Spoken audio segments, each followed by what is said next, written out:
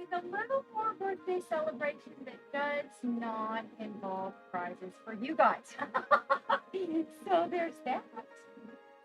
Let me see. Who else have I got out there? Actually, I don't even see the back check. So, good. Part of it, so I can see a respectful amount of time. Well, there's no back check. Ooh, we have good quiet ones out there. No, hello, Evergreen. My mic is wonky. Okay, hold on. Is it better now? What kind of wonky?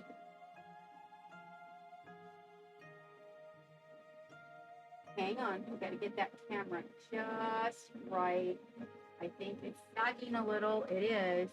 It likes to do that. Oh, is that better? Okay, it was a little bit far away from me. So that's what it was. It was choppy and muffled. The muffled is probably because of where it is, but it should never be choppy. That's weird. Well, let's keep an eye on that, okay? All right, there we go. Hello, Trash Panda. I was thinking about you. It's so, I was, so the blog for July is posted in the Patreon. And we're hoping that is late, and we are hoping that we will be getting out the August newsletter with 2 chapters from our story this time. Oop, there might be a mic problem. I hear the footsteps. Hello, Mini Dreadful. Yep, footsteps are coming. I bet we sound funny. Here he comes. Do you hear it? Oh, it is? Okay, hold on. Alexa, turn off the airbrush booth. Okay, let's see if that's a little bit better. Hello, Fluke Skywalker. Good morning. Oh, is it good morning for you too, Mini Dreadful? You know what? I knew, Trash Panda. I put the letter out. Hold on, Geek. Hang on. I'm writing it down right here. Our printer, the new one we got. I'm writing it down. I cannot remember that. Okay, the answer to the question is the ePax E10. I see you have already read. There, yes, is it better now? So we turned the airbrush booth off until we get over there. Let's see. You grabbed an Elegoo Saturn yesterday. So I do believe, if I'm not mistaken, so it's a big one, so we can paint not paint, but paint later. So we can print a big batch or a larger model. So the small one that we have, hold on. Do you know that when I did that, here's what happened. I was going to ask Geek, which it was again, but I have asked him about 20 times and I have not remembered that she's an ePax E10. I just keep forgetting. So I was embarrassed to ask, and I was typing up the letter, and I was in a rush to get it out this morning. And that was one of my notations that said, don't forget the printer type, because everybody's going to ask. But if nothing else, Derpy Trash Panda, you know what? At least I know who read the letter. Oh, that's the one we have. Wait, a Frozen Sonic Mini. That's the one we have, is the Frozen Sonic Mini. That's the little one. And then we picked up the ePax E10.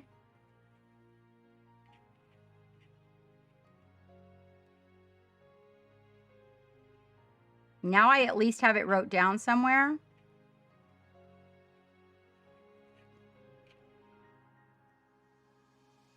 And that way I can at least come look. So yeah, we and then we also got in on a Kickstarter, Panda, for a really, really big one. So we have different sizes, so we can do different projects. So that's the story on that. Hello, Troll. Evergreen, you are hearing me nice and clear. That's good. Fluke, what are you up to this fine morning, or is it evening where you are? Did I miss anybody? Evergreen, Warp, Derpy Trash Panda, Scooter, I missed you. Hello. Hi, Scooter. How are you doing?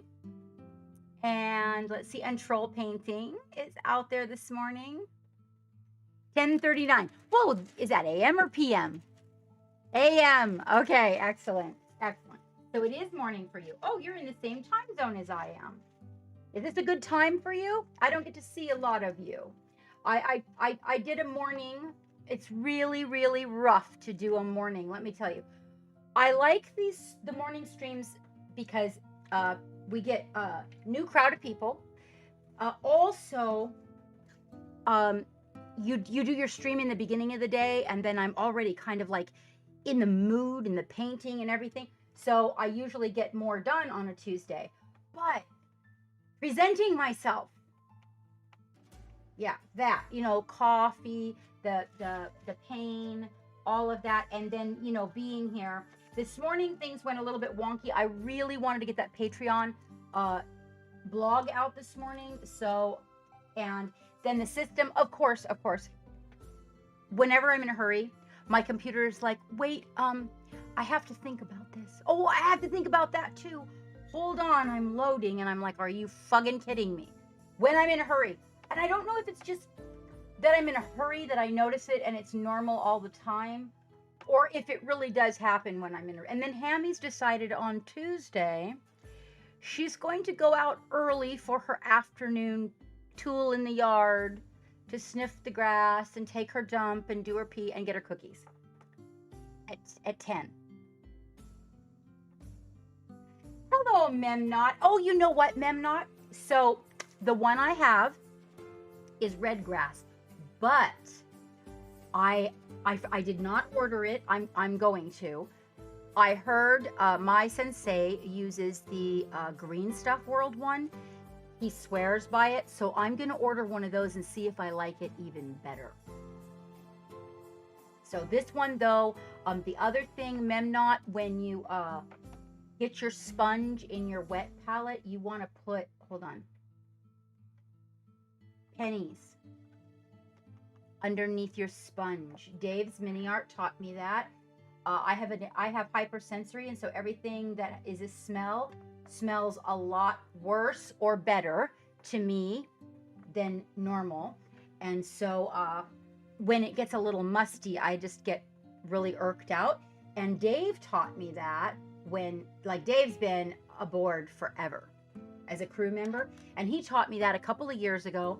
I have done that since I've had the palette. Now, I think I had it for a few months, and it was smelling funny, and I would spray it with these different things that people recommended, and some of them would make it slimy. Oh, you want to see a really exciting one? I keep it right back here to show you guys what not to do. So on your red grass palette, do not put alcohol on it. It doesn't like alcohol. So that's my second sponge. So that's another one, Memnot. Okay, I had a wrestling match with my paper for almost 2 years now. I'll be honest. The paper that I get now, I can't even give you a name. So I have a license to be able to get commercial kitchenware and kitchen supplies and things. I was a chef in the past, and so I know the places to go. They remember my account, and I still buy from them. So what I'm using is a commercial grade, specifically for baking like croissants and pastries. But I am told everybody out there, Reynolds parchment paper, and it's super inexpensive on Amazon. And if you go to my link tree, ! links, it will bring up all of my links, including the Amazon affiliate link. So if you click that, it will take you through, automatically load you into your account, but it will just come in with these secret little behind the curtains numbers that says, ooh, Captain Madlove sent you. And pennies on the dollar. You can pick stuff up from Amazon, and it helps out the ship. Yes, everybody uses that Reynolds. They swear by it, not wax paper, parchment. Okay, they swear by it. Okay, so the problem I have with it, and I don't know why, there's other people that use this same exact palette as me and don't have a problem with it. So when I use it, the edges dry, and it curls up. Yes. And people use the Kirkland brand from Costco. People, that one I liked. I liked that one pretty darn good. But I have the problem with the edges. Even when my whole wet palette is all wet, the edges dry and they curl and they get into my paint, and I don't like it. I don't like anything weird going on in my studio. I just like everything to run smoothly, you know? And I kept having this problem. So I have ordered more types of paper and tried to use them.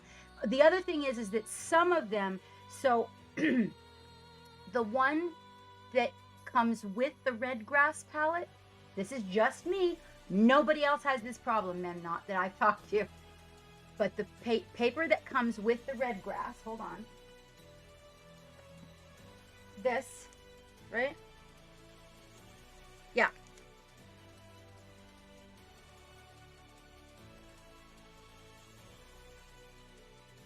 Okay.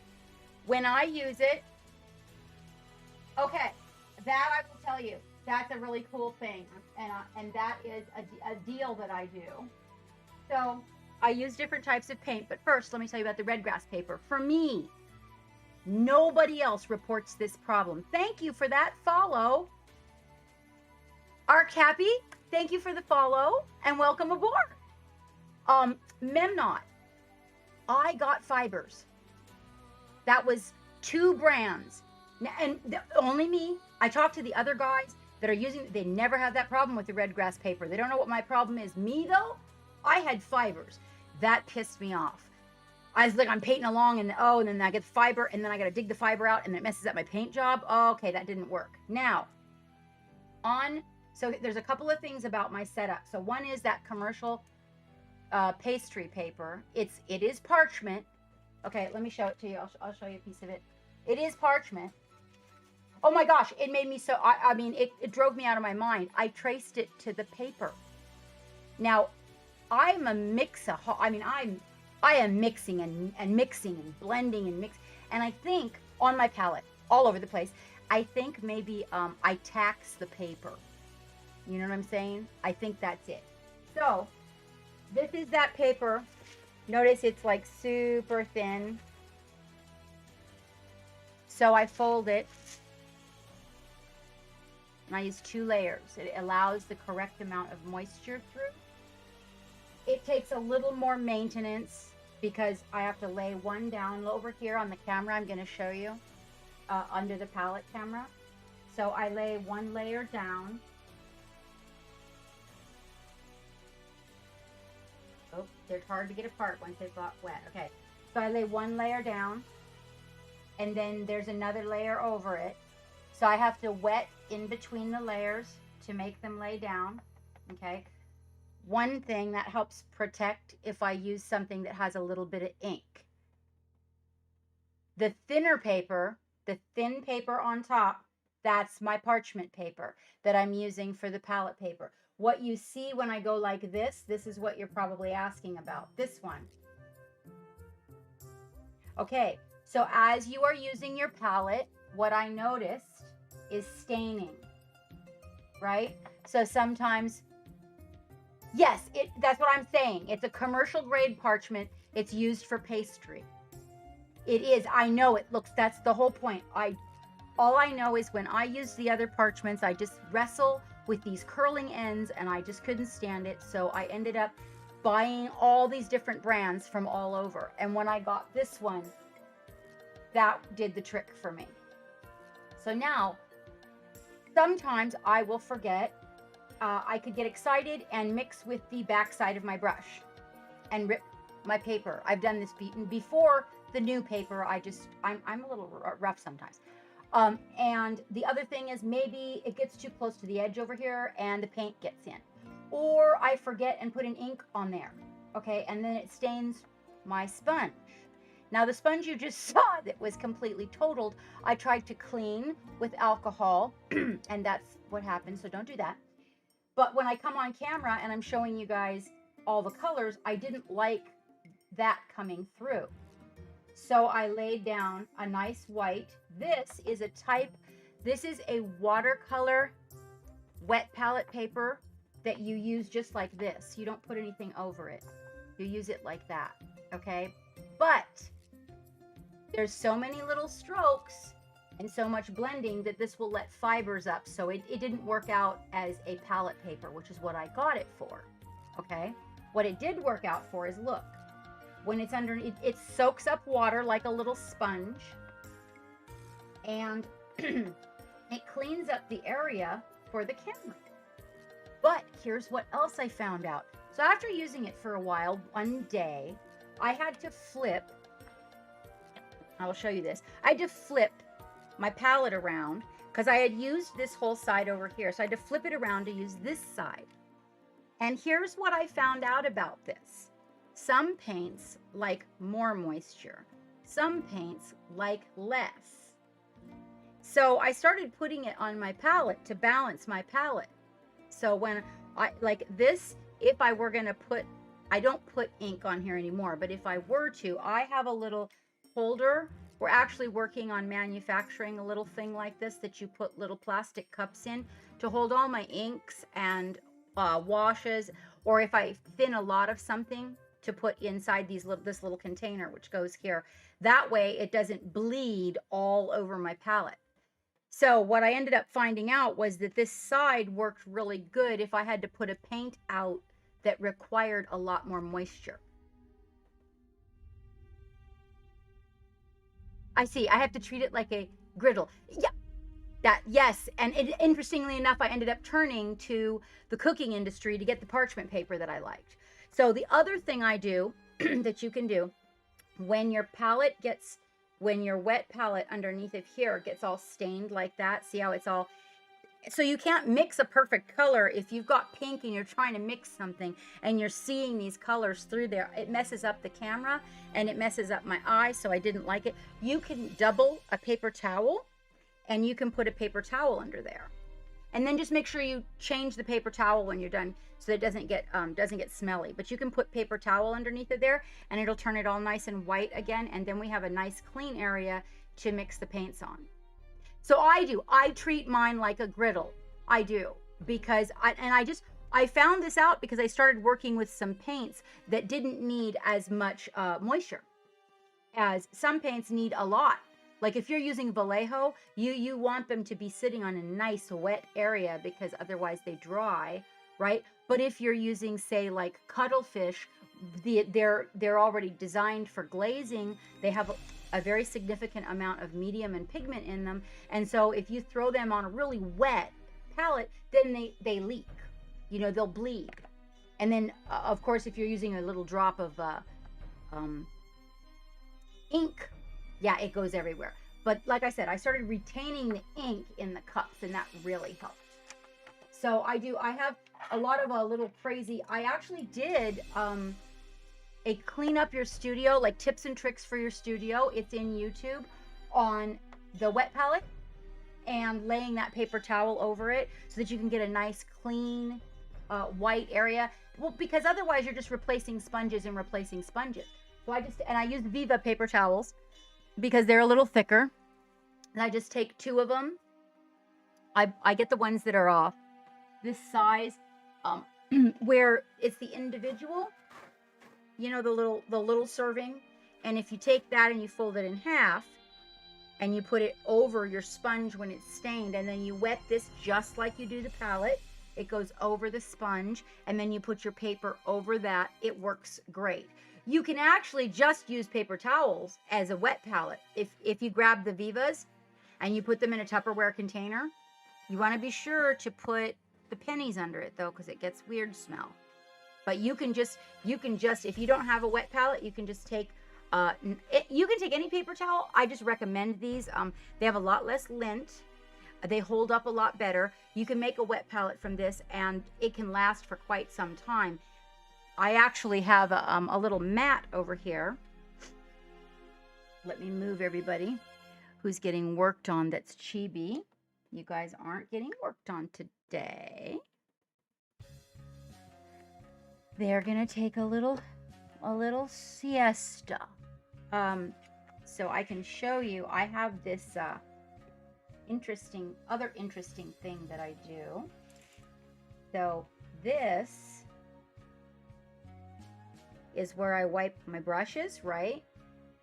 And each time when I come on screen or when I come back to the studio, I take 2 of these and I wrap it around it again. Okay, and the reason that I do this, so it goes, let me back it up for you. The reason I do this, so I wrap it around and then on one side I just kind of go like this. And the reason for this is you're gonna spill shit on your desk. It's gonna happen. It's really nice to have this because it works for my brushes. This is where I blot all my brushes, okay? Right over here, okay? I blot my brushes on that. And then if for any reason I should spill, which I do inevitably spill something, whether it be this little guy over here full of water, just anything. I have this right here so I can clean up the mess. Because usually when you panic to get it clean really quick, you'll forget like where the paper towels are, what you're supposed to grab. And so I started keeping this and it actually has come in really handy. A lot of times I'll spill it right here on my desk in front of you and it ends up soaked up immediately.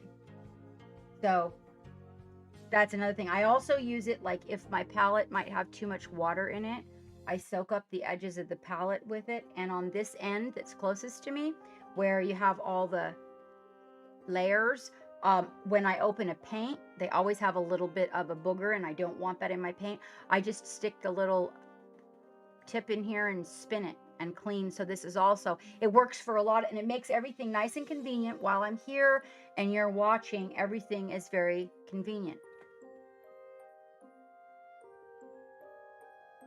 Yeah, I've been so unhappy with so many brands, Memnot, that I started working on making one myself.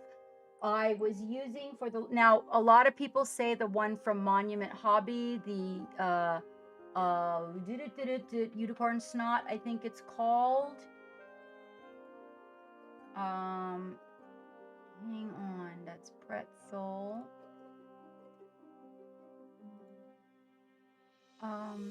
Here. Hang on just a second, Memnot, and I can find that for you.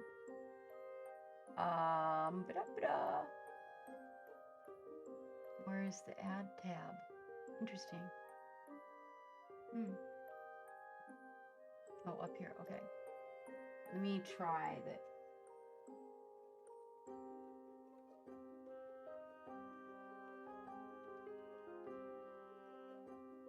And if you use the Captain Madlove code, you will get a discount. Brush Goop, that's the one. Look at you, you're faster than me. Well, that doesn't say much. I'm a little slow, but yeah, that one. Brush Goop. A lot of people say that one's really good. Now, what happened with me is I found somebody that made, that I got a test bar from. So good. I can't find them anymore. So I haven't been able to locate this person. So, but it has all the right ingredients in it. And so we're working on that. I'm hoping by Christmas time, we will have something for you. That is, and I want to have like a divider on mine, because what I have found out came in really handy with this is that one side I clean my regular brushes, and then if I use metallic, I use the other side. So there's not metallic stuck in my soap because I have the divider. So that is going to be happening. Hello, Trader. Good morning. Geek is not here today. It is Tuesday, but I'm sure he's probably watching the chat and he knows that you said hi. So that being said, I would like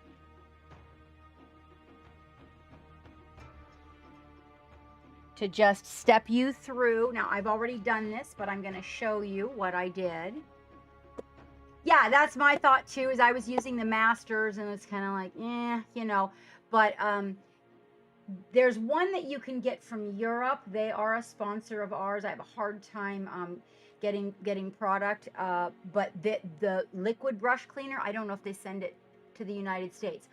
but it is a Games at Gears, and if you ever go to a convention and they have a booth there, grab some of that liquid brush cleaner. It's concentrated. I'm also working on one of those. I have to get a license to mail small amounts of combustibles. So that takes a minute. Hello, Maury. Good morning. Oh, you're lurking? Okay, you lurk and work, my friend. Okay, so today some of the things that we are addressing are with your new miniature.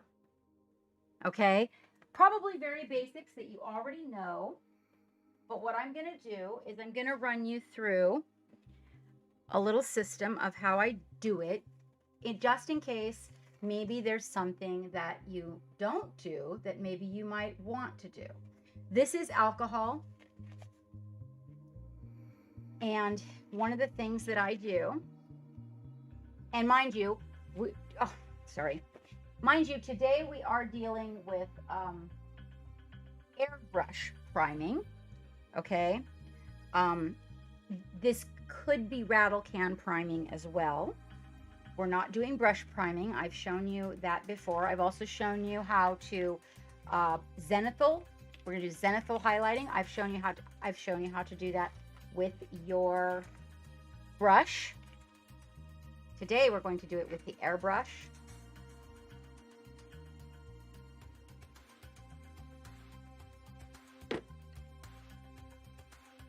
Yeah, I'm not entirely pleased with the Masters either, Memnot.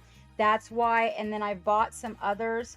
Now, a lot of people say the brush goop is really good, but I just decided that I would rather just develop my own than I would. It's one of the things that I have wanted to do, and so I thought, okay, well, this gives me the opportunity to do that. And that's what I'm going to do.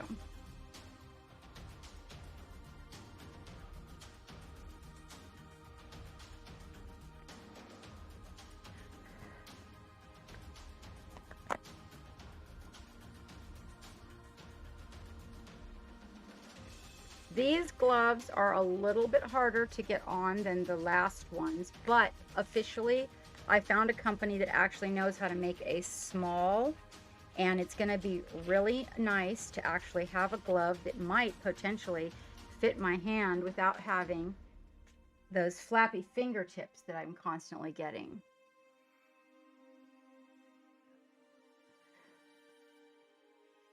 Maury, your name is so dark I can barely see it. That dark blue is like, yep.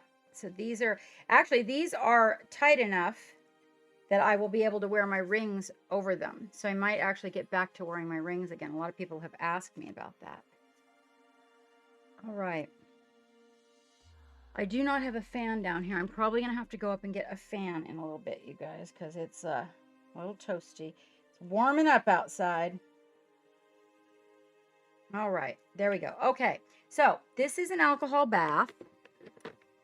And what I do is I will put the mini, now I've already done it, so we're not going to do it today. I'm just going to, walk you through it. I think the ones that I got, yeah, mine are definitely not surgical safe. These are, yeah, these actually might be automotive, because I worked in the automotive industry for years, Memnot, and the thing is I always have trouble finding them where the fingers will be small enough that I can push the wrinkles out of the tips and not have flappy fingertips. Still, on my thumbs are a little bit awkward, and they make the thumbs a little long and skinny, so those are always still a little bit. The ones that fit me the best are rubber, but those are hard to find. Because the rubber, usually I buy them from hair salons, because hair salons, actually you have trouble finding them in the larger sizes than you do the smaller sizes. But these look like they're going to be a good deal. They're nitrile, not latex, and not powdered. I can't do the powder; it cracks my hands. But yeah, I've bought them from the automotive, the hair industry, the food industry. I've tried all the different types, the medical industry. These, I don't know, these were just an odd one that I hadn't seen before, and I grabbed them and I was like, oh. And then the ones from, I bought them from different locations. They just don't make a lot of proper smalls. All right, so the alcohol bath, I put my miniatures in, and then I take a soft toothbrush and I give them a really good scrubbing, getting in all those little cracks and recesses that they have, okay? Making sure that I give a little bit of a scrub to every area of the miniature, okay? I usually will scrub the miniature a couple of times in alcohol when I get it. Now, my theory on this is that, they've been handled, and anything, they could have come in contact with anything that could have got a little bit of oil, a residue of some type on them, and I want them, when it comes time to put the primer on, to be clean of all that. So I give them a little alcohol bath. I also gave her Tree a little alcohol bath, okay? Then I usually put them, now if I'm gonna paint them, like if I was doing this right now, I would take this to my airbrush booth and I would blow dry the alcohol, and making sure that I get into all the little recesses with the airbrush, just air and dry it up. All right, and I keep this handy. Now when they come off the printer, usually the people that are, before they send them to you, will give them some sort of proper bath in a sonic cleaner, and then give them a curing. And but I don't know that they take the time to actually scrub in all the recesses. That's why I do it. And I keep my alcohol bath over here. Everybody gets one of those before they go in the airbrush. All right.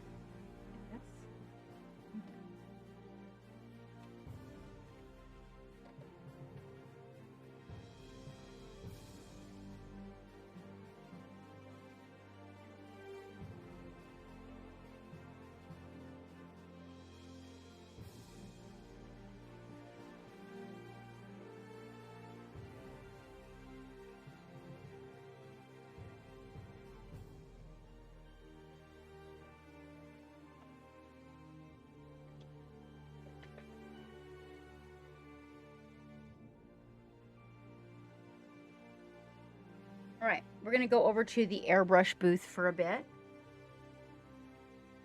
Yeah, so you can 100%. A lot of people use dish soap. One of the things that I use, my most common thing that they are scrubbed with, if they're miniatures in-house, like the ones we print, are simple green. That's what they recommend cleaning them in.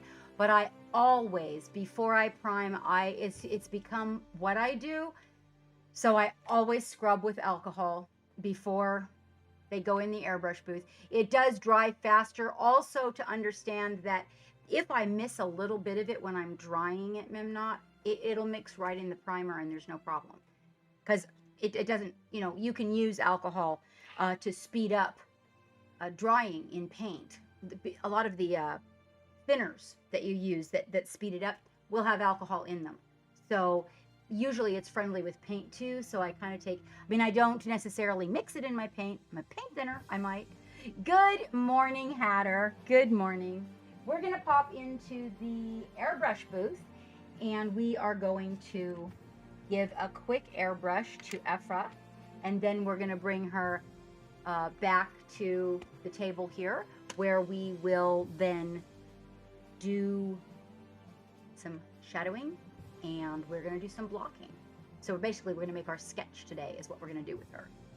Yeah, I just feel like I don't have to worry about it. It mixes. I mean, if you want a paint to like get in a recess, you can mix it with a little alcohol and a little denatured, a little rubbing alcohol, and I use distilled water, then mix together, and you can thin, and it'll just like creep right into the crack. There's something about the alcohol that just breaks everything down, and it goes right in. But it dries super fast, so if you use it to like thin your paints with, yeah, it'll just dry before you can even get it to the mini most of the time.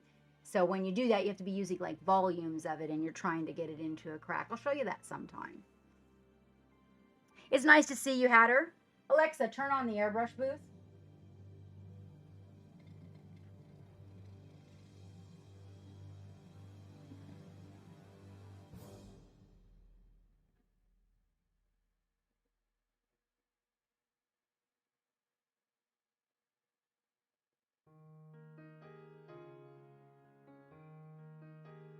Now, hopefully, you can hear me. I actually can see you. Geek set me a chat monitor up over here so I can see the chat without looking over my shoulder, which is incredible. Let me know if you can hear me over the airbrush booth. Also, hold on. That'll be helpful for you, right? I'll be over here spraying away and you're like, I can't see. I can't see. It's a little bit choppy. Okay, let's see. If I put it there, is it better or worse?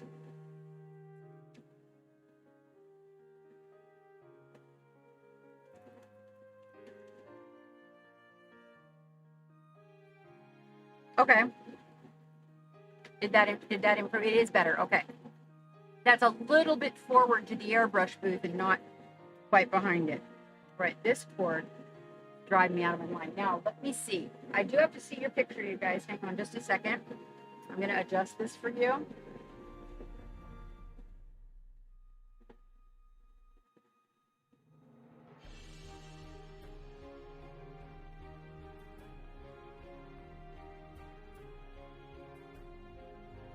Hopefully we're on autofocus. Okay. Pretty good, guys?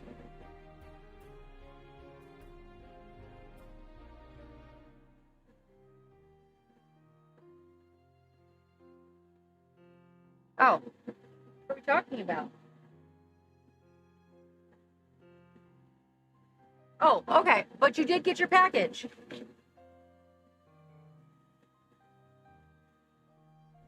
Now, one thing I don't like is any fuzzies. There cannot be fuzzies.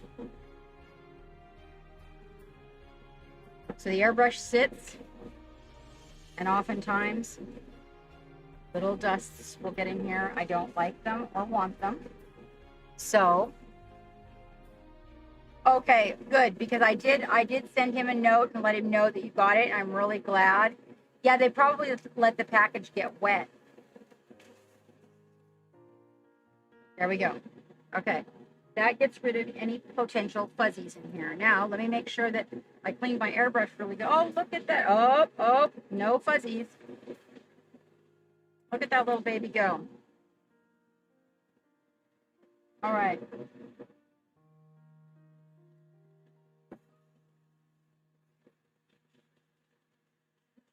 El perfecto.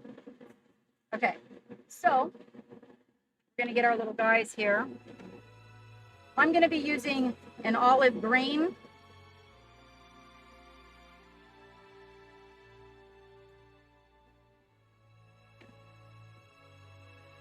I've got a cup here.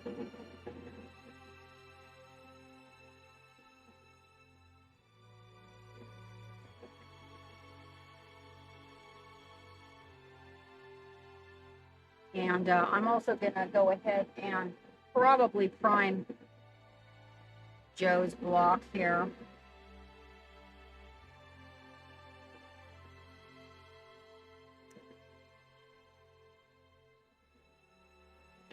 And in that, I'm going to mix a little iron oxide, what you might call a red brown.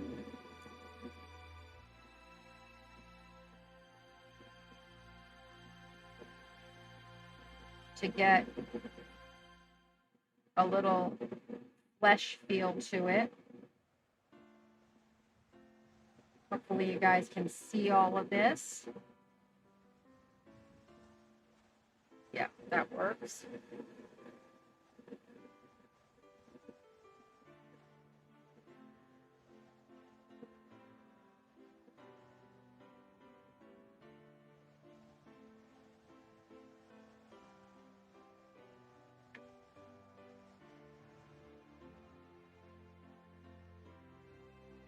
And she's on.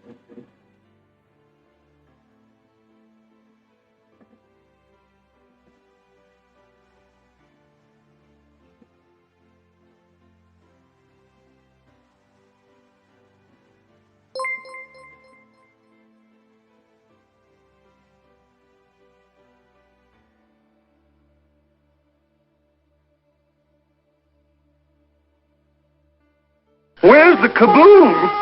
There was supposed to be an earth-shattering kaboom.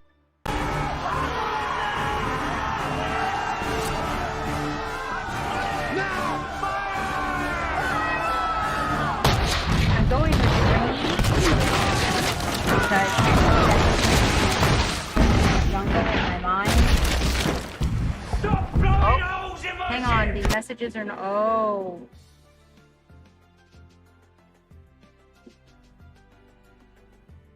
You guys, so hang on.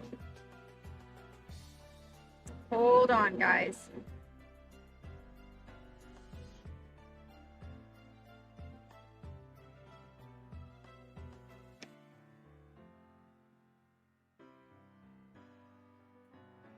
Hey, I just wanted to greet the raid. I'm in the airbrush booth and my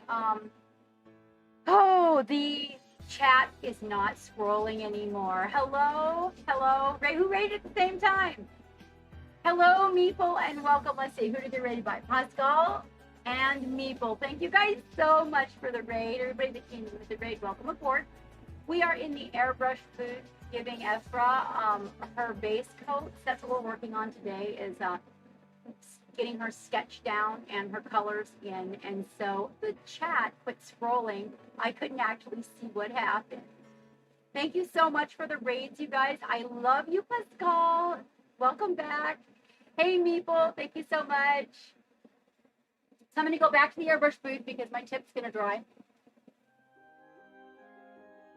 We don't want dry tip. Nobody likes it. I didn't get an alert, so I didn't know that you guys came in. There we go. I wonder how... Oh, you know what?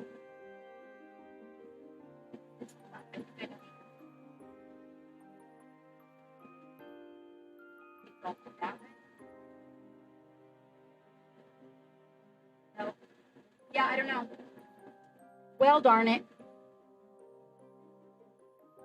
It's just got everything on hyper delay over here.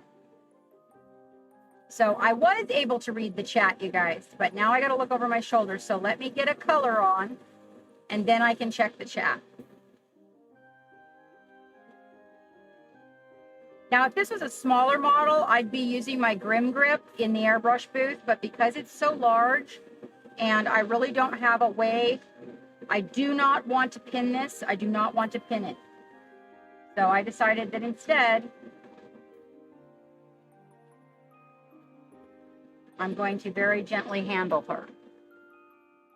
Oh, and now that monitor died. Okay, but you guys are still there. Okay.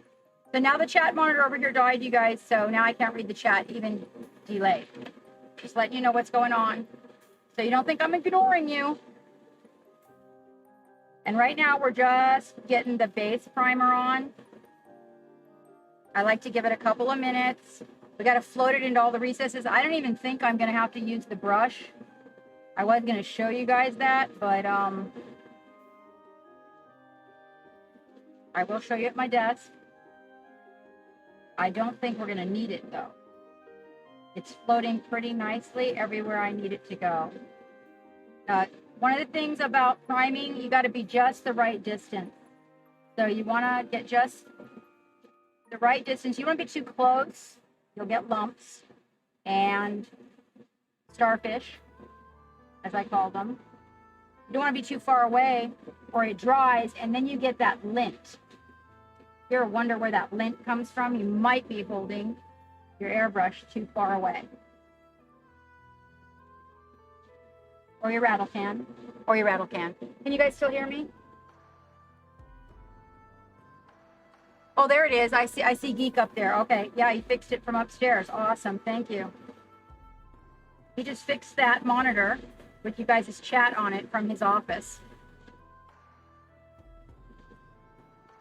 Thank you, Geek. Okay, I've got good coverage.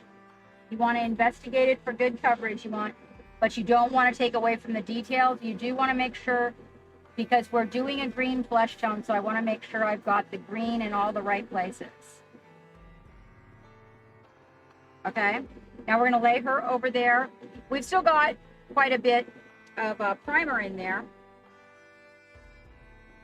And this is a really good color to prime a tree with, especially something that's going to be in the jungle.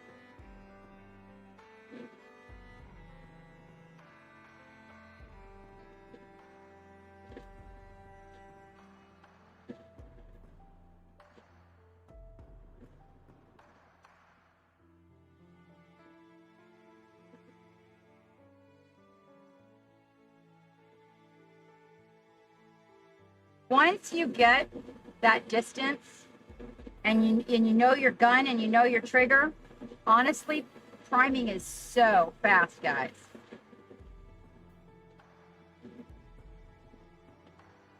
It goes super speedy. And terrain is even faster than people.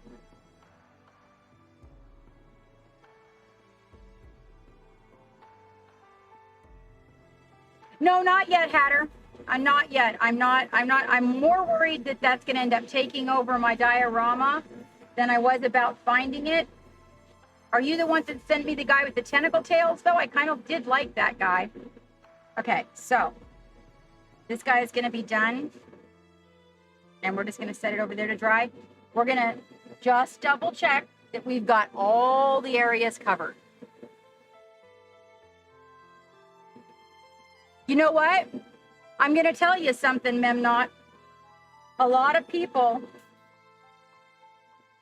that I've talked to about the airbrush tell me that I have my airbrush too low. Okay? But here's what I'm going to tell you.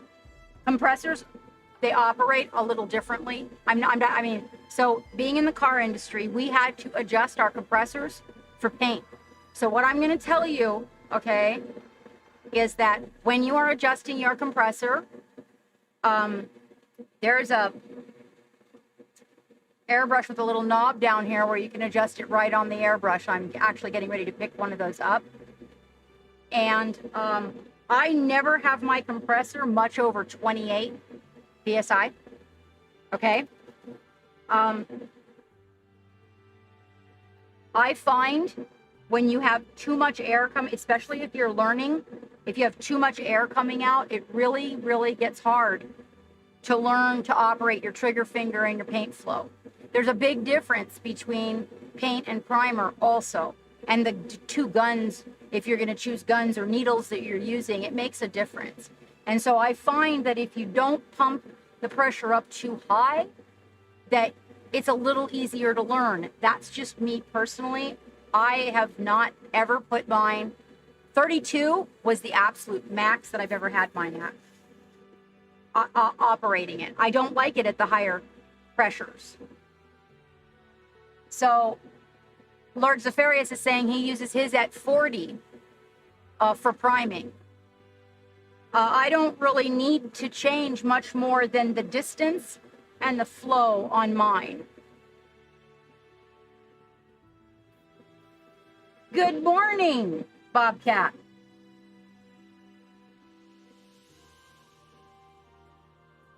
Yeah, right. And then if you try to put a really high pressure and like if you stick ink in there and then you've got it at 40 PSI, you might be in for a big surprise.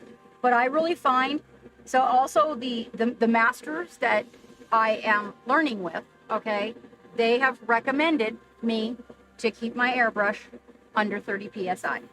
So, you know, I can't really argue with somebody that's both been doing it that long and their results are beyond our eyeballs, you know?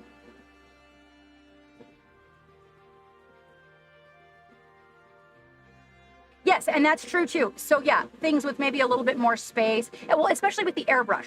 So with the airbrush, I recommend a little bit bigger item, okay, as you're learning, and then downsize, okay? But with the paint, honestly, try to paint something super, super tiny for real, or really big. and then go to what's in between.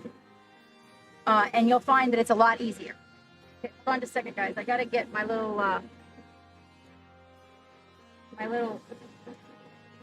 keep a little paper towel handy with some non-ammonia, I can't say that enough, non-ammonia Windex. So you can keep your tip nice.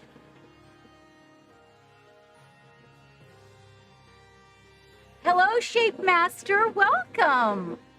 Ladies and gentlemen, Shape Master is the one that is the designer of the kitty I was working on, those kitty eyes that I painted on Sunday. He is the one that designed that. Okay, so what I'm gonna do is I'm gonna come in here, and this is that part where you wanna be really careful about your foot. I'm gonna catch some areas of skin with a second coat, and the reason I'm gonna do this, I'm hoping you guys can hear me. My reason for this is to cover the striations of the resin.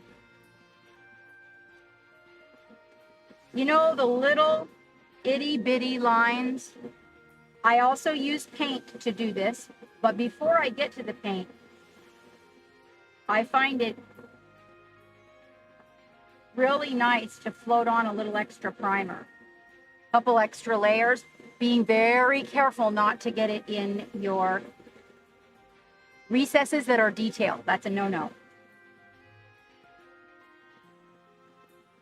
And when I do this, I let out a very small amount of air, okay? So I'm pushing down here really lightly, letting out a small amount of air and pulling back to let out a small amount of paint so I can get little coats and build them up on her skin.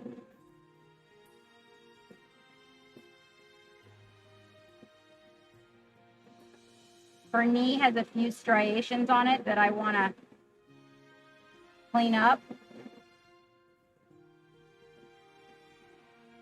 Yes, exactly, Bobcat, exactly. I'm sorry I couldn't stay when I raided you the other night. Oh, wait.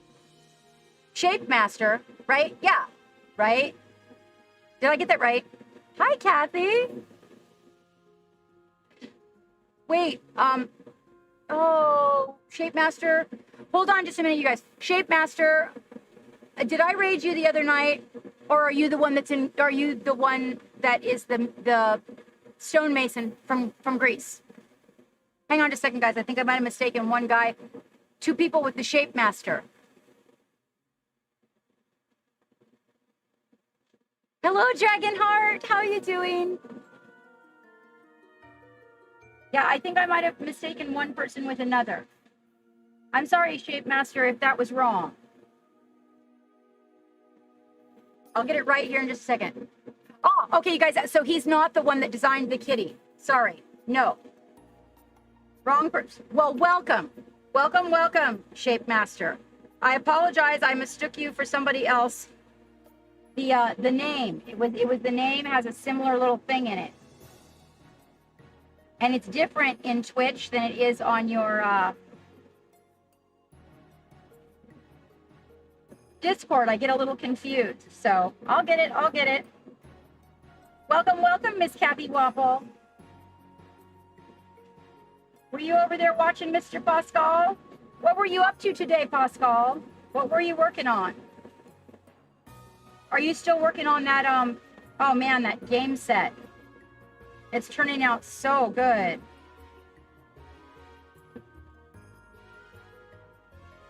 So all the air that you guys hear, a lot of that is drying, okay?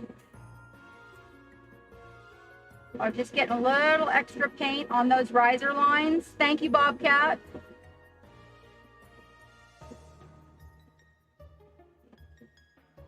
And I find, now what I'm gonna do, you guys, is I'm gonna order, so I use the Stynal Res primer, you guys all know that. I'm really lucky, she has very few on her face, but right underneath of her chin, she does. I'm gonna order, so Stynal Res Badger has made a 3D primer. that's supposed to help with this. So I'm going to be ordering some of that. Oh, you've been working on a bust. Ooh. Oh, right on. I'll have to look at that. Good morning, Miss Bronze. How are you, honey?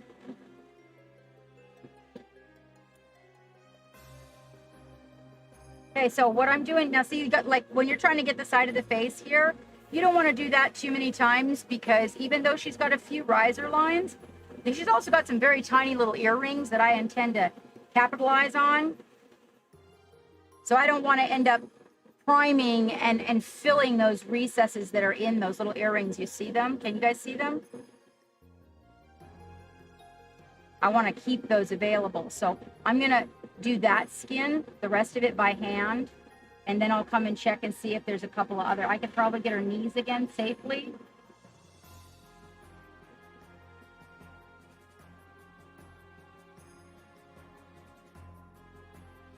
No, waiting for your coffee to kick in. I think I might not have drank my whole coffee.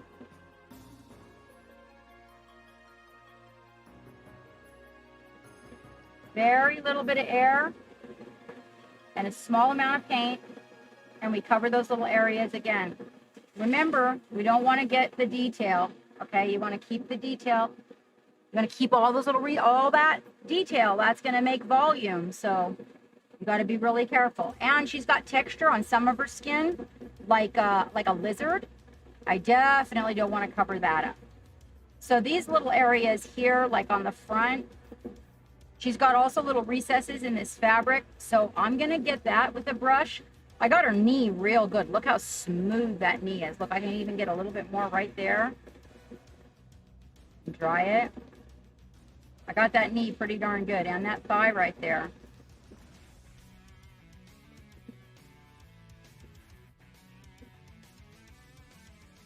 So now when the paint goes on, look at that beautiful coverage on those knees. See, we kept that detail.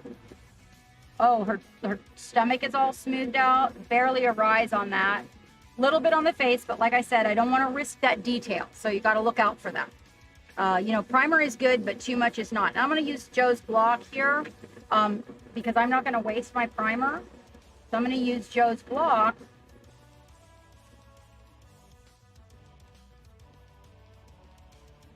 And just shoot the rest of the primer out of the gun onto the block because it needs to be primered eventually anyway.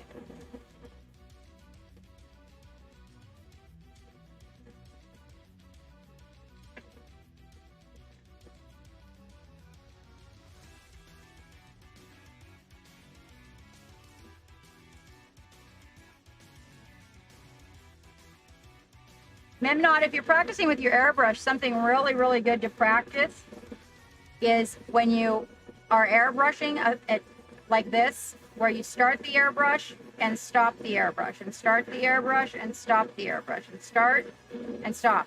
The other one is where they make a little tail. It gives you good control. You'll eventually be able to float it with good control if you practice enough.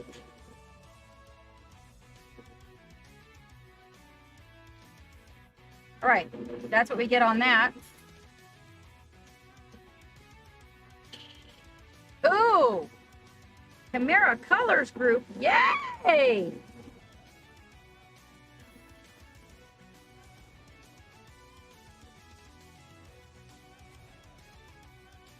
Oh, now how could that even be possible? How could that even be possible? A, natural talent like you've got, Bronze. B, a captain at your disposal. I am not an expert with an airbrush. I have experts I turn to for things that are expert, but when it comes time to get your fucking paint on with an airbrush, oh yeah. I do all the things that with the airbrush that I find the most necessary. Because, you know, like what you probably will end up using your airbrush for the most.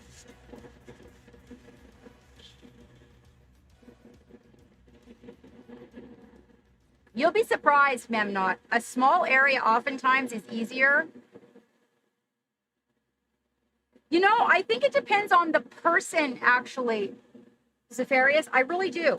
I've known guys in the industry painting cars, you know, with those great big guns. Some of them use their wrist. Other ones use their arm. And me, I was known, according to them, I used my whole body.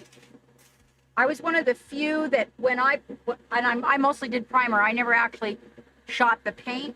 You need to have a really smooth canvas on a car. And I got really good at the primer. I don't know, there's something about primer that I really understand. I don't like primer. Now, usually when I am using, I will clean the airbrush with a little water first to clear it, okay?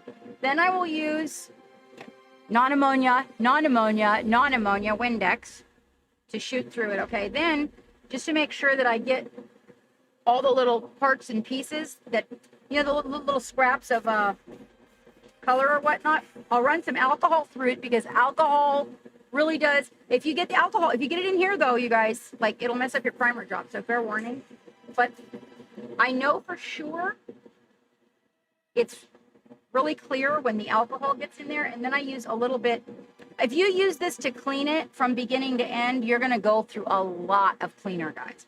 And I just put a little bit of that in there, pump the needle and shoot that through. And usually I leave a couple drops in, and I mean drops, a couple drops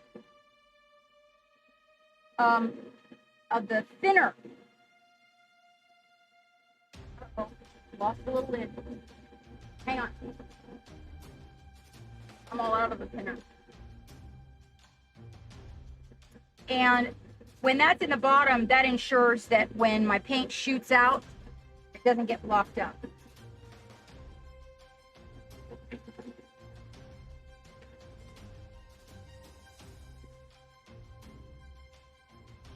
Yeah, it kind of smells like alcohol, but I make my own thinner. I'm all out right now, actually, guys. And then, and that's why I have big tubs of alcohol like this around, okay? And then the cleaner, it smells kind of like alcohol too. It says it's flammable. It says don't put it in your eye. Don't put it in your eye. Okay. All right.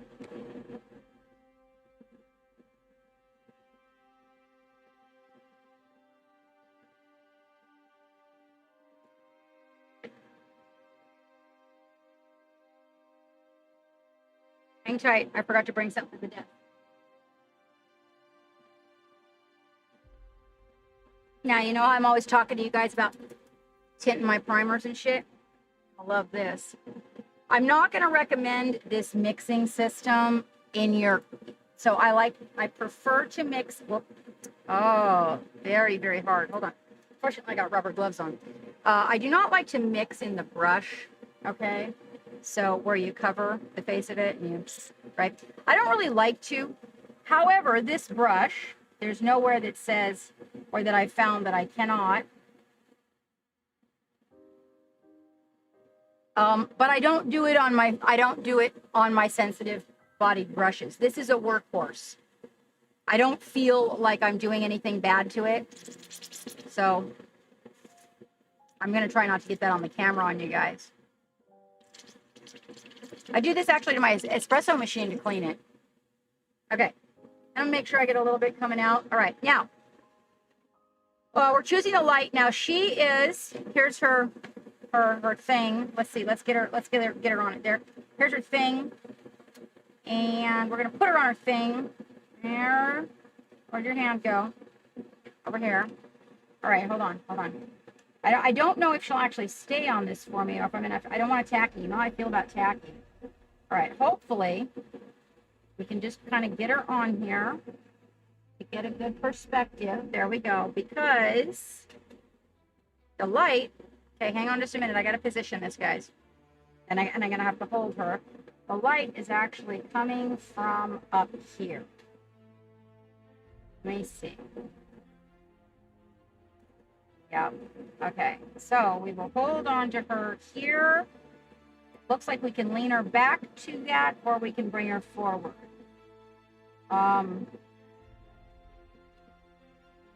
It's positionable. Ooh, leaving me options. Well, if I don't let her touch the tree with her back, then, to be honest, we will really get to see a pretty intricate little model's back. So we're gonna pull her forward like this, okay? She is looking into, I'm gonna have to put a rock and kind of a slant. So she's jumped through a portal and landed in this tree, okay? And the portal, she's looking up into it, and that's where the hunter, the V1K that I've been painting,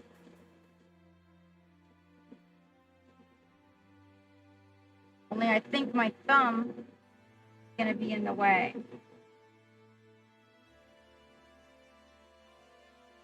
So I'm gonna hold her like this. This is where you need to be an octopus if you don't want to use tacky. I need to use tacky. Okay, I gotta use tacky. Hang tight, guys. Grr.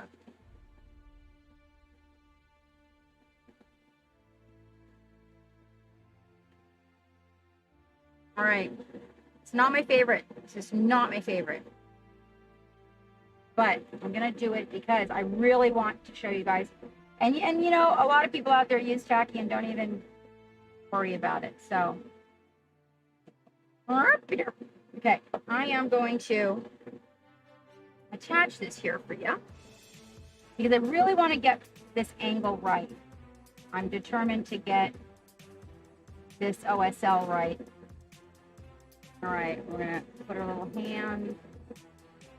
Come on, little hand. There we go. And our little foot. I only need you to hold for a moment while I do this. Just a moment. There we go. And we'll pretend like we've got an incline going here. There she is. Now just hold on to that. Atta girl. Now we get to see her back. I was actually going to cut this away. I was thinking about just cutting part of it off because I think that the composition of it is blocking her back. Although this is probably facing the backdrop, so maybe not. All right, now we'll go back for the airbrush gun. We will angle this. She's looking up, and we're gonna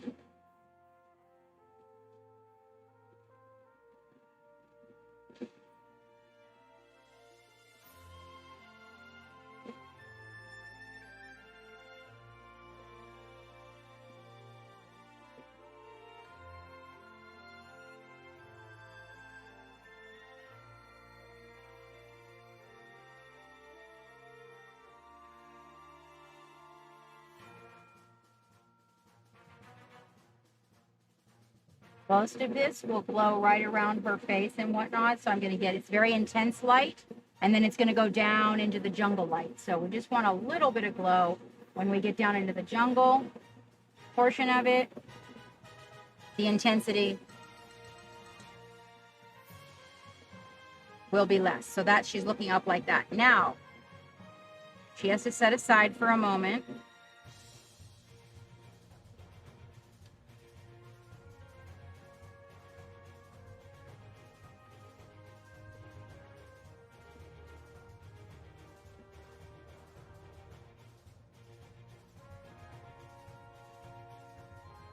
Except the rest of that white. Hey, hey.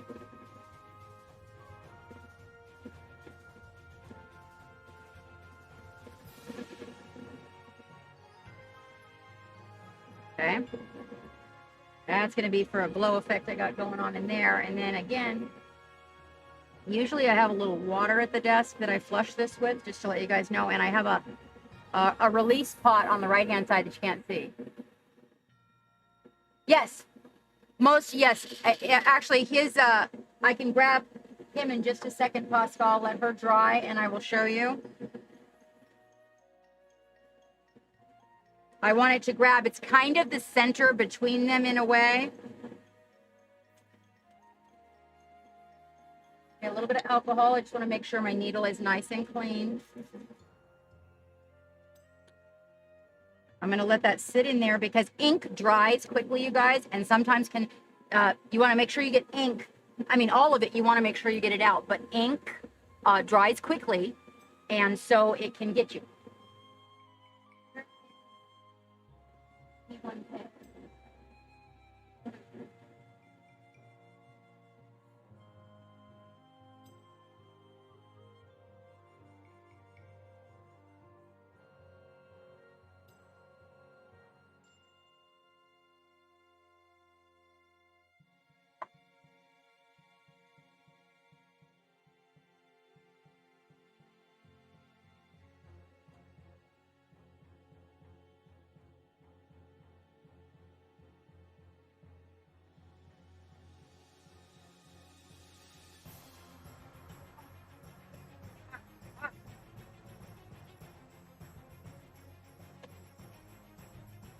I should have thought of priming his rock while I was here. Hello, Dio. Hello, Paul John. Okay, so he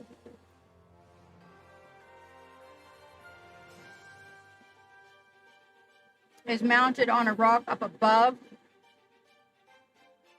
There's a portal right here underneath of him. And it's the light from it's coming up. He's way up here. She's down here and she's jumped through the portal. And she's looking up into the portal. So you're, she's like this. Let me see if you guys see that. Okay. Only he's gonna be like up here.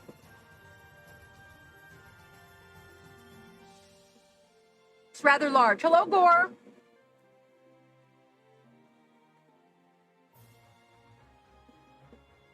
All right. I should have thought of painting his rock. I'm gonna leave it out in here. That way I remember it. Okay, now while we've got her here and all nice and tackied on there, we will have to fix those tacky spots. All right. We are going to mix up a little jungle shadow. All right. Just a little bit. I'm not going to get too crazy with it because I'm going to actually put a lot of the shadows in by hand.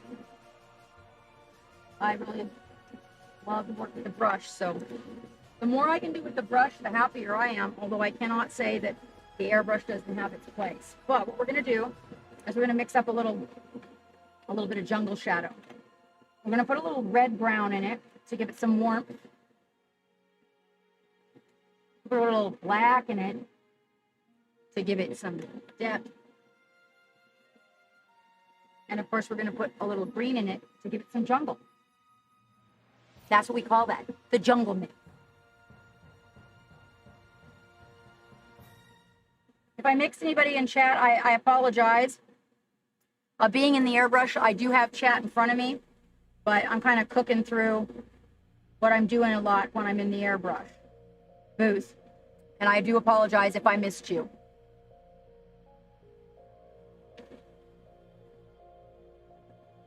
I think I missed Dio when he came in.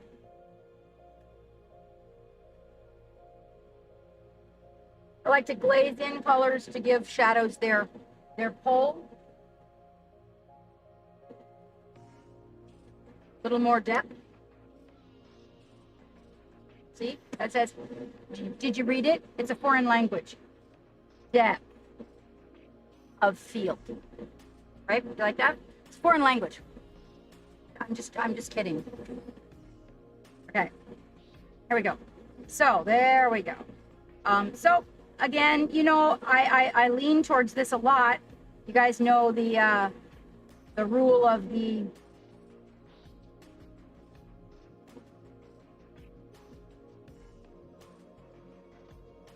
Payne's Gray, right? This is that Van Dyke Brown moment. Okay, it's gonna work.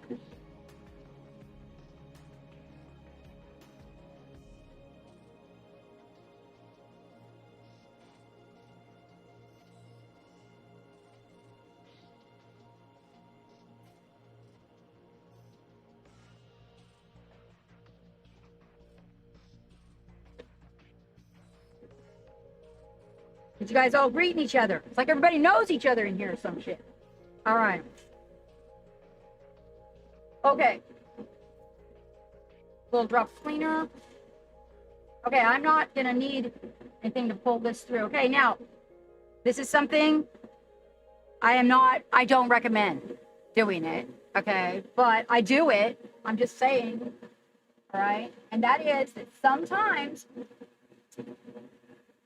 I thin a little primer, okay? Now, it's more when I'm using my primers to paint with, which I've already got the model completely primed. So that's when I feel there's an exception to that rule. Oh, thank you.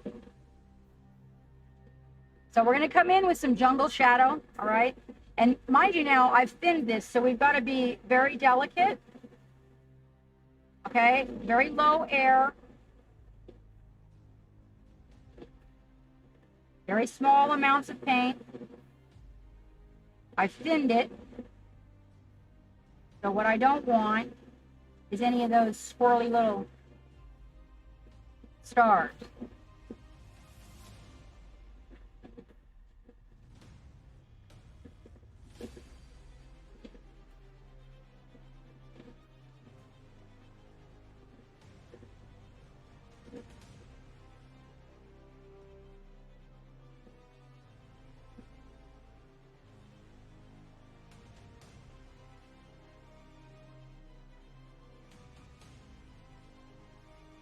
And bronze, I swear to you, it's like shading with your digital pad. You're going to be natural at it.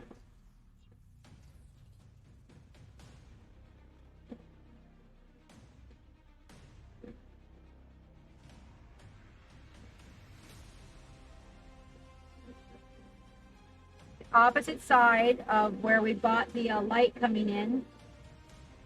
So it's kind of like zenithal highlighting in a way, but you're doing the exact opposite.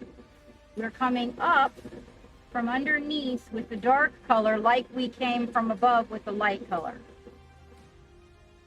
Now, because you're applying very, very thin paint, slowly, sometimes you're going to get a little dry tip. Be patient with it.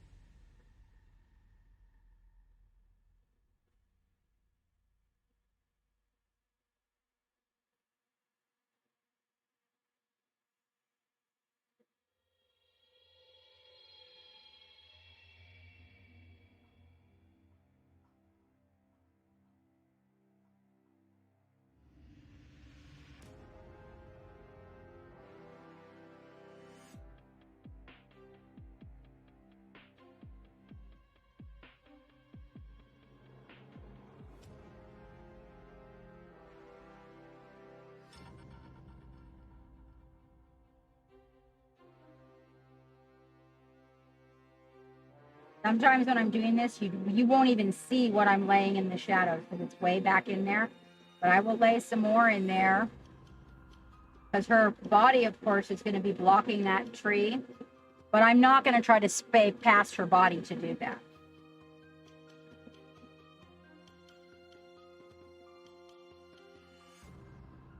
I'm only getting the ones that I can see.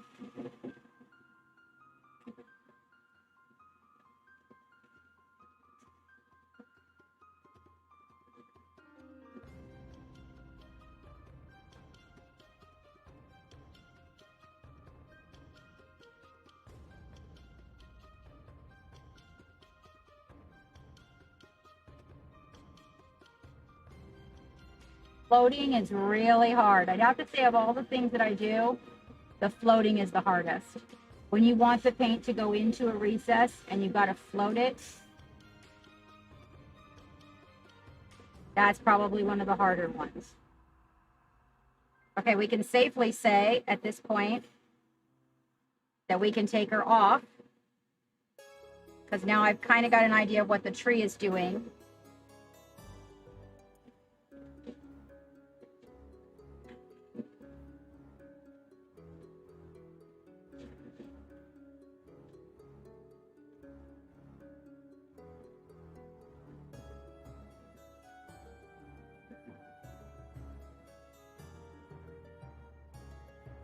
the back side.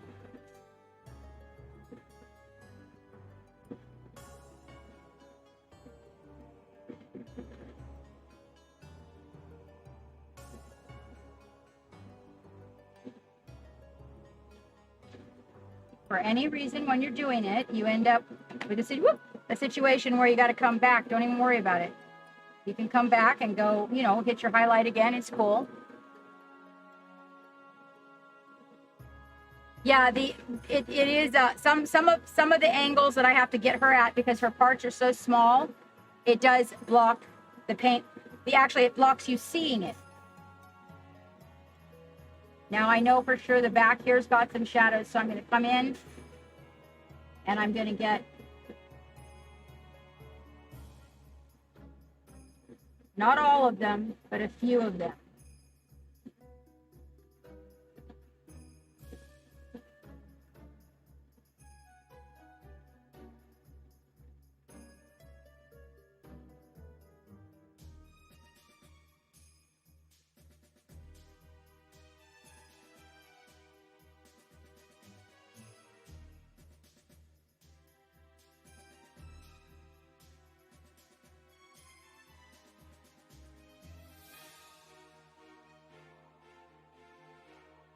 It's just air.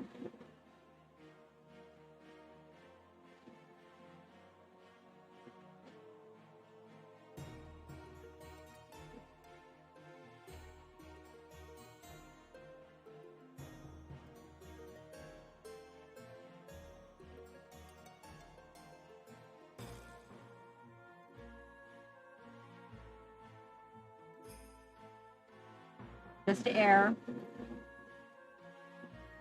It kind of gives me an idea. If you see, it gives me an idea.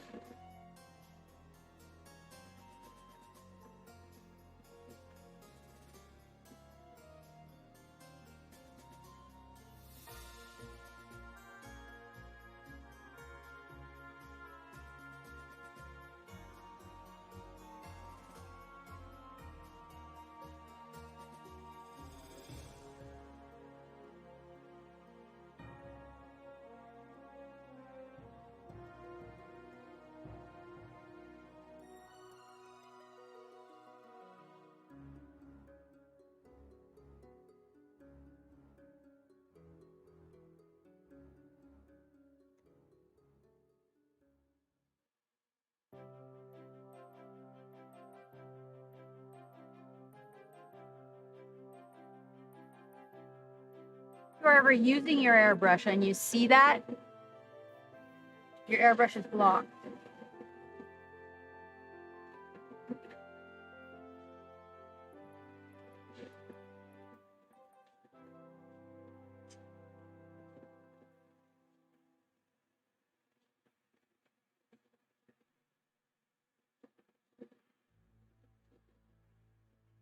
I'm following the same areas that I had shadowed, feathering out from them a little bit with the shadow.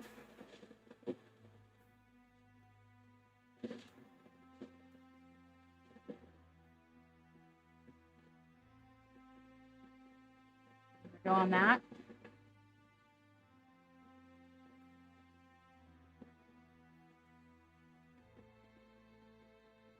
I'm just going to come in and hit some of the areas that are going to need a little bit more.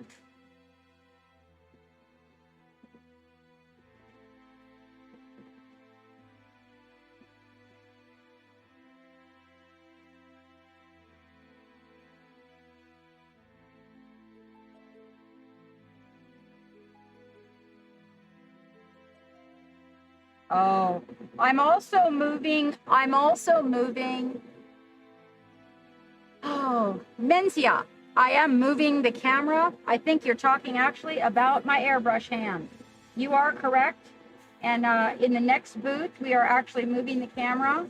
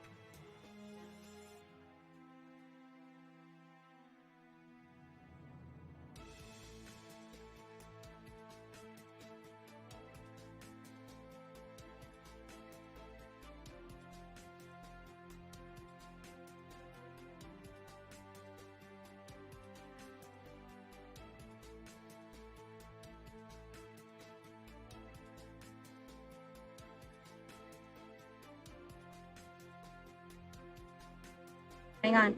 Muscle cramp, guys.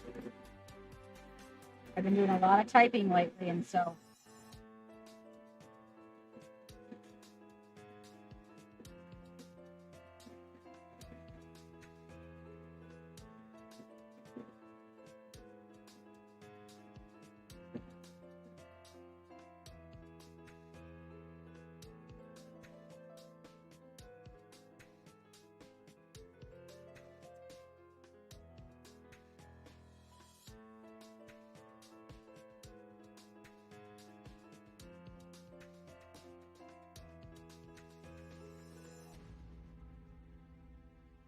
My trigger hand is super touchy right now, you guys, because of I have some issues going on with my hand from all the typing that I've been doing lately. I've been doing a lot of clerical work, and so my right hand is taxed really bad.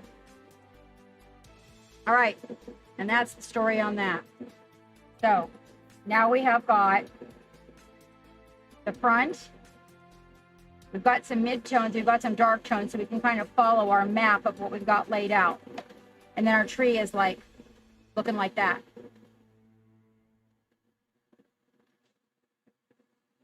More like this. There we go.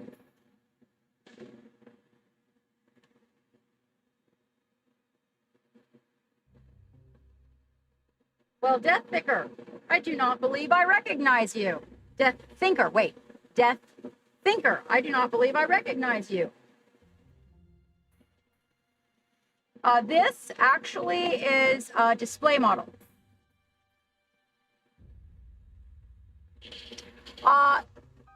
No, Mentia, the model was done in, she's gonna have green skin.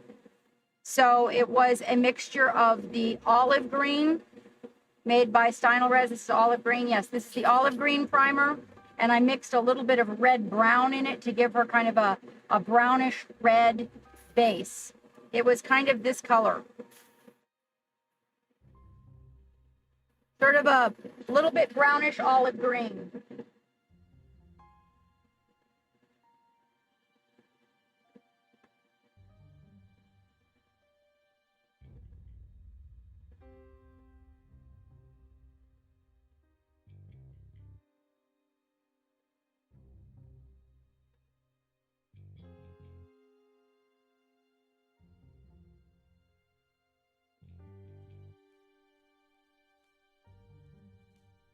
Also,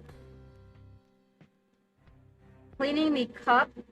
You know, a lot of people, there's mixed feelings about this. I feel like if I don't clean the cup, I end up with boogers in my paint. And so, you know, but there's a lot of people that don't and say you don't have to. So I think a lot of what you're going to have to do is really find out what works the best for you, what makes it work smooth for you.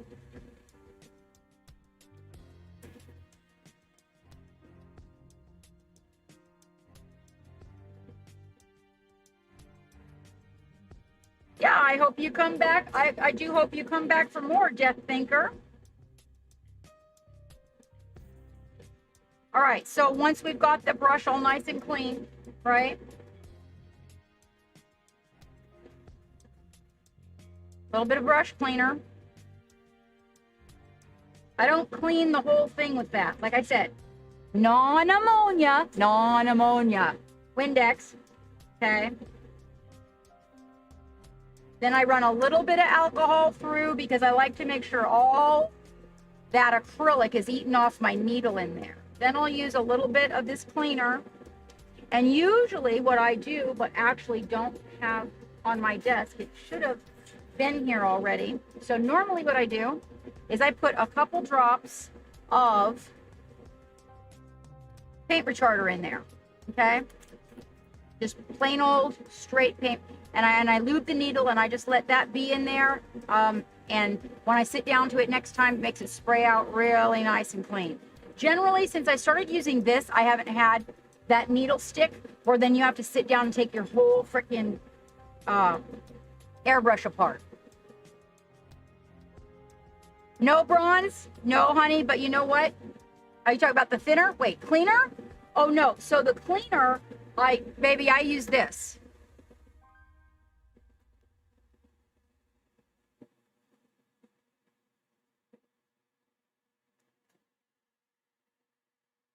You can also get one, oh, the thinner. Now the thinner, okay, I have to go find my recipe, all right, and do a little video for you guys on the thinner. I do have it in one of my books. I just got to find it, and I made myself a giant ass batch of it. Lost the book when we moved. Now, the outside of my cup is always dirty like that. Okay, that should do it. And then, this is an airbrush cleaner bronze that is separate. What I use it for is just the very final flush. That way, I'm not spending gobs and gobs of money, you know, because it's really messy. That's why I say first you use your water. Okay, then you use, and even then, I mean, if you don't mind spending a little extra, you can use this. But I use the water to get all the excess paint out. I wipe it out with a paper towel, okay? Then I put the glass cleaner in it, non-ammonia, right? Then I run a little bit of this through. I want to make, that's the alcohol, okay? I want to make sure that it eats all the acrylic off my needle. And then to flush the alcohol out, I use a little bit of brush cleaner. Since I started using it, I haven't had trouble sitting down and, like, if you sit down and this doesn't move freely like that, dun dun dun dun, boom boom, like snap back into place, that means you got trouble in there. If it's really stiff and the little lever sticks back or whatever. So since I started using that, I haven't had the trouble. And then one of my senseis recommended, before I start, to actually put a couple drops of that in there and start it. That really helped too. And if it's gonna sit for a little bit, I'll put a couple drops of the, well, you know, the stuff I use. It's not within reach where it's supposed to be though. Huh. Oh, here it is. This. So I take a little bit of this, and I just put like a drop in there, and I don't let any air through or anything, and I just pump the needle back and forth. Let's not get that on there. And it just lubes the needle and everything. And then when I come back to it, I open it by putting some of this in it. A little bit of this, shoot it right on through, start the project rolling. This is actually one of the less expensive drying retarders. This is a Mentia Press exclamation point links, and that will bring up my link tree. You go to my link tree and you can find Badger. If you use my code, you get a discount, and it also helps out the boat. So this is a paint drying retarder. Hold on. There you go. No?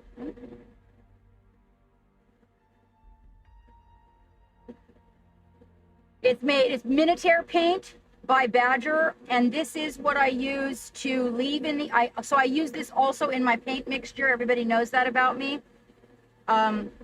Golden is another brand. I have a link to Dick Blick, Mentia, Tia. There's a link to Dick Blick, and that helps out the captain. The only thing that you get from them is if you sign up for their email, you will get their coupons, which are really good. They got some really good coupons. But I don't have a discount with them. It just helps the ship out, and you can get the golden from them. The gold. The only other one that I really like is the golden. But I'll be honest with you, I think this one works better. I had to order golden. I will be truthful. I had to order the golden unless I find another container of this somewhere. I had to order the golden on Amazon because it's the only thing that I could get in 2 days. And I'm like drops from being out. And I use this every time I sit down to paint for 2 years. I've used the same thing for 2 years. And in 2 years, I've gone through 3 bottles this size, just to let you know.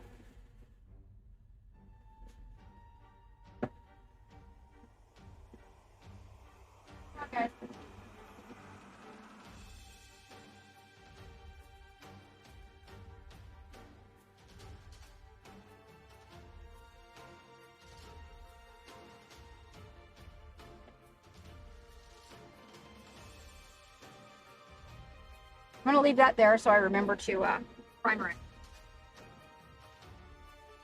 Alexa, turn off the airbrush.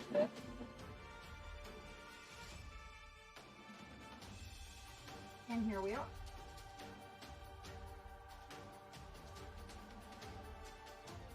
So when I mix this little cup of, I'm not quite sure how to help you with that. Oh my gosh.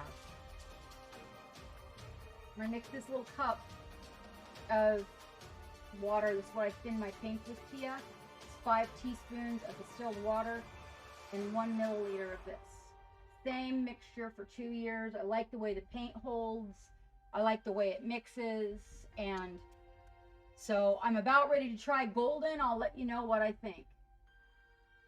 Yeah, I do. My Instagram actually is kind of a mess. I'm cleaning it up. Oh, I'm sorry. Thank you. Bum, bum, bum. Does this sound better? Am I close enough now? Can you hear me? Okay. ASMR at its best. All right, now the next thing you need is, let's bring that camera to me instead of me going to the camera. All right, there we go. All right, so now that we've got all of this, and oh, you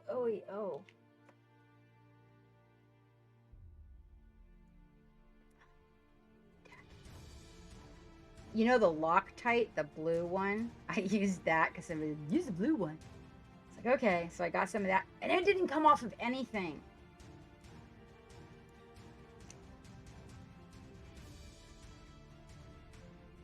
Yeah, I'm just not.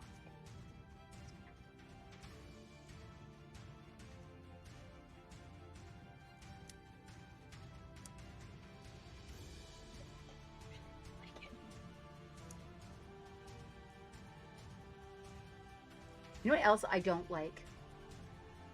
Labels that don't come off of things.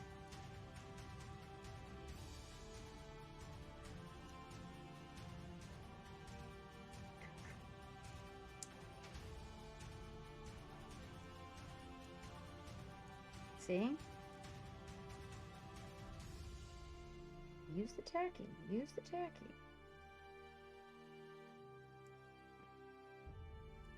And you wonder why I love my dental picks.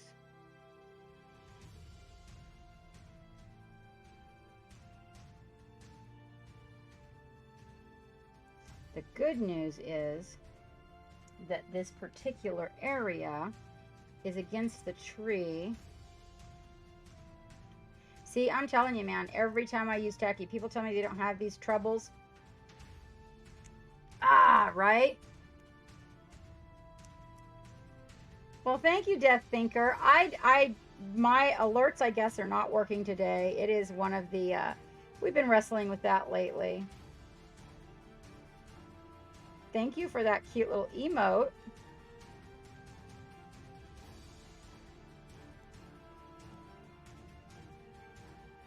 And then the paper part of those tags stays on, and then it gets wet, and then it comes off, and then you're left with the sticky part. And every time you touch that container, it's sticky. I take acetone and rub the sides of those containers. Oh, thank you. Oh yeah, that's I do. Yeah, you want to see a really cool? I'll show you. Yeah, we do a lot of that. Here's Lady Hollander. I have a YouTube that would absolutely love you to subscribe, Death Thinker. My Lady Hollander.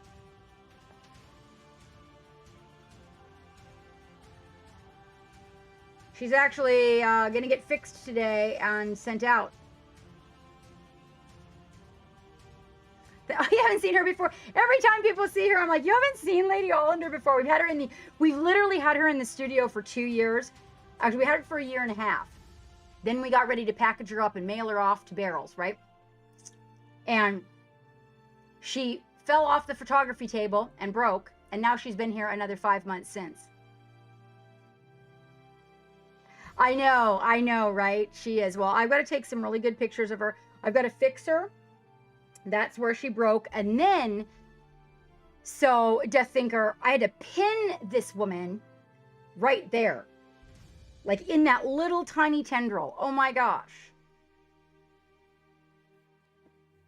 All right, so she is getting ready to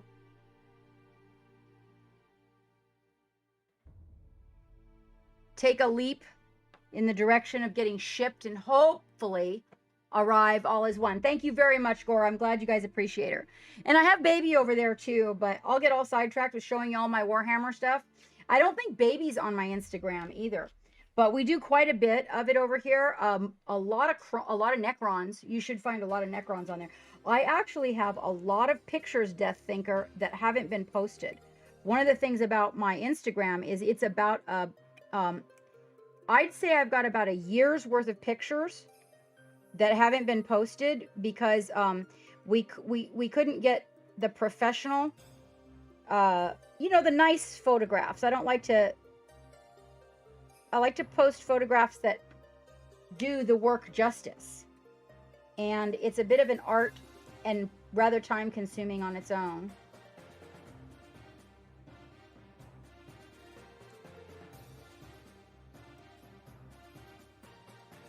All right. Okay. So I got all that. Whoop, nope. There's still some on her foot.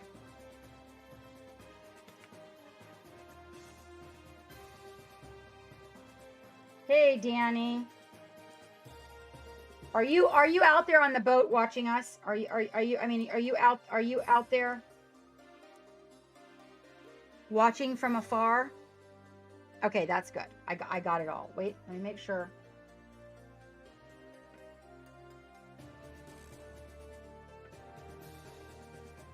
Wait. Hi, Misko.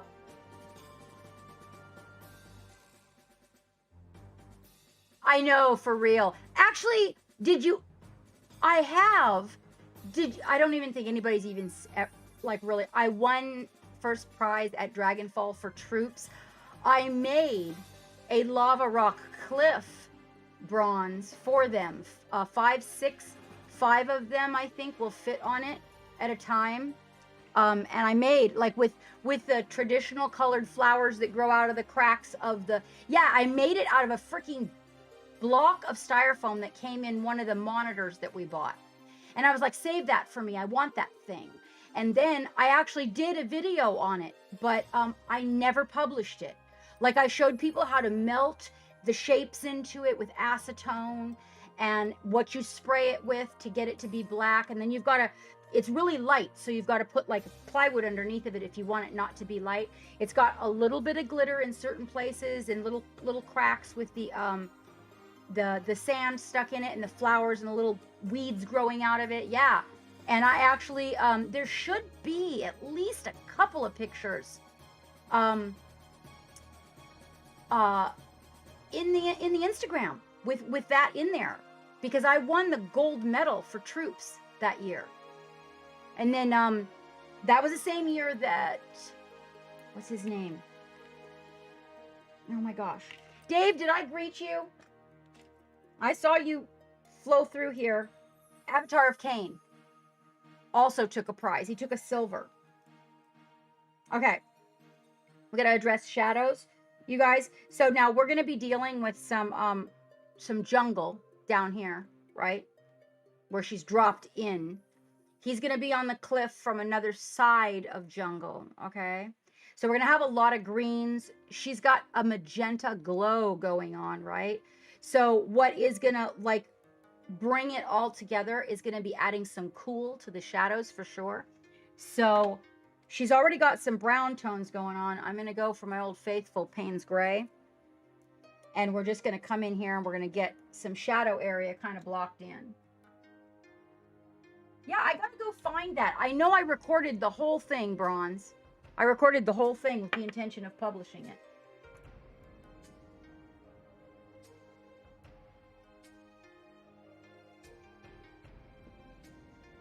And then just to give a cool touch to those shadows, she has green skin. I think before I actually, well, no, I'm going to go ahead and get these shadows in here. This is mostly for myself. Let me put my hood on. Than anything else.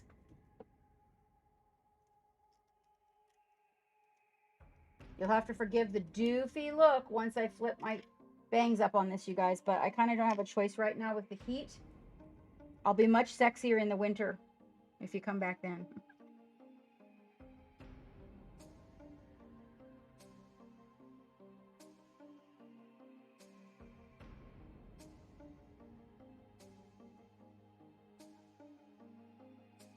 So I'm not worrying really too much about the perfection of any given stroke or anything, but more getting some shadows blocked in where I want them so that I can kind of see what's going on with her.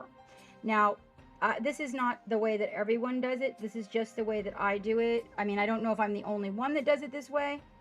There could be lots of people. Some people save the shadows for last. I kind of like to get a picture of what's going on. And so, especially on these bigger models, this is big compared to some.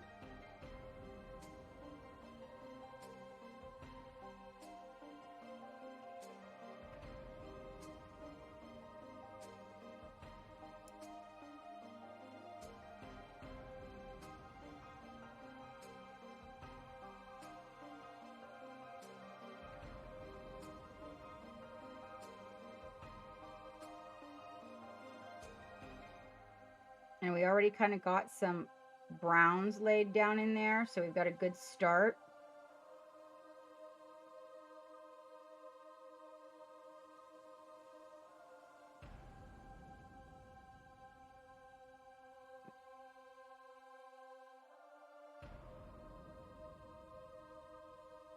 So because you've already done this, you kind of know where the shadows are. So blocking in the first colors is a little bit easier for me because I kind of know where everything is because of the fact that I've already laid it down there. Okay? So get that in there. A little bit on the back of the leg here, probably. And of course, these feet are farther away.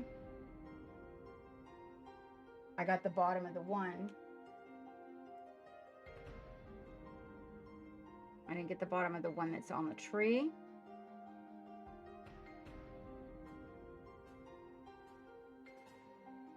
This is the side away from the light. I'm using an ugly brush. This is not one of my good brushes. This is not one of my good brushes. You don't want to use your good brush. Thank you for that follow, Funky Black Cork. Thank you for that follow.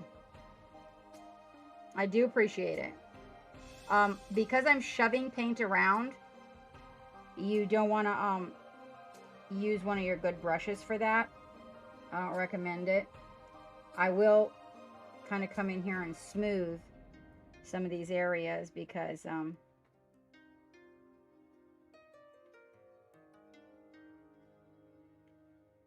don't want them looking too rough. There we go.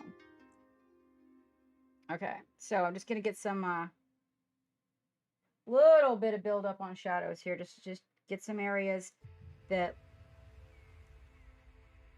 need some of that shadow love.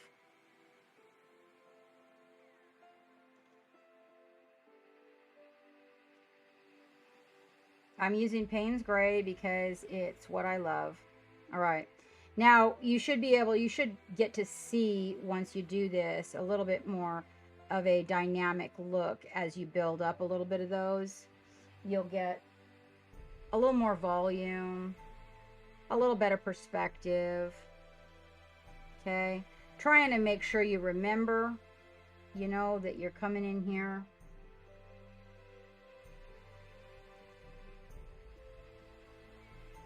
To do this area with some glow. It's a very dynamic lighting situation. I'm going to get a color and get in between all this bone gear she's got on. We're going to come to the back here, and this will be much darker here because it's facing the tree. And she's got her kind of shoulders cupped backwards. So I want to get a little more dark up in here in these areas that are farther away from the light and covered. Okay. As we move down the body, we want more shadow as we move down the body because it's going to be farther away from what is our object source lighting.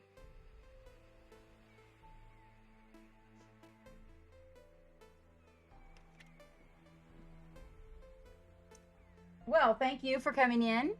Welcome aboard. Oh, I see somebody else. Archimus, welcome. This is, you can obtain this. If you press exclamation point links, you will see Monument Hobbies in there. And you can go grab you one from Monument Hobbies and use the code Captain Madlove and they will give you a discount.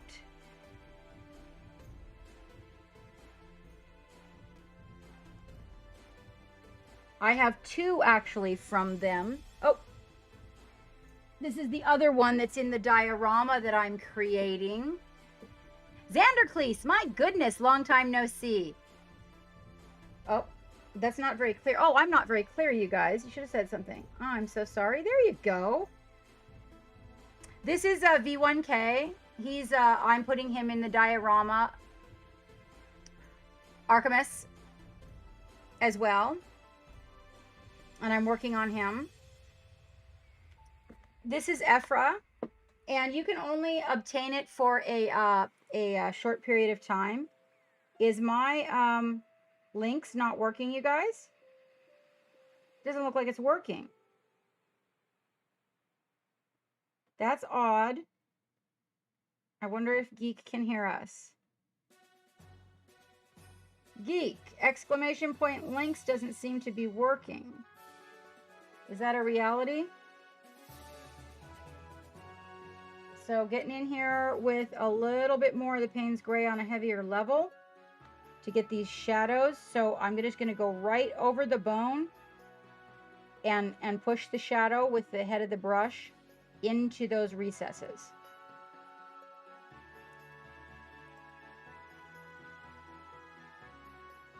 We want to make sure that the bone stands out and has really good volume.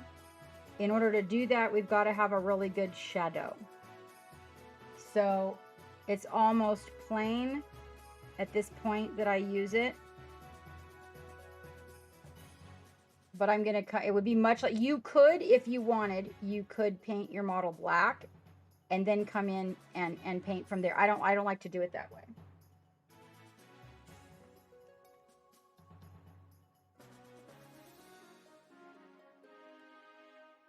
Oh, they are. They're very cool. Also, they've really upped their printing game. So whereas the first models that I got from them were not my favorite as far as the print capability, but since then they, oh my gosh, it's improved like way, like 1,000 times, not even 100.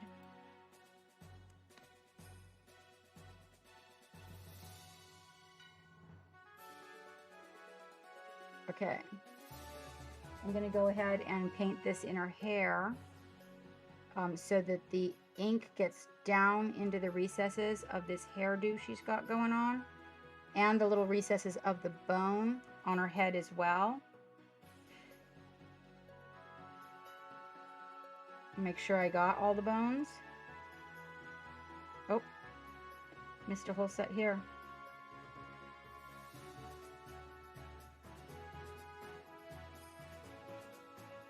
It's going to be a little hard to get this area under her arm. We're going to have to really shadow that.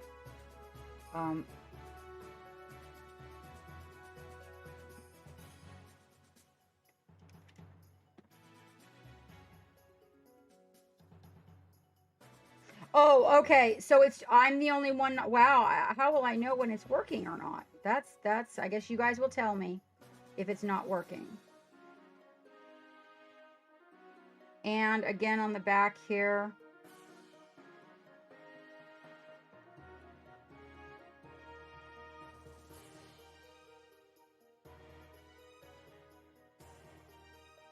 I mean, all that matters is that you guys see it, but if I don't see it, then I don't know if it's working for you or not. Okay.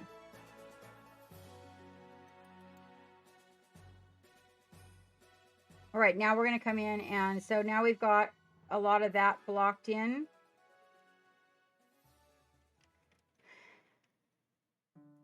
Okay. We're going to come in and block in the colors. Oh yeah, right. I know. Then there's that. Thanks, Paul John. Thanks. Oh, you're hiding the links from me?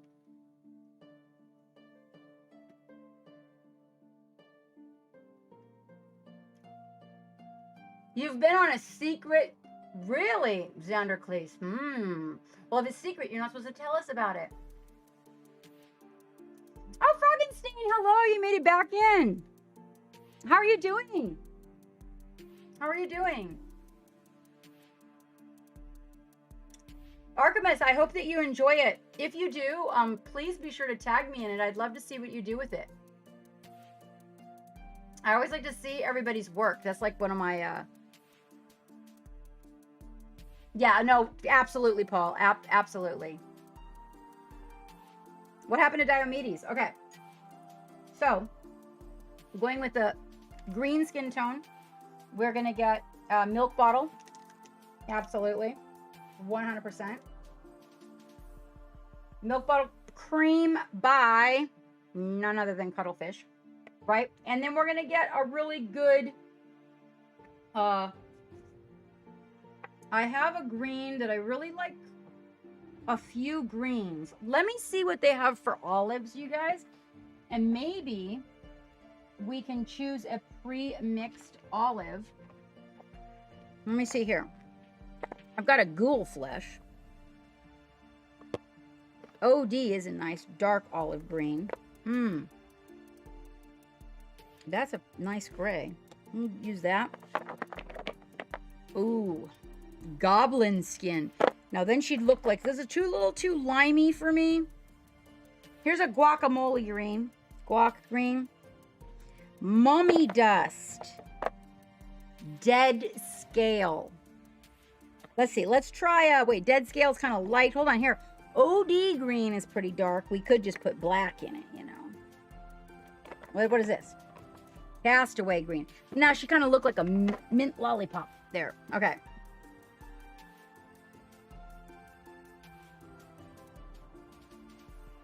That's why you're not on what anymore?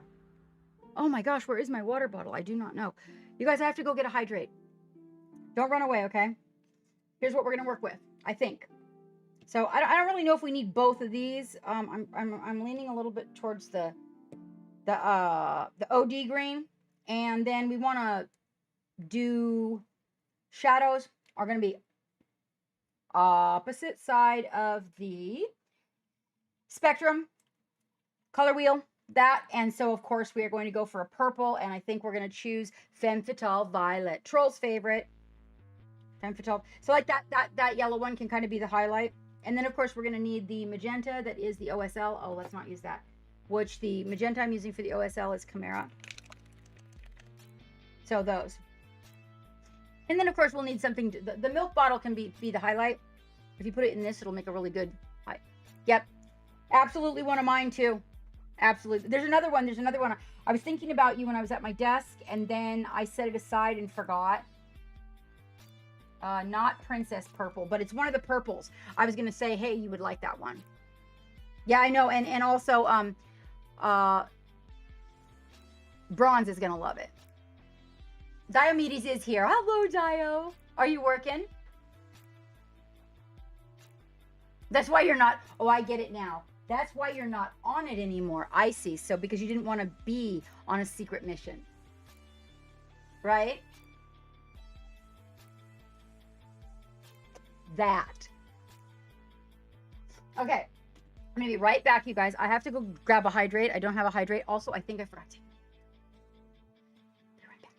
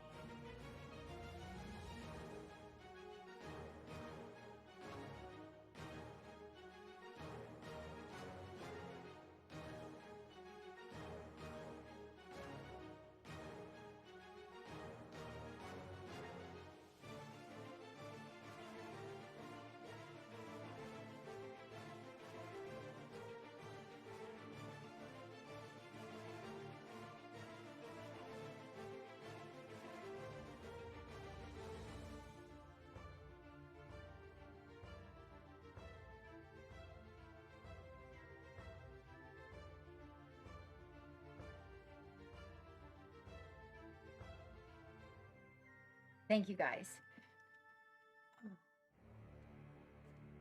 All right, so Hammy's freaking running around after me up there. Mom, mom, mom, mom, it's 12:30. Chicken, chicken, chicken. I want to go outside. I gotta go outside. I gotta go outside. She has to go outside every day at 12:30 because she gets chicken after she comes in. But it gets very serious when I'm streaming. Oh, you're sewing field note covers. Oh, I gotta get one of those eventually. Bruh. I need to show you a captain's log and get that made. All right. Although, you know, so I bought another pair of those leg strappies, Dio. So that, I could have one while you had the other set. And they just freaking broke, man. In like moments of owning them. It was so disappointing. Oh my God. Like for real.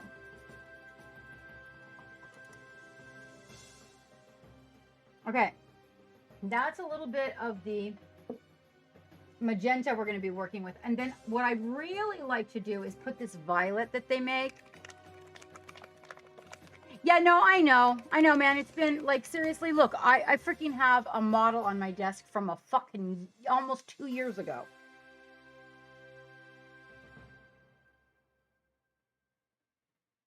Okay, I really want to put a little bit of this purple out because we're going to use purple in the green shadows because yum.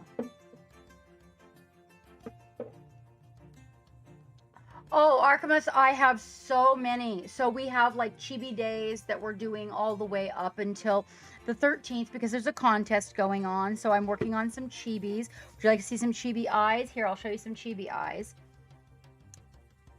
Here's a, oh, it helps if I focus. Sorry. So I'm a dork. You like that? Oh, that must be really good with the pokey hair and the, is that good? Is it super sexy?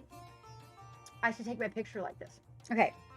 Here is, let me take my eyeglasses down so I can see the screen properly. There you go. So I'm working on this one here. And we just did a chibi eyes. This is, so that's not the skin, right? Oh, well, just give it a good wash. You know, you can just take it and in lukewarm water, bronze, and stick it in the shower with the sprayer, and that should get rid of it if it's been because dust that sits around is different than other kind of dust. So you should be able to just put lukewarm water, put it in the shower, and just be able to get the majority of that off without having to scrub on your paint. Let's see, and then we're working on a couple of more chibis, and then oh, this guy, I broke this guy recently. So here's one of my wraiths. Actually, Geek's Wraith, and I broke him. Yeah, making a video, I busted him.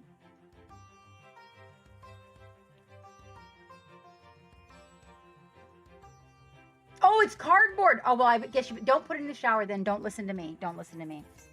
And I have to fix him. And then let's see. I have these two that I'm working on, and then I have a stack over here. That I'm working on. These two are the ones that I'm kind of focusing on right now, is the Joker, and this is a Bioshock bunny. So these are the two that I'm kind of focusing on right now.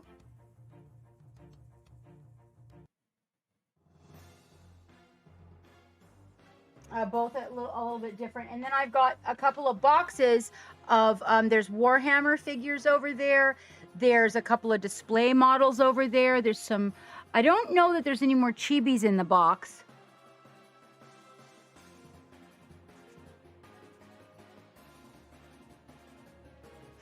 So they're on a lava terrain, and then let me show you. So there's two colors actually. They are that one's, hold on just a minute, let me move the mic. Hang on. So they are a dual colored army. So there's this color also.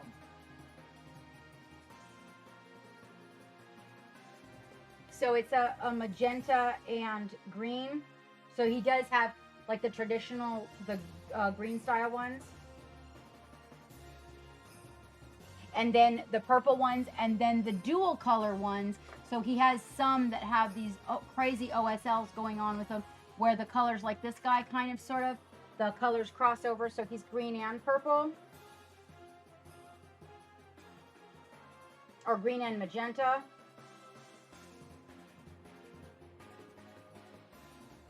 And this is actually, there's this beach in Hawaii that looks like this.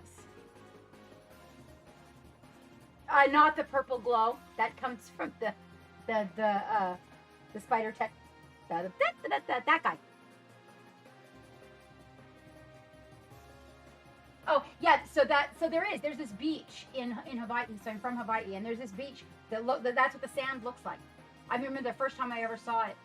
It's black sands, and the first time I ever saw it, I was tripping out because I swear to you, when the waves come up and they suck the sand off the ground, and the sun shines through the wave from a distance, so you see the wave. It is ominous. It looks like that thing from Lost, this black inside the wave, and it sparkles with little green sparkles and black. Oh my God, it's amazing. It's like one of the most beautiful experiences of my life. All right, so let's mix up some olives here. I've got a purple for the shadows over there. I've got a little bit, this is like a kind of a lime green, but with a little brown to it. We're gonna use that for the highlights. And of course, we're gonna use the magenta for the OSL. And I actually made the mistake on this guy when I first painted him. I made the mistake of putting his OSL over the lime green. I had to go back and paint it again because it turned it orange. Actually, it looked pretty good. Troll, you were here for that, weren't you? Kind of had more of a melon glow than a pink glow. And it looked pretty good. It looked like a heliconia plant, actually. I do love me some heliconias.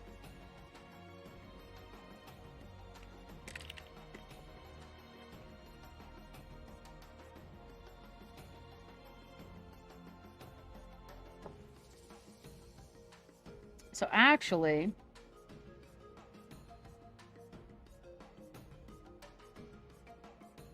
did we decide to go with both of these? Oh, well, that's purple. How far apart? These aren't very far apart. Oh, this is that gray that I like. Yeah, I do like that gray.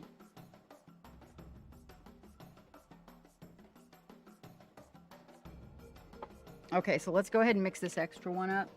And then we're going to have to make sure that we get like a lot of green in her skin, and then have to decide whether there's any flowers or anything. I didn't know whether I wanted to go for, you know, her being from the jungle and jumping. I was thinking, you know, I kind of like her going through the portal into a wasteland versus, and then him being in the jungle, you know, because he's got the jungle camo on, and maybe that's where she's from. Okay, so you can kind of see these colors. That's the OD green. This is the gray. So this is more of a, you know, it's called ethereal gray. These are the cuttlefish paints. So the ethereal gray, you guys, is a gray with a green hue to it. So definitely working with our theme here. We'll put the purple over here we really don't need that much paint, but I get very excited with the paint. And then we'll put the guac green over here. I don't think I mixed the guac good enough. It has a lot of medium on top. Hang tight, you guys. I don't think I'm going to use the dead scale or the blue.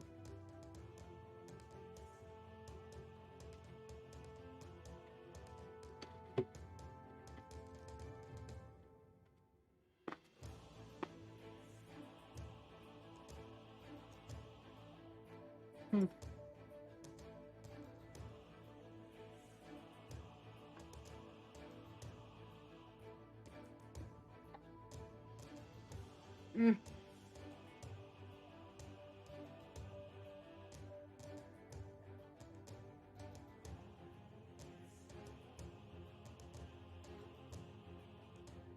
Too much medium. I just poured out on that. All right. Let's try again. That. Yeah, there we go. Much better. Okay. And now we're just going to kind of block in. Whoops, wrong guy. Let's get you guys focused in. Make sure you're nice and crispy. That camera's going to be a little bit down there where you can see it. Not too bad. There we go. All right. So on this one, I'm going to mix up a wee bit of purple, and believe it or not, I actually am going to need like a really strong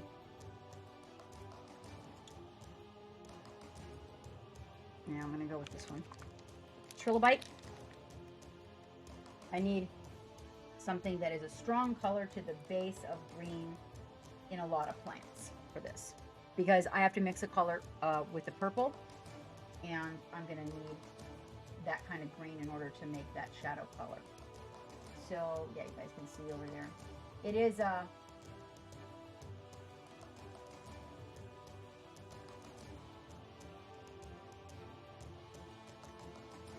I guess you would kind of classify it as a mauve that we're getting. I'm not sure. And I'm going to come into the shadows in here of the skin, and I'm going to block some of this in some of the darker spots. I'm also going to downsize that brush.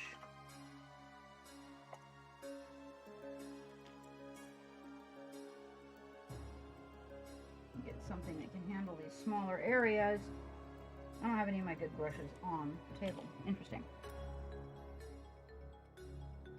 I seem to be having an ugly brush moment in my life, where I am working a lot with the ugly brushes. Not sure what that's about. Okay. So it is a green, but you'll notice that it's cooled down by the purple.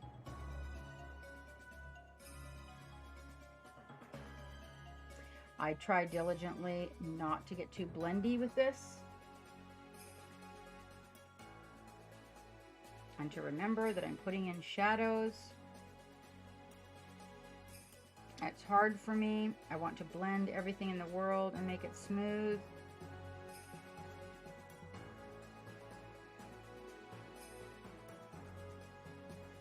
We're going to get in between these leather bands is going to probably be dark.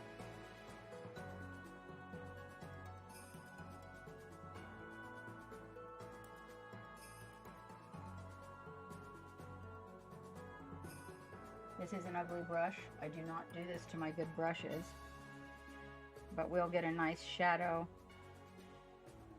in between these leather bands, so we want to get that. Also, you're probably going to get a shadow right along the tops of her crazy boots, where the two colors come together.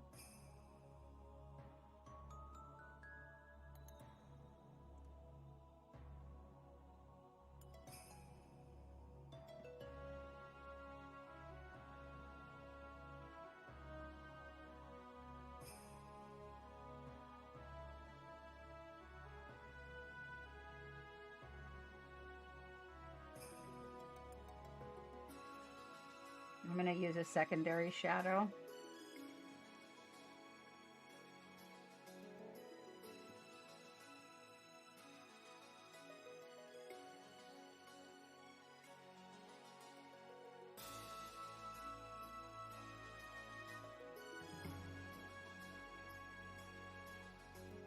Back for that first one on the back of the leg here.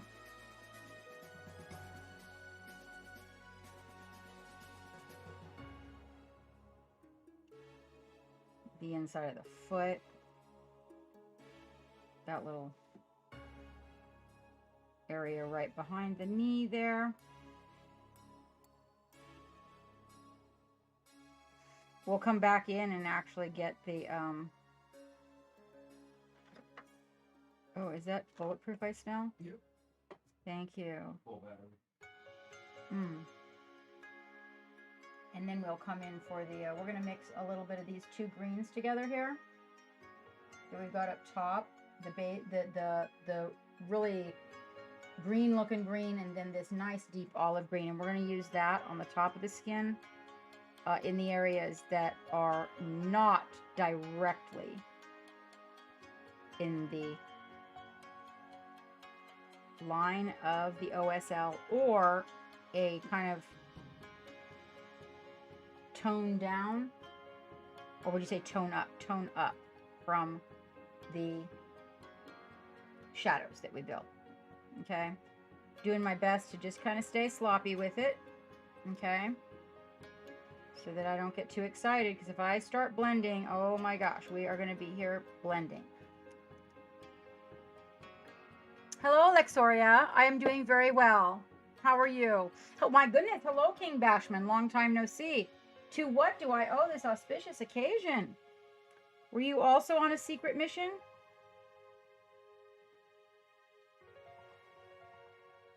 Someone came in and told me they were on a secret mission, and that's why they hadn't been here in a while.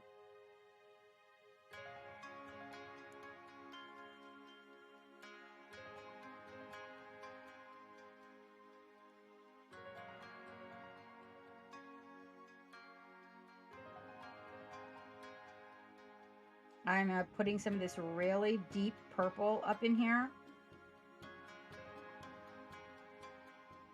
Really bringing these shadows down, because there's some seriously dynamic lighting that's going to happen with this OSL. So we want our shadows to be nice and deep.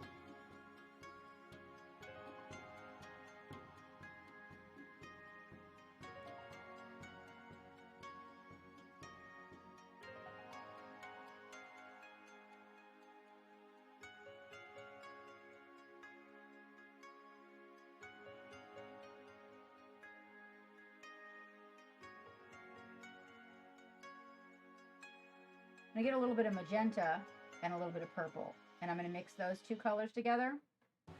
Okay, and in the areas that I make shadows around the hand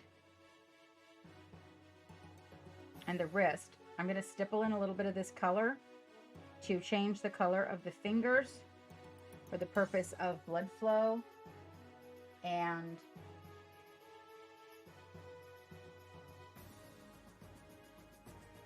she's also gripping something, so I kind of want to get that effect. Right here where the elbow bends, I'll put a little bit of that, and the back of the elbow. So the areas where you see, I'm going to go around the knee with that.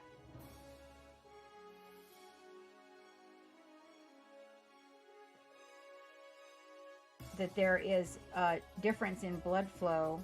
When you look at the body, you'll notice that there's a discoloration actually in certain areas, and so I'm mixing that purple and that magenta together to kind of get those areas with a little bit of this. When we come in and glaze, it'll look a lot different than it does right now, but for right now, this is what we're doing.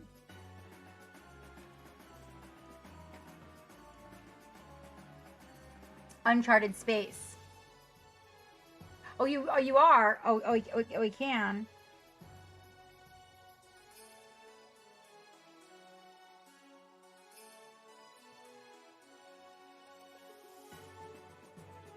Now you won't see this like this vibrant when we get done, but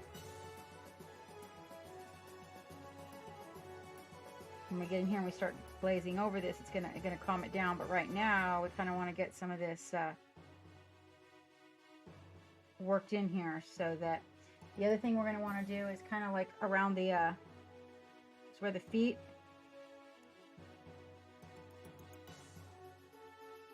inside of the ankle, toes. Okay, toes. Now, mind you, we're gonna have to keep up on this. Like when we come in here right now, what I'm doing is I'm making a map, okay? I do believe, if I'm not mistaken, that it is referred to as the sketch, okay? And I try to remember that, and if I can, it's hard for me to keep the strokes loose.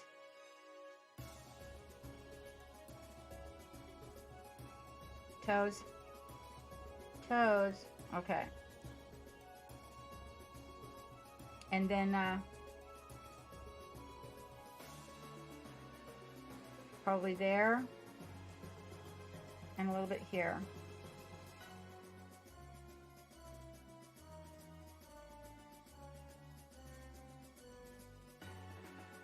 Okay, now,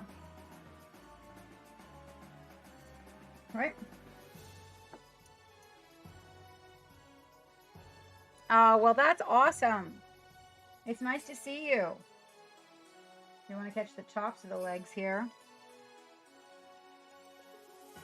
Okay, and remember that we are actually gonna be having a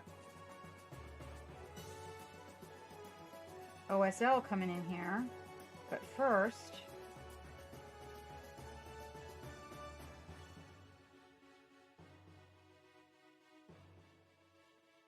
I'll get kind of this top color, and I'm gonna glaze it around onto some of that shadow. Okay.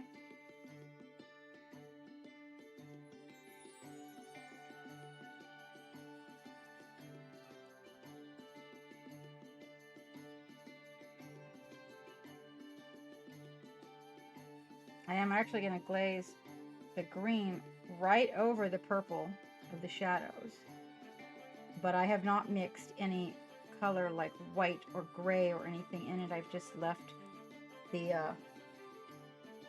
green, that kind of clear glazing solution that these colors are made from.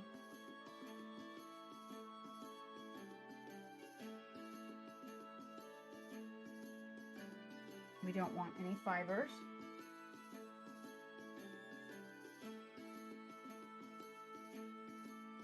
The other thing this is going to do, of course, is really help cover your those mold lines we had talked about. Now we do need to put out some more of the OD green.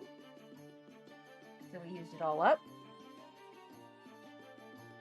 And I was mixing a little bit of that OD, a little bit of that more traditional green with the OD green,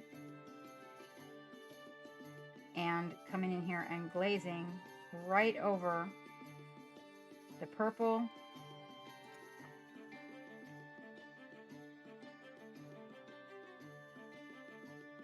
I need a brush with some more ass. Now really what I need is a brush with more belly. There we go. So we can cook through this.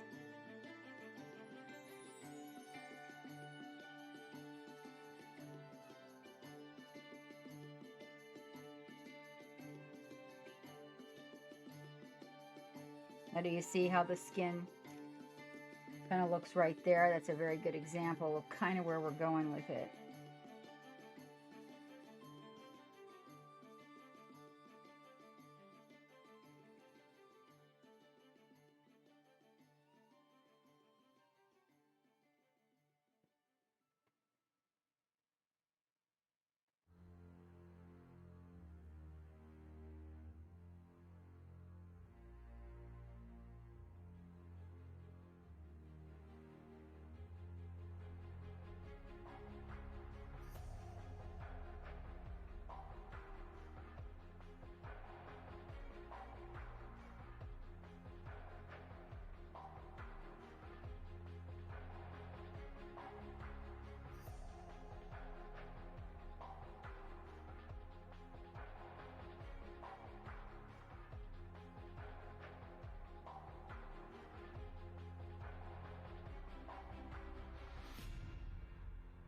Now we're just using the plain OD green to block in the areas that will have the .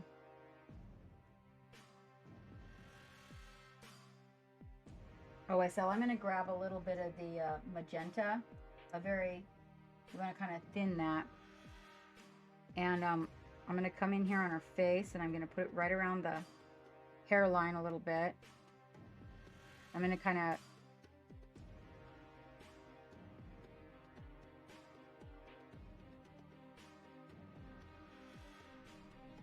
almost contour with it.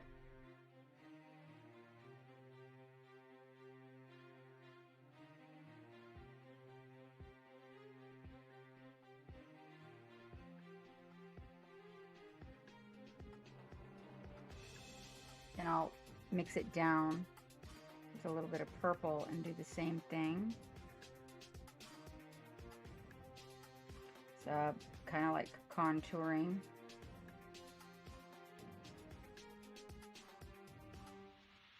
Around the eyes, the nose, mouth, and chin. A little bit on the forehead. And then I'll get a little bit of the darker color that is the purple, and I'm going to pull that into the part that pulls back to the hair at the hairline.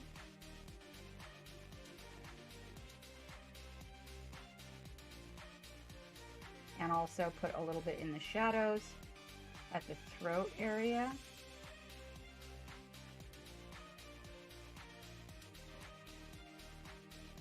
Collarbones. Armpits.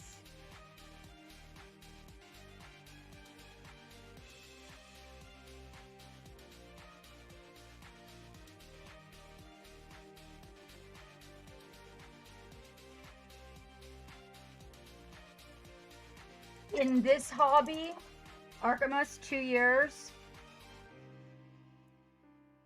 Okay, now we're going to go back for that, the OD green, which is our base green, the color we're using. I got off on the face, so we have to come back and we have to finish all the rest of the skin. And we're glazing right over, mind you, right?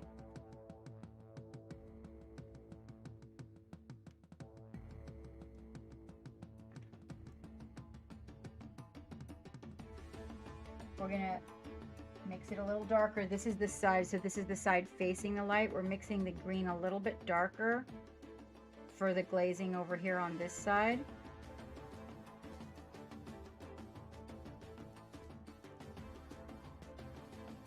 And getting a good foundation. This is not the end all be all. We're gonna need to get a little bit more of that shadow and make sure that this arm over here stays in the shadows.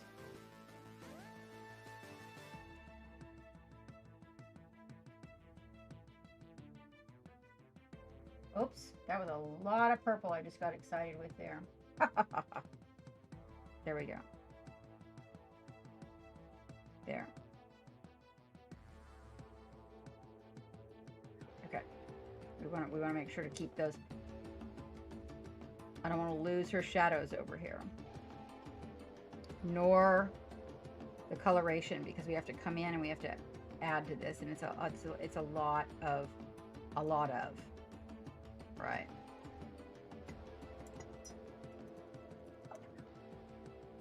So I was a oil painter for years before this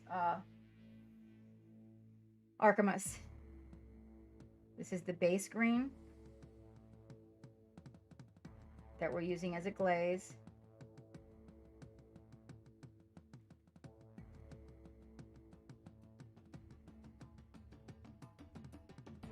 So my first love was oils. And I hope to get back to oils on miniatures. Or I hope to get back to the oils, but then use them on miniatures. The thing is that I'm afraid right now that if I were to start using the oils, I may not go back to acrylics. And I feel like I need to conquer acrylics before I leave. Okay. There we go. And we're going to get this one here. This one's a little bit more in the light, so it's going to come out a little bit lighter. We do have to mix a little bit more of that more traditional green to get a glaze on the purple up underneath here in the shadows. Also because it's darker.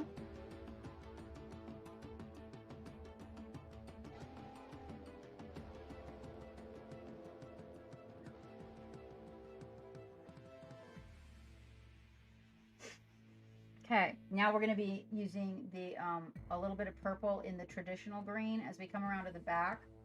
I've got this traditional green. I add the OD green. So there's 3 colors here. Colors, mind you, that I'm using as we come to the back to build up the skin color. I'm going to come in and I'm going to lay down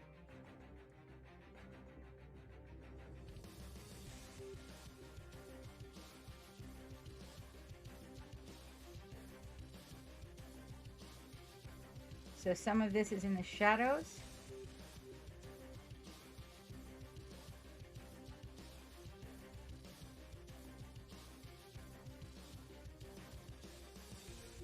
But as we come out here, so as this tail comes out, I'm going to kind of lighten that up,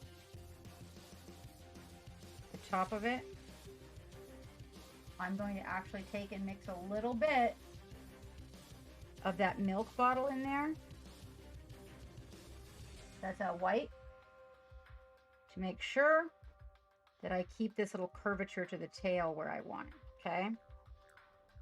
On this inside, we're going to go with that traditional green, but we mixed it down. And then we're going up in the shadows. And I will put the purple. And there we go. So we get a little bit of a transition going there. Probably want a little bit more of that right in the curve. There we go.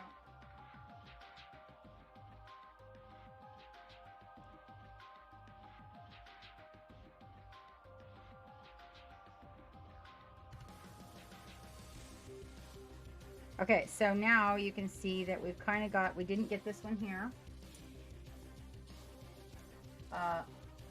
And that's going to be the OD green, which is our lightest right now.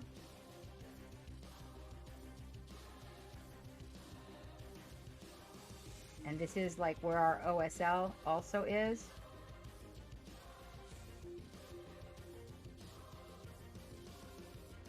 Right?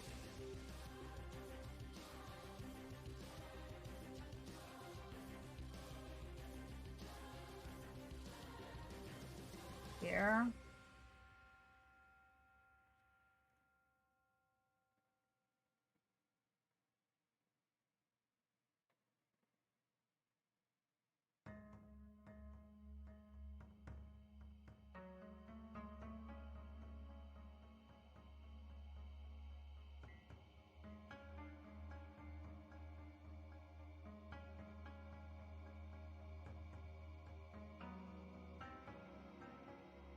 Here.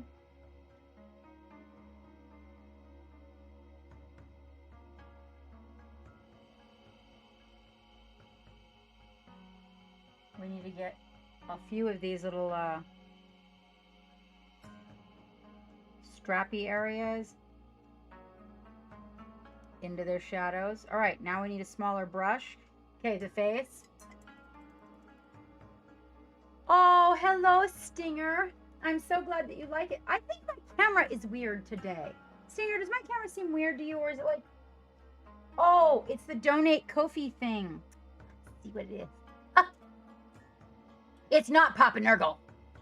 There's no Papa Nurgles in here. You know I ain't gonna be painting no Papa Nurgle. All right, the face. So I'm underneath. I'm gonna take the milk bottle. Okay. Now we're coming back around the other direction. Are you ready? I'm just gonna lay some building blocks.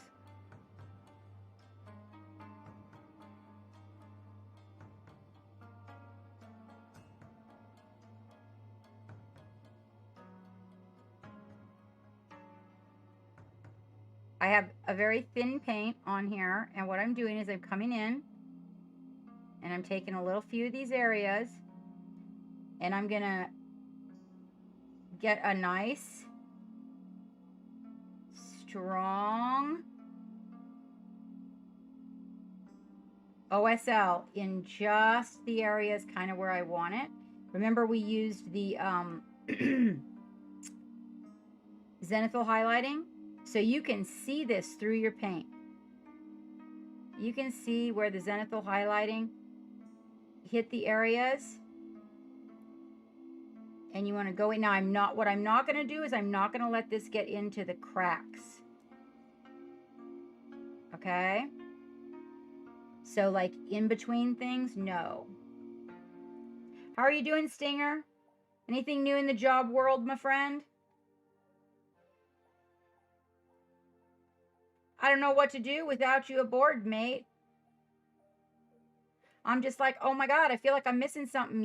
You've been on following and supporting and taking care of me for so long. I honestly am a little bit lost. I'm rooting for that job, I tell you what. Oh, this is this that I am painting today. This is Ephra. Oh, maybe Etheria. Can somebody check Instagram? Ooh. That's a good point. At least you're smart like that. She's from Monument Hobbies. If you go to my my link tree, you can take a look at where she comes from. Monument Hobbies is on my link tree.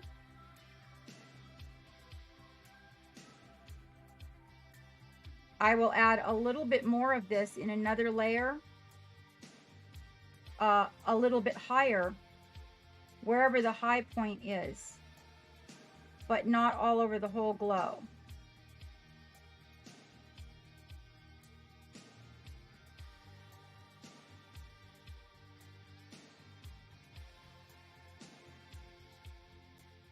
We gotta get it, we gotta sneak in there.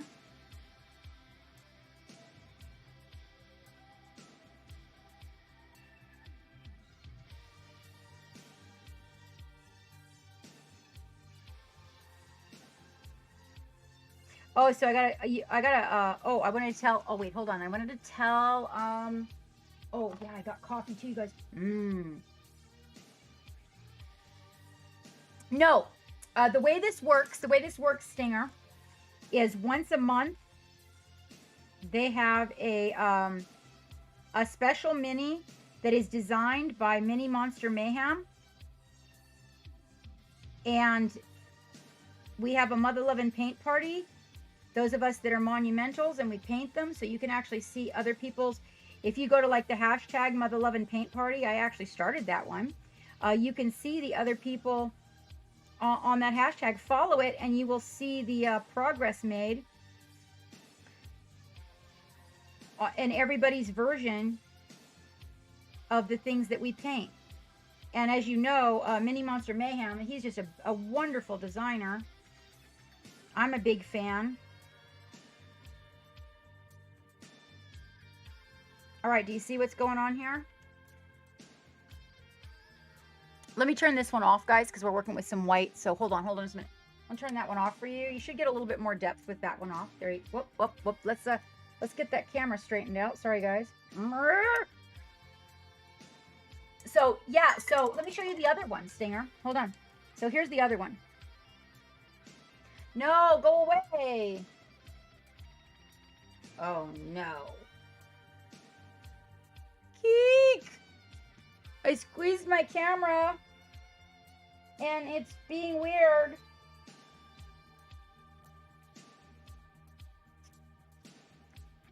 Oh, okay. Hold on. Geek's got to save me. I accidentally squeezed my camera and now she's having a fit. Go away.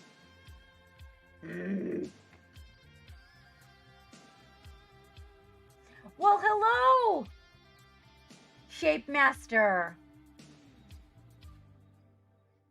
Okay. Oh, wait. We haven't started yet, but I'm excited anyway. Oh, you're gonna. You're gonna send me an STL to give to them. You're so sweet. Thank you. Shape Master and I are trying to work out a relationship, you guys. We're just getting to know each other. He seems to be extremely nice. He might be coming aboard our creative crew. Bronze. Shape Master Bronze is one of our creative crew. I mean, all of our crew is creative, but I mean our creators. Bronze is one of our creators. I wish I made enough money to be able to just keep Bronze all to myself. And she could not work for anybody else. That's what I would like. Okay, so Navigator checking in for duty. Geek, can you hear me? I have a square. I squeezed my camera and I don't know what I did. I don't feel, I pushed the, wait, hold on. Oh, there's the button. No, this button. I know, don't push the button. Now you know what happens. Now you know what happens. No.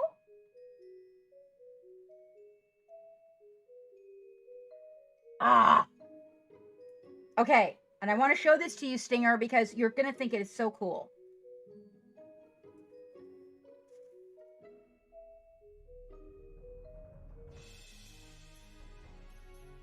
Damn it. What is it? What is it? Oh, let's take a picture. By all means, I'm going to take a picture now. I squeezed something. And it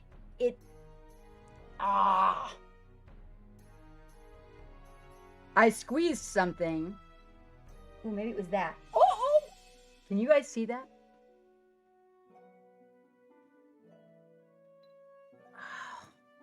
Can you see the square? If you can't see the square, it doesn't matter. Do you see the square?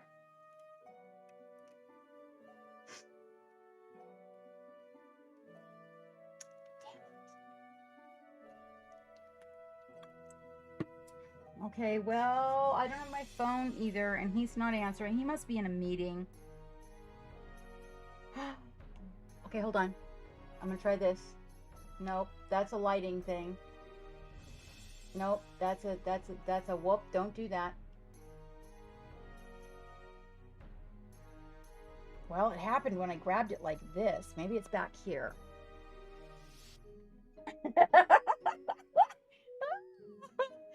Oh, here he goes. Wait, I gotta know what I did, though. I gotta know what I did. See? This is why I don't push buttons. It's all... I'm sorry. Is it Kate? Hold on. Is it Kate? Wait, is it Kai? Kai the mini painter. Yes? Okay. So it's always, for the most part, you can take a picture with the camera anytime it's up here. Yeah, oh, I know, right, Danny? Here I am on Tech Tuesday, you guys, like failing at the camera. Okay, so I reached up here to... Okay, hold on a second, you guys. Hold on. I want to get dressed for chat. I'm not wearing pants. He is wearing pants. I'm not wearing He's pants. lying. Well, he's wearing shorts. Okay, so what did I do? What did I squeeze when I did it? When you hit it, you put it in autofocus mode. And when you put it in autofocus mode, you get that. Oh, okay. And where is that? Ah, okay. So just so I can avoid squeezing it again. Don't avoid squeezing it. Okay, thank you. You're welcome. I'm still not wearing pants. He's wearing pants. Or shorts. He's wearing shorts.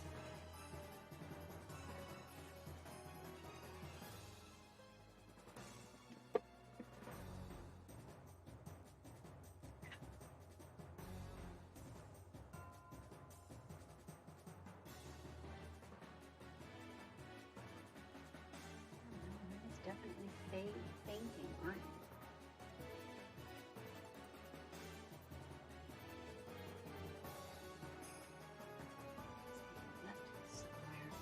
No, see, that's wrong. What?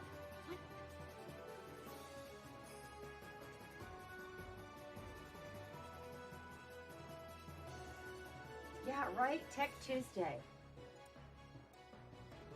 Hold on, let me get up to the desk and see if that's right. Oh, that's close. Okay. Oh my God. Stinger. Don't bring anything extra up right now. Okay. So I wanted to tell, the square is gone. I know, we're on now. Okay, so hang on just a minute. Exactly, right? Okay, King Bashman. Woohoo, no pants, right? I know. He'd love to just go to work like, you know, in his boxers. That would be great. Let's see. Let me see. I wanted to find the name here really quick because I want to tell them something. Not Shape Master. Let me see. Who's out there? Hold on just a minute. I got to find this name, you guys. Not Troll. Alexandria. Bronze. Artemis. There's a tank on its way. I wanted to tell Artemis that there was a tank on the way. And you're going to ask me what tank. And I'm going to be like, oh, I don't know. Because I forgot. Because that's how my brain is. But Geek knows. It's amazing. It's stupendous. Do you? It will be my first tank. Yes, it will. Oh, you should definitely be tuning in for that if you can. Bronze, you should. Bronze, can you, I don't know if you're at work or what's going on, but before, don't let me forget, I need to say something. Okay, I want to show Stinger, this guy, Stinger. This is V1K. And like, so I'm doing a diorama where he's above and she's below, but this is V1K. I busted off his, so it did have, what happened was I accidentally broke the top of his gun and the handle, and then it looked like when you saw off a shotgun, and I liked it better, so I left it. So, and anyway, the good news is by the time that we get Morty put together, Stinger, I am officially sponsored. I do not want to put the coffee there or we're going to have a greasy paintbrush. I am officially sponsored, since we saw each other last, by Green Stuff World. And they have the color shift paint that I want. Repulsor Executioner. I don't know what mine is. Yes, I know, right? Ooh, I'm so excited. I'm so excited. Okay. Smaller brush, you guys. Smaller brush. Oh, wait. First things first. We do have to address a little layer here. Where is that beautiful brush I was working with? Here's a really nice one. We do have to address a little layer on the face. Now, instead of going with plain white, I'm going to go with, I took the lighter of the olives. Oh, it's going to be so amazing. So amazing. I am so excited. And we are using the lighter olive with a little bit of the milk bottle cream. Okay, you guys. And we're coming in here. And I actually think that's a plate on her head. And I think I'm going to leave that. I'm going to leave that a plate on her head. Hold on just a minute. I want to, I'm going to paint this so that I don't paint it the color of her skin. I really like this idea. And am I in focus for you guys? Okay.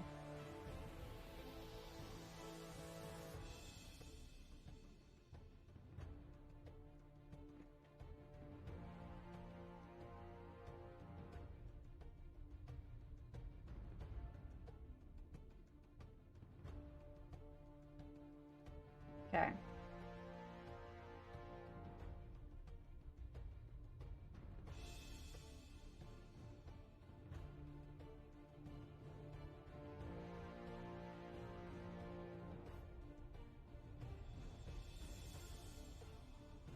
Yeah, I like that. We're going to go with that. Okay. All right. So now we're going to come back and we're going to get that. We mixed a little bit of the milk bottle and a little bit of the lightest of the olives that we put out. And what I'm going to do with that is we're going to come in here and we're going to Very, very little lines. And you want to cross over that area there, because we're going to come back in and we're going to get it with a medium color, a base color, mid-tone. That's the one I was looking for. But first, I'm coming in here. Who is raiding our butt? Who's raiding us? I hear my noises. Yay! Oh boy, hold on. I gotta see who it is. I'll be right there. Mid-stroke, guys. Can't let the paint dry. Really important. I'm gonna greet you, I promise. Oh, yeah. I don't want to get lumpy skin, you know.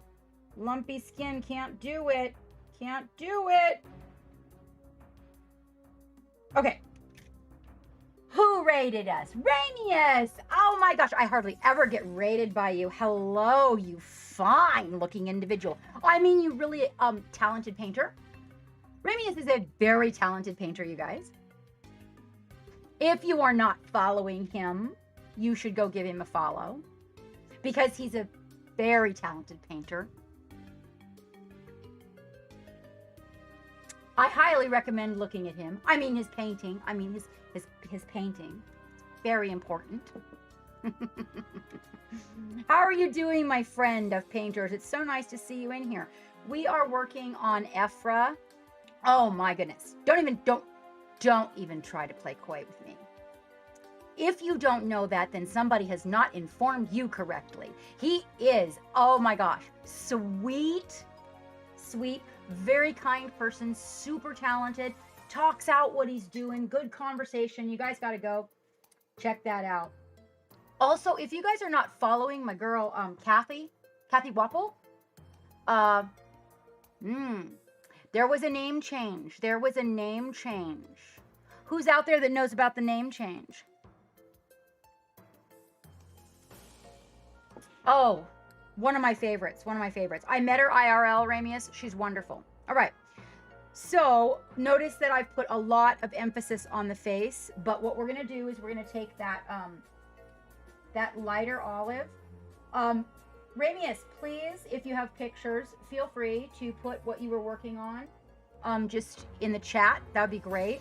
Yeah. So here's the guy chasing her. It's called The Hunt. And I'm actually going with kind of a predator sort of a feel. Geek made me, I didn't bring it downstairs to show you guys, but she has a time portal that she's leapt through, and she's going to be on this side and he's on that side looking down, but she actually stole it from him. So he's looking down, contemplating whether he should jump in or not. Oh, ugly phase. Oh yes, we don't like to show the ugly face. Maybe you could put something you finished that's already linked in your Instagram in here, and then that would give everybody so they could go follow your Instagram. So now I'm going to take that base green that we had, right? And we're going to shade these areas between the two. Over here on the side where there's a little more dark, and I want you to take it and you're gonna like bring it down into, like really going over those shadows and bring, because you've got, you're glazing it, so you want to bring it into the shadows. We're also going to bring some into the hairline. Your scalp is the color of your skin, so to speak. You'll get a little more of that, and you want to bring it like underneath the chin and in this throat area where she's got a nice shadow there. And so I do have to ask you guys, right? I've been meaning to ask this. Bronze, I wasn't going to ask out loud. I just wanted to know if you could pop in Asana and take a peek at, oh, you're talking about the ugly phase. I'm sorry. If you could take a peek at and let me know, because I forget. If I don't have an exact date on something and everything, I forget. And I'm amping over here. And I've got a really interesting thing that I want to talk to you about, if you can find some time for me. that we can make an appointment. Okay, so we're gonna come in here. This is our base green, and we're almost using it. That's a little base green, a little olive, and we're almost using it as the color in between the dark and the light. So I'm just kind of going along, right here, right? See how I'm overlapping the light area, but dragging it kind of into the dark area? Yep, like that. And then I will use it on the really dark side. It almost becomes a highlight. But on the light side, it becomes, and this is glazing. We're going to do a little bit of this.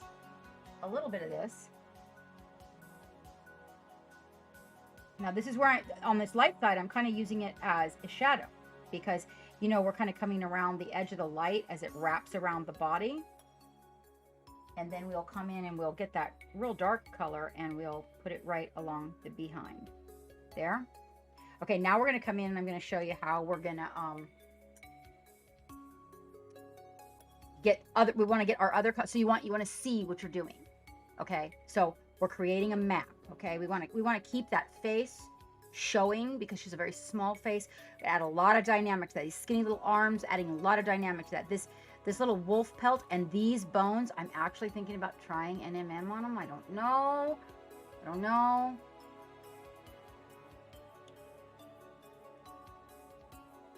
You do that, Ramius. Thank you so much for the raid. And everybody who came in with Ramius, if you would be as sweet as to press that icon in the upper left-hand corner of your monitor and refresh yourself, you will be an original viewer. Also, anybody that would go subscribe to my YouTube, that would be amazing. We are working on 1,000 followers so that I can open a community page. Okay, let's see. Let us take some colors. So we're a jungle creature. I'm thinking about going NMM. I don't know. Maybe on, I don't know. Bones seems so perfect. Thank you, Ramius. Thank you. We are getting there. We actually made the 500. Let us take out some base colors for maybe a little bit of leather. So yeah, what I'm going to do is I'm going to open up the other side of my palette. And in the basing, I move away from glazing colors when I'm doing base colors, okay, to get a really good structure of color. And then I use the glazing to develop it, okay? So I think we will go with some good old traditional leather, which means I'm going to use a little bit of an off-white ivory, which is Chimera Cloud Sky. Chimera is my everything. I love it. Like, as far as paint, if somebody had to take away all my paints, I just would not want Chimera taken away. And we have this thing called Caucasian skin. I'm going to use it for leather. You do have to shake them quite a bit, you guys. Give them the shaking love.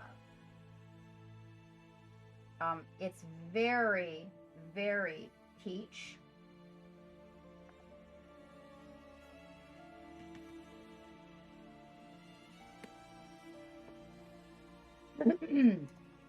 I do need yellow ochre.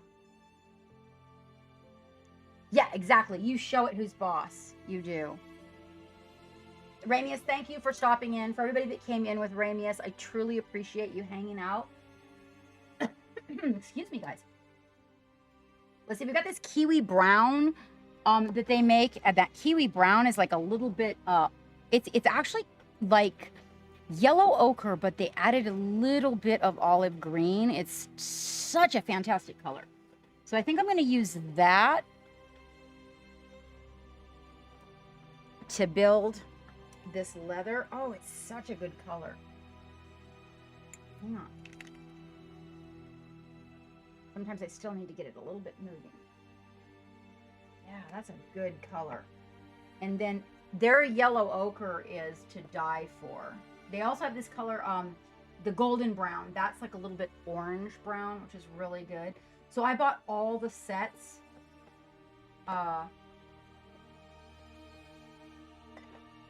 I should have every single one on the desk. There would be no reason why one would be missing.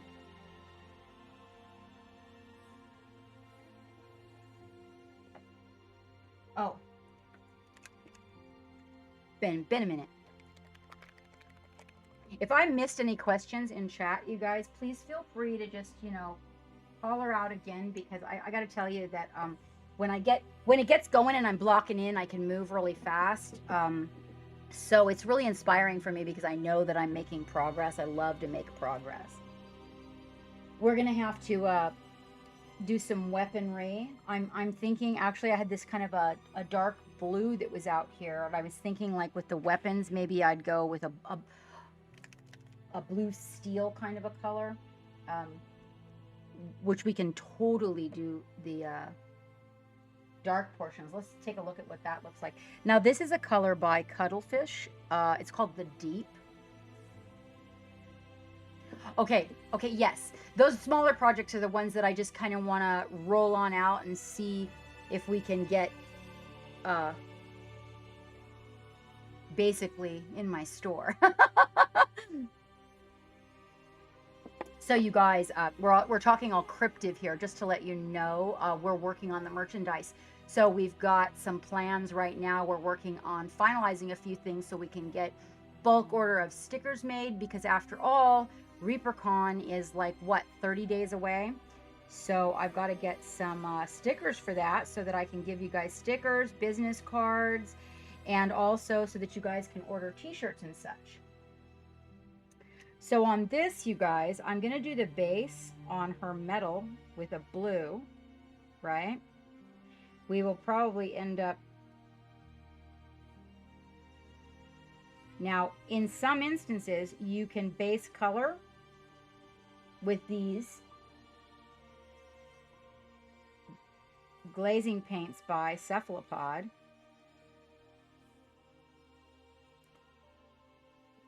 One thing they do beautifully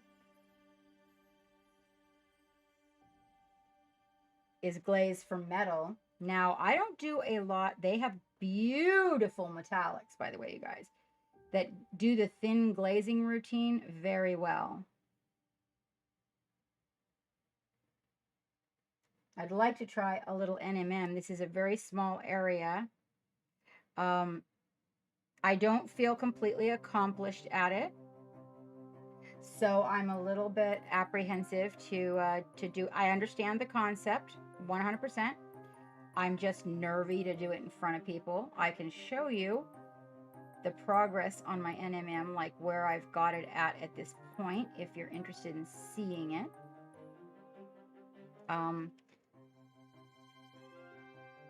It's more the... It's kind of like my eyes. It took me a minute before I could, like, get the eyes and do them in front of people.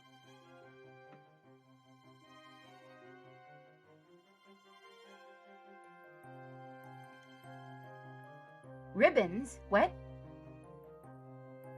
Ribbons? What are you talking about, Hatter? What do you speak of, my friend?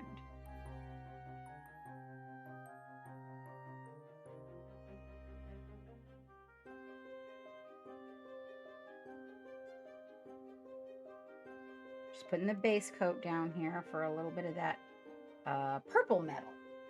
What do you call that? Purple metal. Maybe we'll get real sexy with it, you know?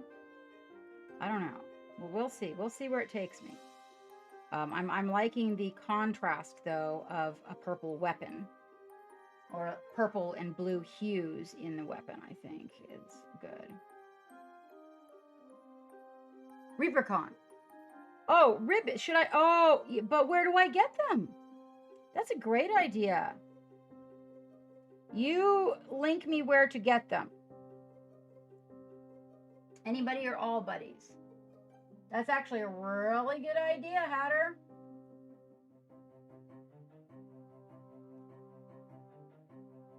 That's a super cool idea. I wouldn't know where to get them. Like, you know, I mean, I know you get them at ReaperCon, but I mean, I wouldn't know where to buy them. Oh, like we just buy them from them? Well, that must be expensive.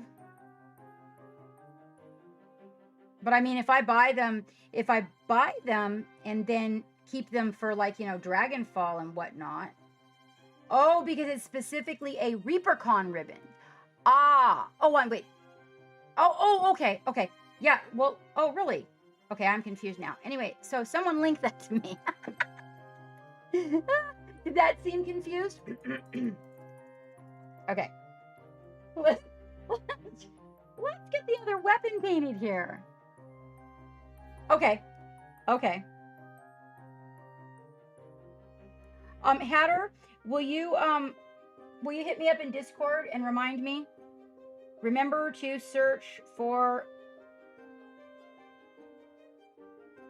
badge ribbons or convention ribbons or whatever. Because I know a lot of people collect those, so that would be cool.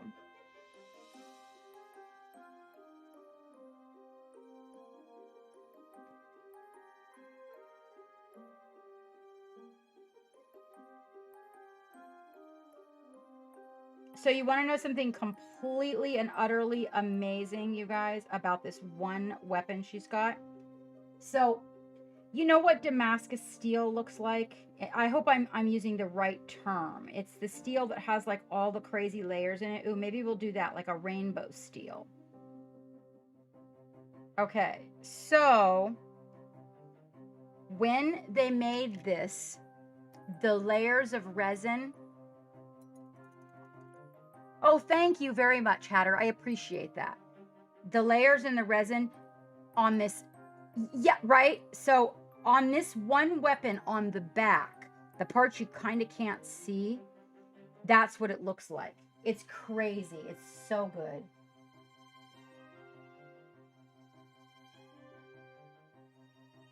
But it totally, like, it.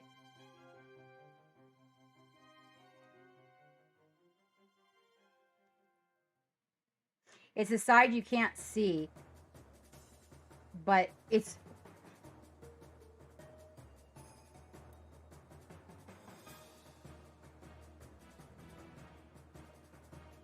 Isn't that neato? I wish they were all like that. And it's just how the when it printed that just kind of happened. Okay, so I'll come in here and just kind of darken some of these areas up. Get a little bit of purple involved at the base. And see where we get taken on this adventure of weaponry. All right. So here's what we got to start with for the weapons, okay? I just threw some purple and some blue on there, and then we'll come back to it.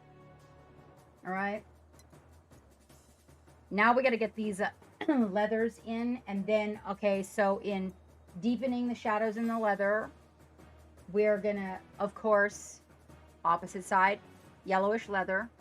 Anybody, what color is in the shadow? You've been here long enough. I want to hear one of you guys tell me.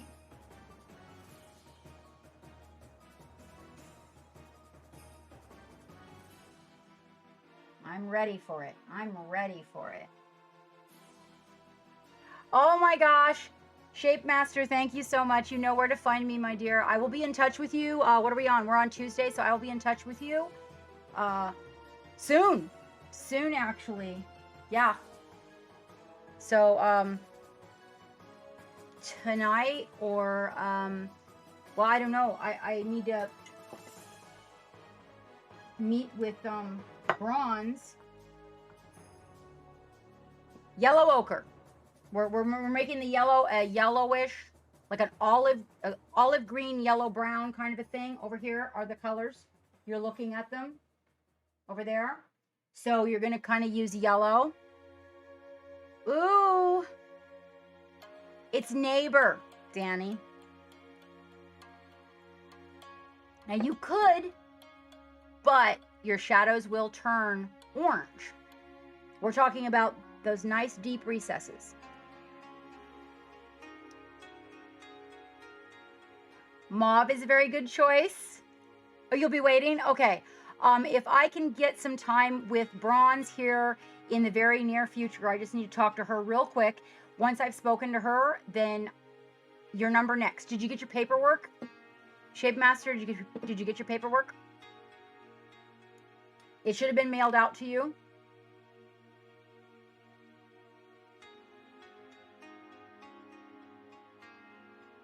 Good. Okay. Did you send the paperwork back? Signed? Deepest, darkest shadows, you guys.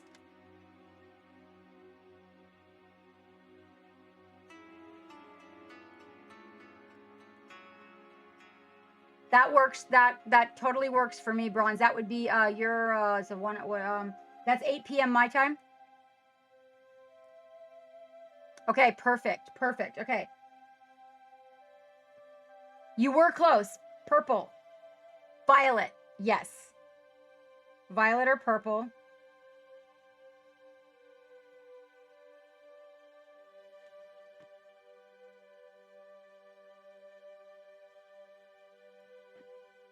And actually, the interesting thing about it is if you're using pure pigments, Troll, it's going to make a mauve. Well, if they're, it doesn't have to be pure pigment, but close, like really quality paint, it does actually make sort of a mauve. Mauve was a really good choice, Troll. I would use mauve in a heartbeat. Okay. So we're going to get a little bit of shadow going on there. Okay, Alexa, set me a reminder for 8 p.m. What's the reminder for? Remember Bronze Archer. Okay, Paris. I'll remind you at 8 p.m. Thank you for shouting my name out, you little pain in the Sorry, ass. I don't know that. That's right. What you don't know is what you're going to get, woman.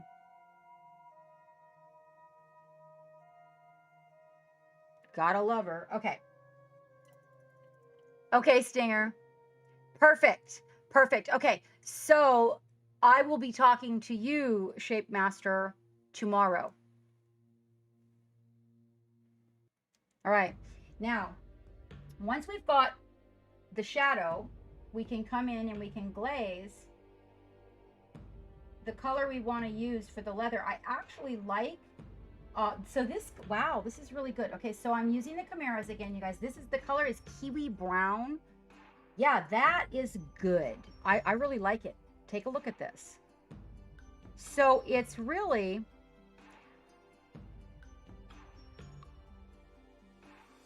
got a strong presence of the yellow ochre, but just enough of the brown. Look at that, to give it a little bit of that, just, I mean, that buckskin, that's the word I'm looking for. Now what you're going to do is take that, you're going to take the so we got that one called the cloudy sky. It's actually kind of cool, so I'm not going to use it. Instead, I'm going to use the milk bottle cream to mix with that kiwi to make a little highlight, because we want to come in and we want to get an area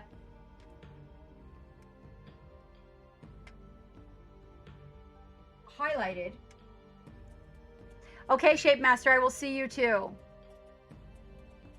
Okay, Bronze, I'll see you tonight, honey. Thank you for popping in. So now we're just coming in and we're going to build the really strong points of highlight for that OSL to reflect off of.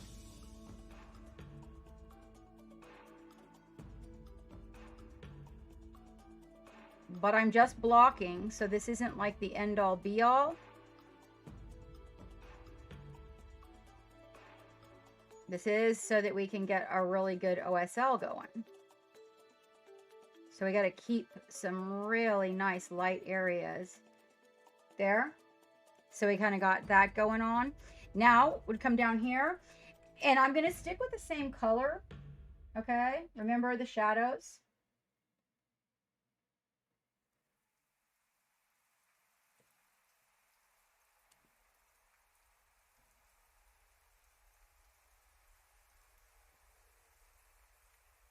I feel like if we don't get too crazy with all these other colors, that when it comes time to do our OSL that's really crazy magenta, that it's going to really speak a lot louder. If we get too wild with the rest of the colors, then the color we are focusing on is not going to be as vibrant. Hello, Elmito. How are you? I'm going to deepen it up a little bit as we fall away from where the light source is.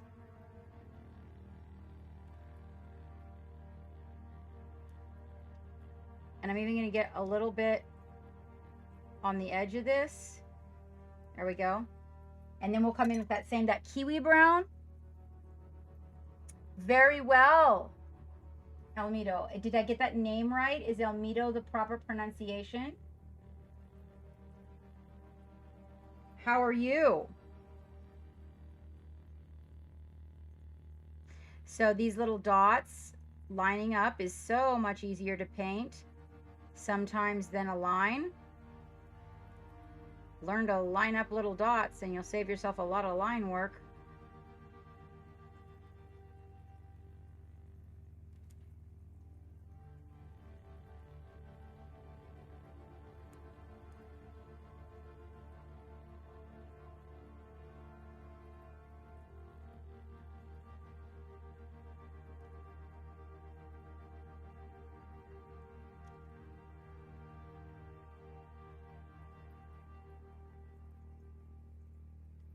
Take and really thin that out.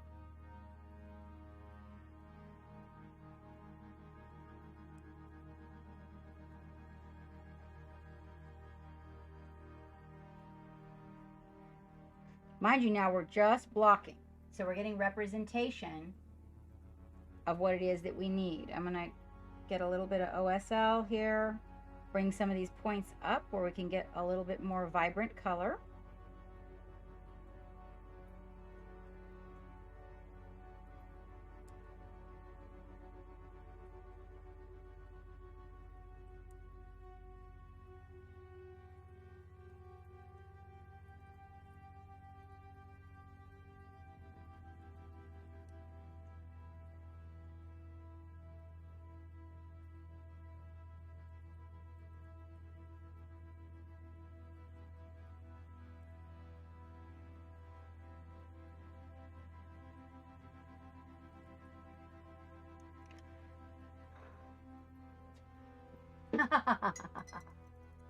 You making some lunch?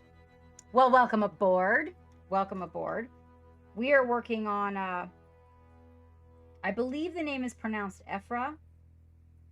So I believe she's got fur on the inside. It's either fur or plant life.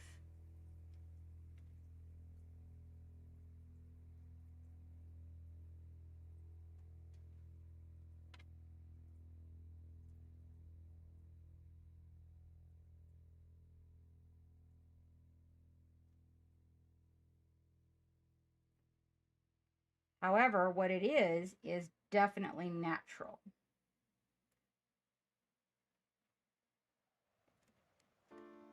So I am going to go with it being a fur from maybe this buckskin type leather thing and work it up from there.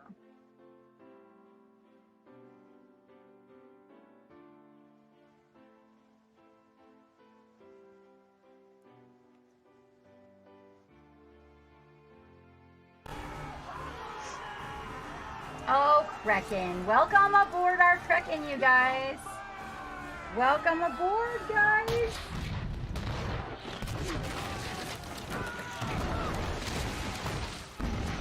Ooh, it's kind of late for Kraken. Or getting there anyway. Definitely evening. How are you, Kraken mate? How are you? And welcome, Raiders with Kraken. We are working on Ephra today. Right now, we're just blocking in colors. What were you up to, my friend? What were you up to?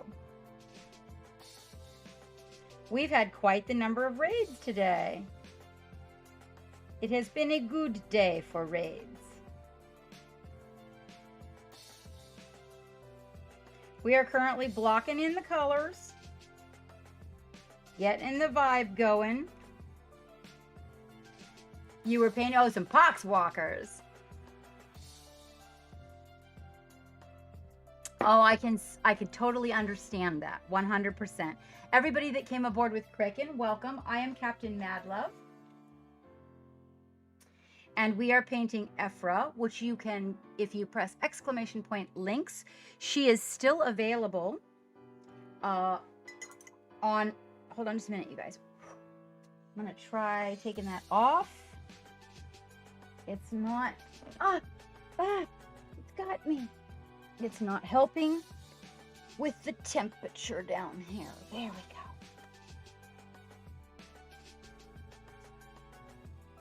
We are doing well over here. We're just trucking along, making some, we're making some very good progress on this project. I do believe that by the time that we are done, oh, sorry guys, whew, a little bit hot. Yep, that I will have the colors blocked in.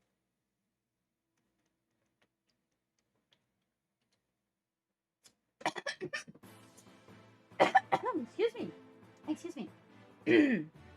All right. If you would like, Kraken, I don't know if Geek is there or not, but is there anybody that can shout out Kraken? Or Kraken, if you could put your information, please, in the channel so people can go give you a follow. That would be great.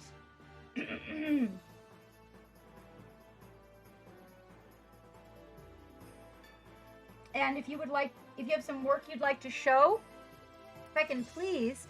Dragonheart, you're still out there. Oh my goodness. I did not know this, mate. Did you shout yourself out? Dragonheart, shout yourself out. You guys, Dragonheart's one of our long-time mates here aboard the ship. One of our long-term mods and has a really fun channel. Sometimes he's painting, sometimes he's gaming, but he plays different type of video games. I actually don't know. He plays the one with the oh gosh. Now I went and forgot. Dragonheart, bail me out there, would you?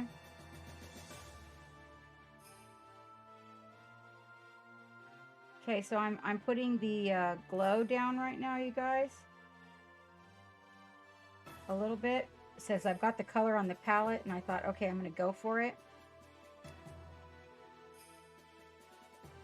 You'll notice it's a little bit choppy. Howdy, y'all goo! Animal Crossing, yes, and New Horizons. Danny, it's so nice to have you in here. I actually don't remember getting the answer, though, if you were actually in here from the boat. I was interested to know that.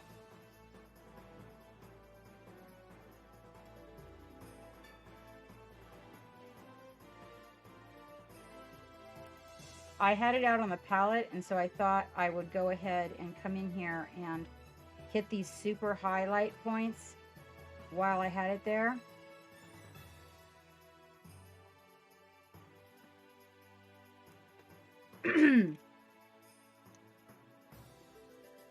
Buddy Minis, hello. Have we met before?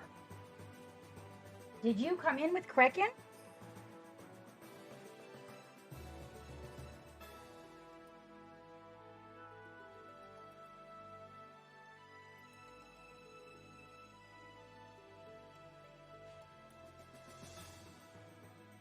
So I'm actually picking out a few of these areas that might be able to be a little bit more OSL.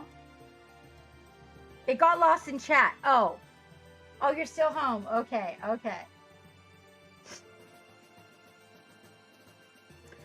Okay, that's great. But Kraken, if you want to just put it in chat so people can link it and go take a look at it, that's wonderful too. I do. I always want to see what people are working on. I'm so fascinated by all the different things that people work on. There's just so much flavor out there.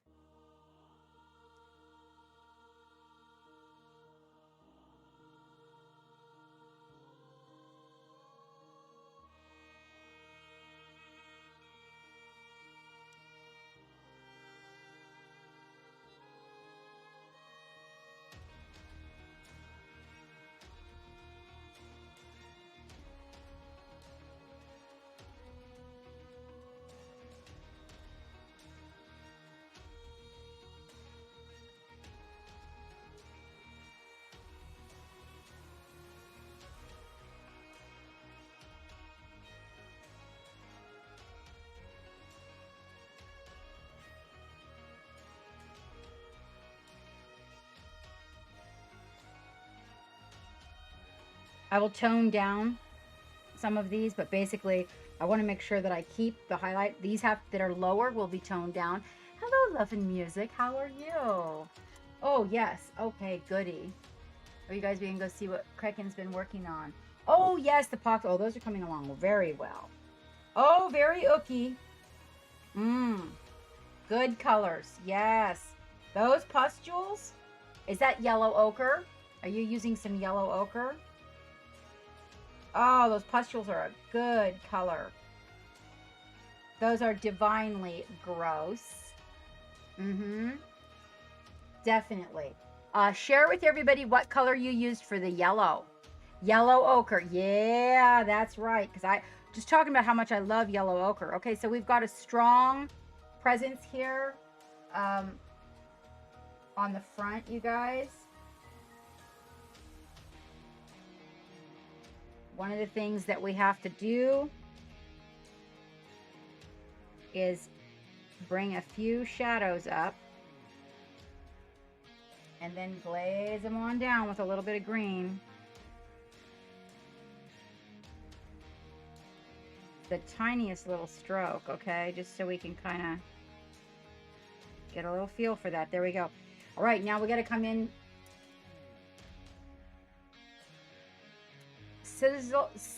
Citadel Everland Sunset is the base, you guys.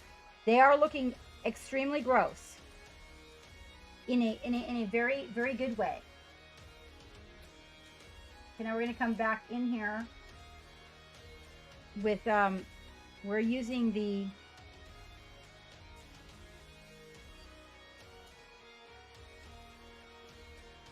hold on, guys. I gotta get this is kiwi, the kiwi brown. Instead of yellow ochre, I decided that kiwi brown would be a nice replacement.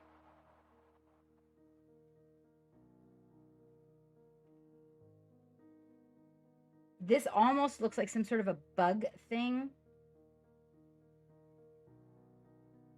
And what we might do, just to give a little bit more contrast, is just that what I'm going to need to do is figure out if I make the front of these a different color, it has to tie in somewhere. I kind of like these as being black. I feel like it would add a really good dynamic to the bottom. So let me see what that brings me if I do it. I could put a little black and purple, but we've already got enough purple going on. So my other thought is black and green. Yeah, I feel like I need to bring the leg pieces down. So we're going to go with a really dark green. What I'm going to do is mix Payne's Gray with it. And the green I'm going to use is going to be the Playtho green. Okay, Kraken. They are very yuck, aren't they? What are you up to, Love and Music? Are you back from your stay? Are things well, my dear? And we need black. Again, the Chimera. Dave, honey, are you still out there?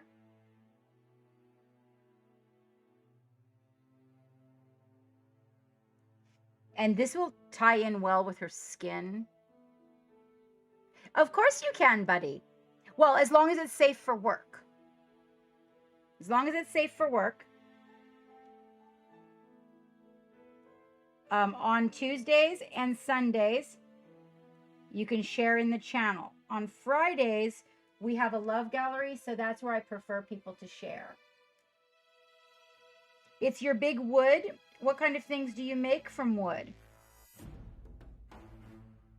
Do you make plinths, or do you make tables, or what do you make from wood?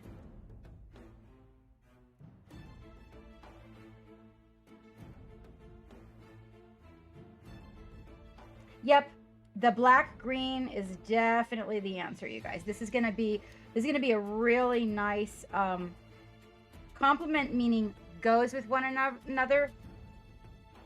I don't think he was earlier, but I think he might have fallen asleep. You know, he needs his rest. He's still healing and all that moving, and everything's just been really crazy over there. There we go. Yep, Dave is not here. Geek is here. It's not like I'm going to show it to the public. Are you worried, Danny? Buddy?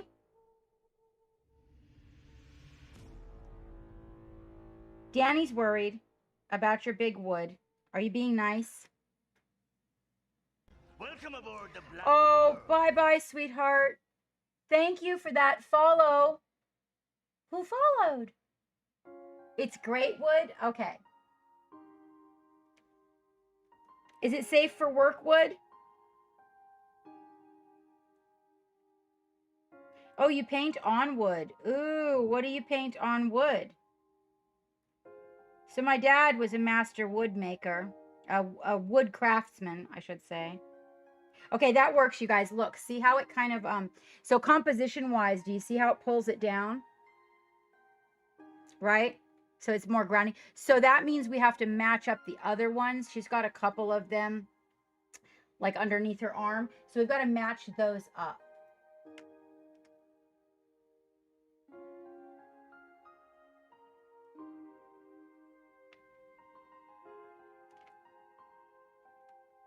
Yeah, my dad was a master craftsman, wood craftsman. I actually, I lost my father fairly recently, and we went to his memorial on July 4th, and I was able to scrounge some wood from his shop to make plinths out of.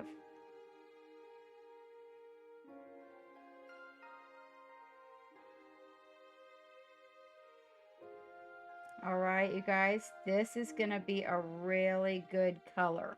So this is the Playtho green mixed with a little bit of black. So yeah, you just put the link in the chat, buddy.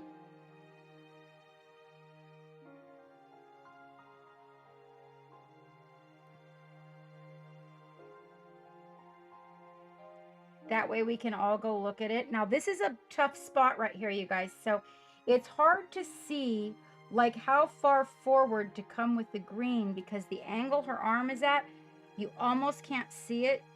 And when you get a mini like this, hold your brush at an angle. And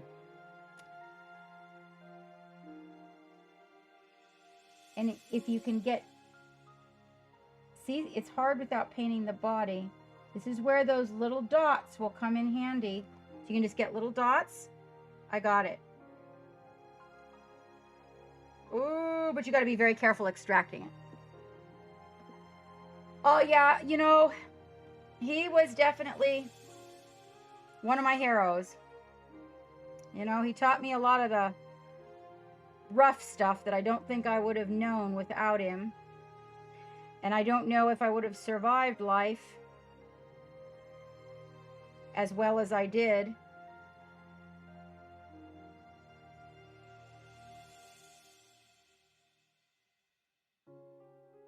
But I got some really cool pieces from his studio.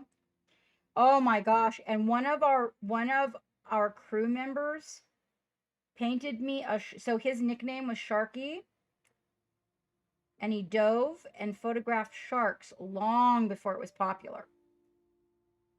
And one of our crew members painted me a shark in honor of him. It's so beautiful. So where's that link? Oh, Elmito, thank you so much for subscribing to the YouTube, my friend. Oh my gosh, we're getting there, you guys. Where are we? Where are we?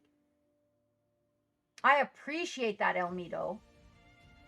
Anybody else that's not subscribed to my YouTube, we are building it. We're working on it, you guys. We're really working on it. Right now, we had to step back. I'm supposed to be making videos. Also, you guys, anybody who's in here who's a Patreon, please be patient with me. We just have had so much on our plate that getting the videos I have to have a place to do that. We have to upgrade a section of the computer, and I need a space to do the video editing. My laptop upstairs, she chokes on it. So we kind of had to take a step back from that momentarily. So consider your patronage as a Patreon, kind of like subbing in Twitch. You know, it does keep me coming here. There's my baby D. McPriest Studios. I do not know if I know this person. Welcome aboard, McPriest Studios and friends. We are blocking color today. We've already done the priming and the prepping. We're blocking color today. We are working on a miniature called, I believe it's pronounced Ephra. It has been a moment. It has been. What are you up to and what were you painting? Look, her armpit. They put one in her armpit, you guys. I don't even know how I'm going to get in there. How you doing, baby D? Oh. Yeah, I'm going to have I'm going to do a reunion on that. I'm going to do a Forbias. My chair keeps falling in the hole, you guys. Okay, there, that's better. I'm going to do a in memory of Forbias thing. I really didn't wrap my mind around the whole Forbias thing very well. It was pretty challenging for me. I don't know that I processed very well, and so I feel like I need to kind of revisit that. How are you doing, and what were you up to? Everybody who came in with Priest Studios, welcome. I am Captain Madlove. Oh, yelling at me. Okay, you're home from work. I love you too. I am Captain Madlove. You have stepped aboard Evie. The Eclectic Vision is our ship. And we are here today working on Ephra from Monument Hobbies. If you press exclamation point links, you can find my link tree. And in my link tree, you will find a way to be able to get one of these for yourself. It's a limited run. So they only make these during the 3 months that we are painting them. These came out in August. So August, September, October will be the only time that you can get these. And then they will move on to a different batch. We are currently blocking in the colors, and she has a little bit of problematic armor. There seems to be some areas of it that are kind of up in some recesses, and so I was discussing that with everybody.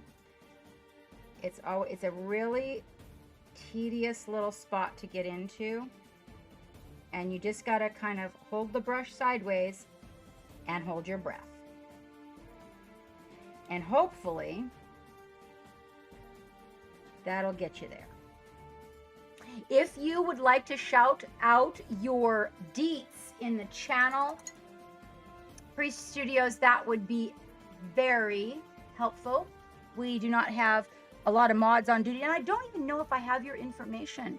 We started a database. If you will send me your information in Discord, you know, your Instagram, your Twitch, all of that, I will make sure that Geek gets it and puts it in our database so it's easy to shout you out when you come in. All of our mods will have it, and we can shout you out.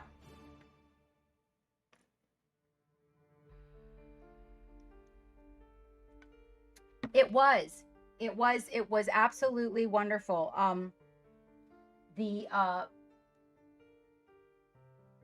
I had a memorial just recently. We lost another member of recently, actually, of our community, Paint Monkey 1, and we had a memorial for him, and the was so wonderful. The community came through, and I was able to. My goal was a baker's dozen of trees planted in his honor, a grove of them, and they came through. We got 13 trees, a grove of 13, and we were able to put those on his memorial wall. Thank you so much, Dragonheart. Thank you. So that was really cool too.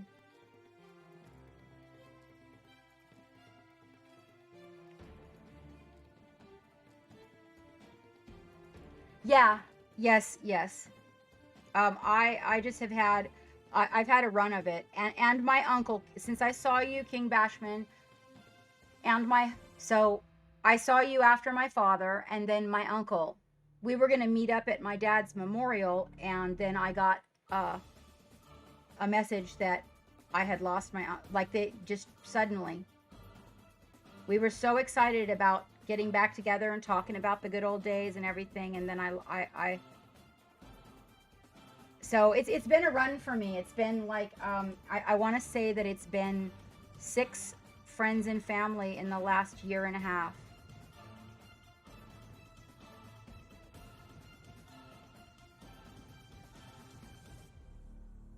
Yeah, that's gonna work for me. Do you see how that really dark color just kind of broke up the monotony? Plus, if we decide to do all these areas like horns, that's a really good, it really carries a long way. So that's going to work out.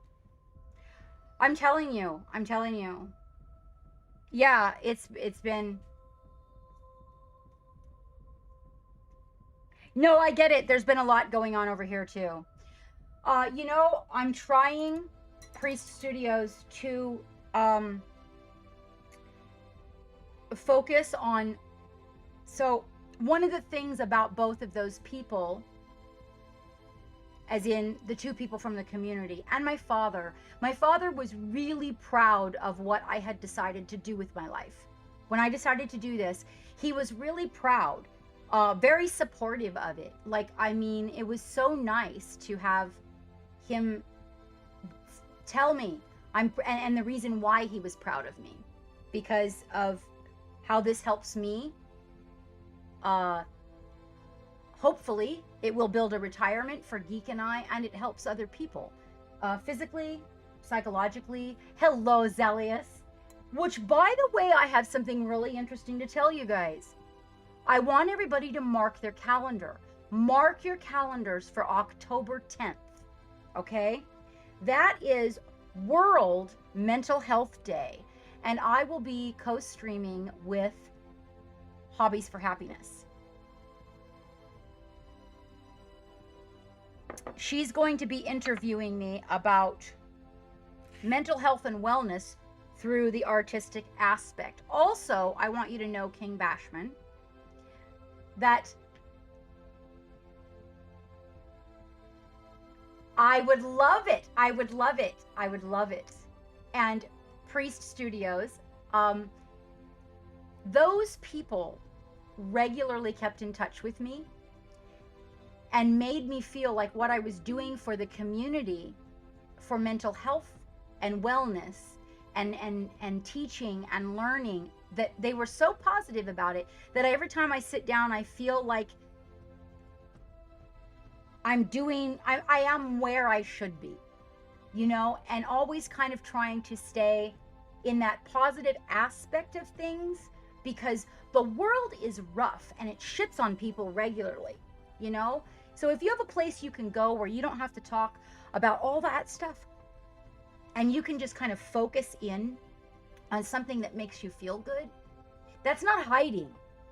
That's not hiding. That is healing. You know, it's like if you had a wound and you didn't put a bandage on it and you ran out there in the world and you got all the bacteria on it and you climbed in a pool and you went to the beach, and if you did that, it would get worse. So if you think about it, it's not hiding, it's healing.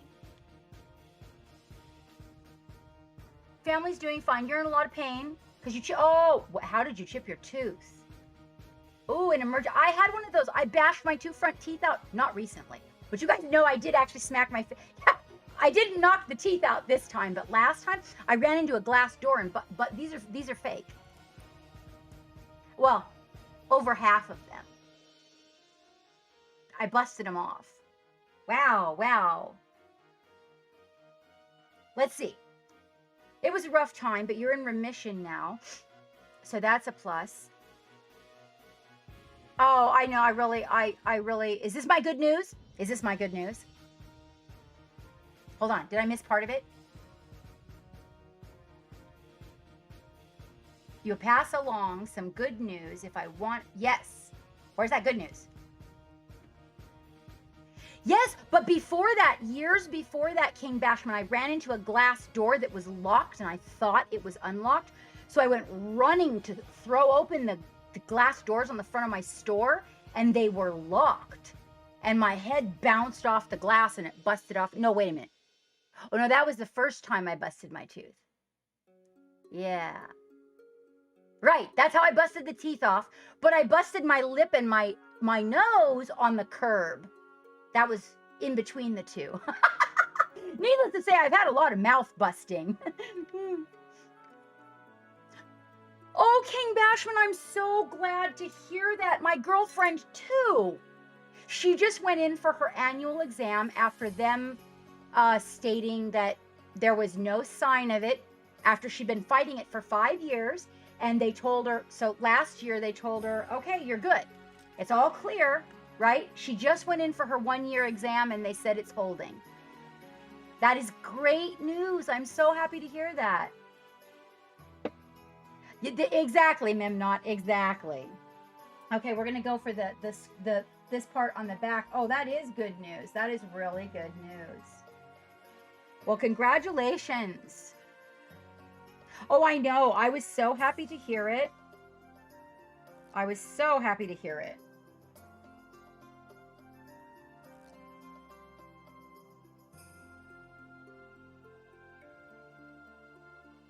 And she and her husband and the kids have all moved into a big old like a 5th wheel trailer. They sold their house, bought property, and are having a house built for their family. Meanwhile, they decided while the house was being built, they would move in to a 5th wheel. So that's very exciting. 3 kids. That should be amazing. I know, Memnot. I do need to do that. Yeah, no, that's what's wrong with me right there. Dragonheart's got it.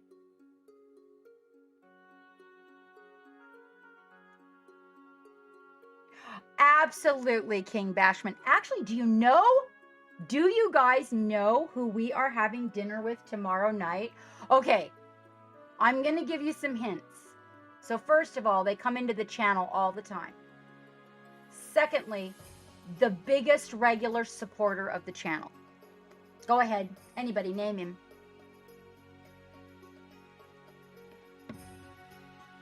Oh, did you? Oh, that's so nice. That's wonderful to hear, Danny. Did you blush? No, Zephyrius. No. Oh my God, you guys are so sassy. 100% no.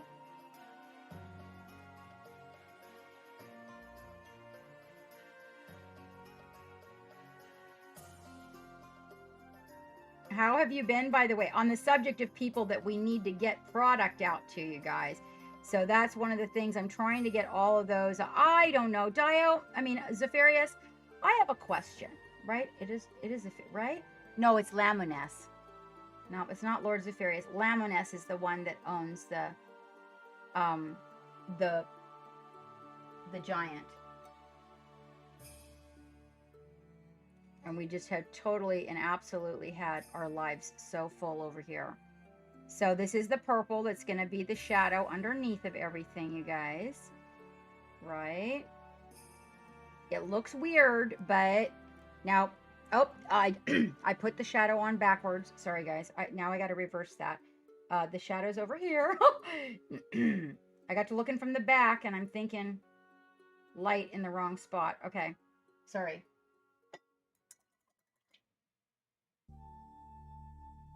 Oh, you didn't until Dave told you.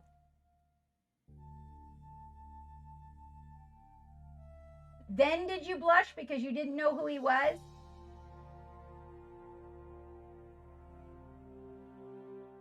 Were you like, oh, dude, I'm sorry?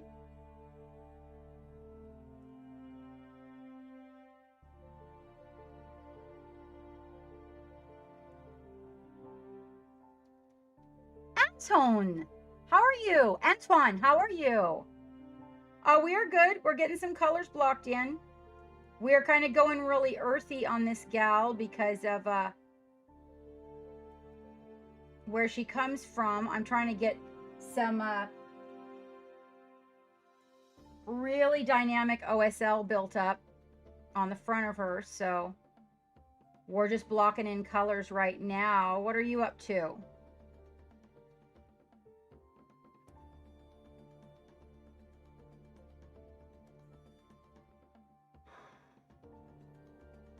Couple years, buddy. Oh, wait, you said painting. Okay, painting, I can't tell you. If I told you how long I'd been painting, I would give away my age. But I've been painting minis for 2 years. Is that fair enough? We'll just say that I was an oil painter and I've got a respectable, I'm going to give you a respectable 20 years. Yeah, I started painting oils when I was 1. That's right. You got it. You got me all figured out. Welcome aboard. We love you. I actually love anybody that respects that. I really do. It gets to be rough. The world is also centered nowadays around, you have to be a certain age and you have to be, I actually had a troll drop in here recently that said that I was too fat and too old to be doing this art. And I have to ask, okay, think about this, right? We're talking about the masters. Who the fuck do you learn the shit from that's really deep? Oh, you got a new puppy? Sorry, guys. Squirrel. I just saw the word pup. I want to see pictures.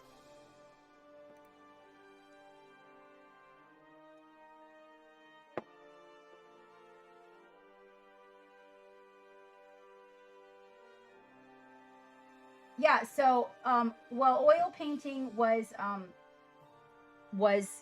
that was it for me, but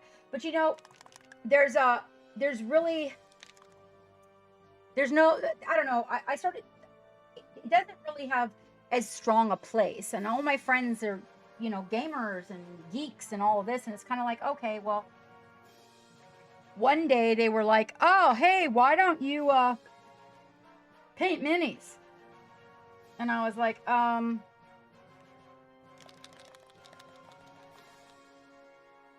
you can just shout it out. And Antoine, you can just, is it Antoine or Anton or Antoine? Anton or Antoine? It's Antone. I said, oh my God. Okay, I can't talk.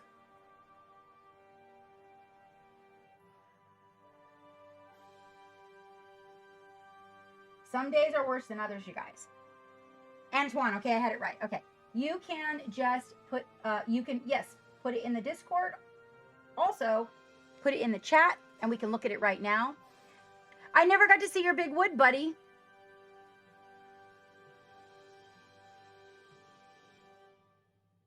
You've been painting 7 months after 26 years of life. Got it. You know what, man? I get it. I get it. All right, let's see. All right, we've got those blocked in. Now we've got to come in for, let's see. That one's that's behind, right? So the light's really just kind of getting a little glint. So this is gonna have to definitely come down.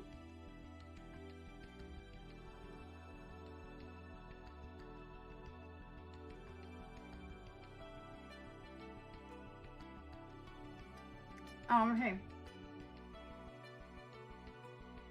His name is Yoshi. Oh. Oh, what is he? He's a brindle something. What breed is he? Oh, he's so cute. He looks like Rom. I had this dog named Rom in Hawaii that would body surf with me. Oh, I miss him. I liked that doggo. Oh, and he's a brindle. Oh, I had this one named Romulus, and he would body surf. He lived with me in Hawaii. It was such a good dog. I could leave him tied to a log and go in the water. When he was a puppy, he trained so fast. He was so easy to get along with. And I could tie him to a log and go in the ocean, and he wouldn't sit there and bark. He'd just sit and wait his turn.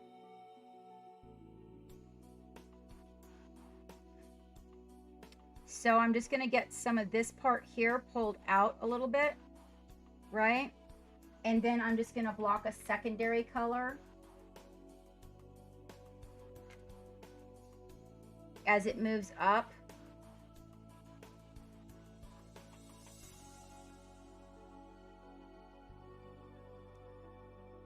And then I'll come in with, like, you know, a more brown for the leather. Right now we're just kind of getting those undertones built. Oh, yeah, yeah. Oh, yeah, and German Shepherds tend to do that too. They do.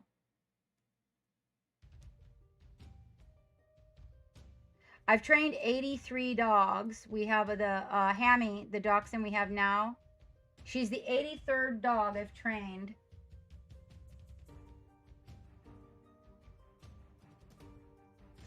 Is it nipping for play? Or is it like it's not taking food out of your hand or anything like that, is it?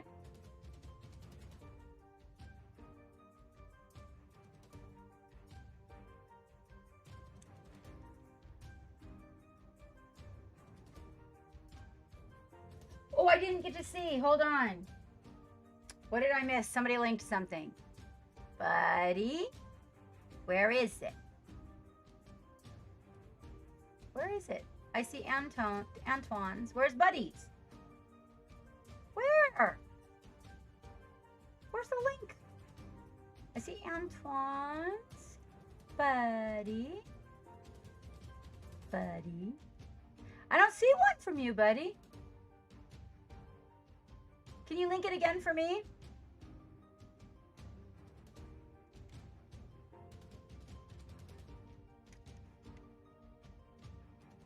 So yeah, so this part here, we want to get the very edge, because like right underneath of her arm where this OSL is coming in, we're going to kind of want to get a little bit of that right on the edge of the fabric, just, you know, for dynamics.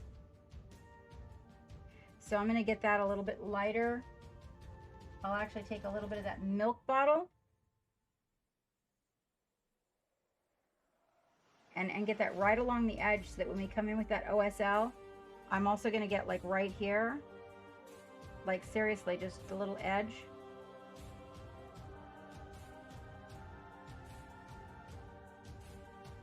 And maybe this little spot right there, just to kind of create a little bit of dynamic right there. Got to keep this one. Needs a couple more layers. Okay. Oh, did you? Wait a minute. Wait a minute. Are you guys teasing me? Where is the link, buddy? Dragonheart, are you guys teasing me? Sometimes they like to just goose me.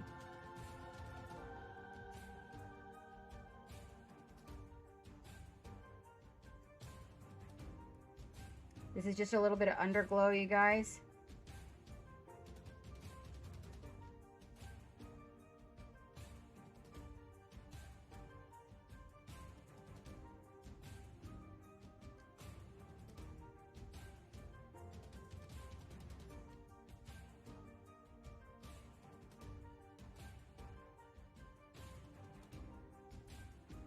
There.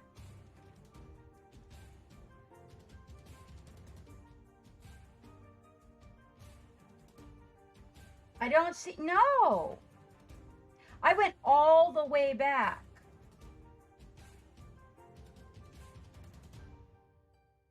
Yeah, okay. Because now somebody, oh, that is wonderful. Very nice, buddy. Really nice job on the sword. I mean, it's all, but I love the blue metal and the green metal fingers. Oh, that's very nice. I do love the tree people. I love the tree people. So good. Oh, your tree people are so good. Yes, love those tree people.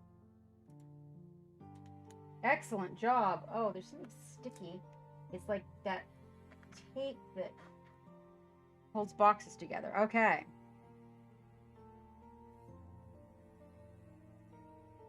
So we have bones, straps on the legs, belt. We're going to go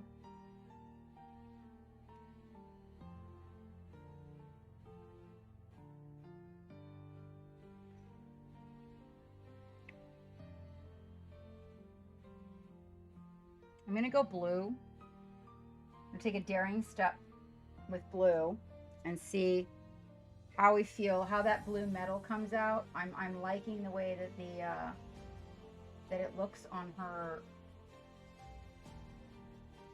weapons. Yeah, they're absolutely beautiful. You are? Thank you, Danny. Everybody giving me a hard time.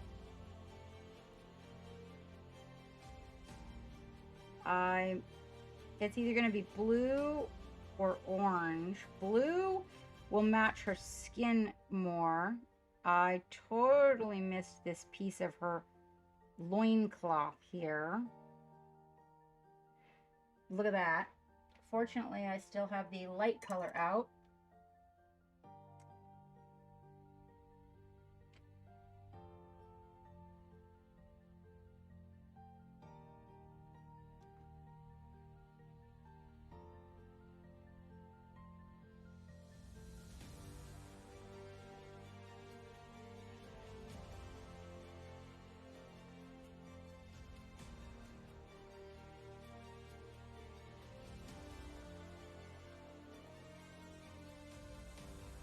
Locked in, and then I just need to put a little bit of light because as you can see that's coming around the hip onto the front here, so we need to get a little bit of the light locked in right there, a little bit more. There we go. Get a little bit of that underglow happening so that we can get, I will tame that down, not to worry. Oh my gosh, sorry guys, got sidetracked. So right there is where I was. And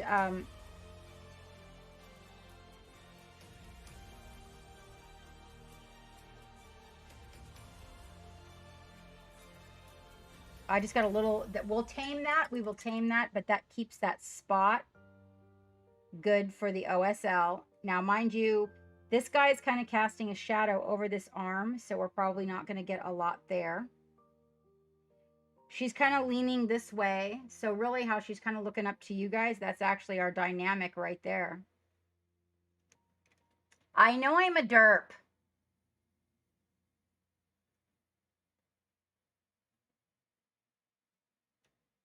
You got to speak at rut. Oh, what? What? What? Good, I can't maneuver. Stay on target. We're too close. Stay on target. Oh, yeah, you got to have the space. That's right. Okay. We got to get the top of the tail. I'm going to use the lighter olive for the top of the tail.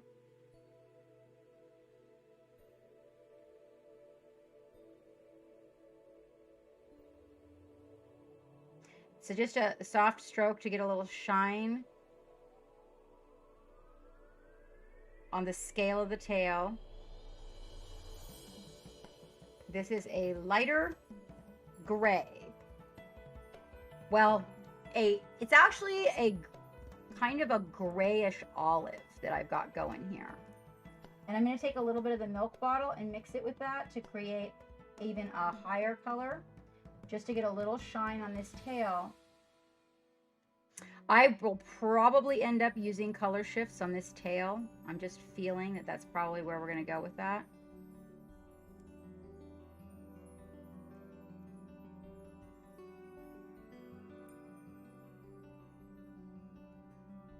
In the meantime, a little bit of that going on. So we got a little bit, as that dries, there'll be a little bit of pickup there. All right, so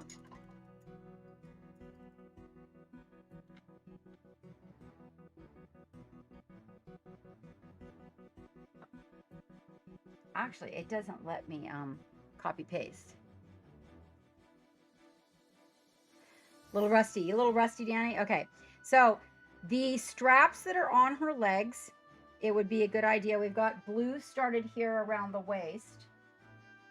It would be a good idea to go with a leather, but we actually might get a little bit more.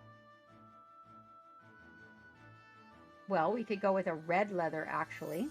If we went with a red leather, that would be quite controversial and compared to what else she's got going on, and add some interest and definitely add some depth, that's for sure.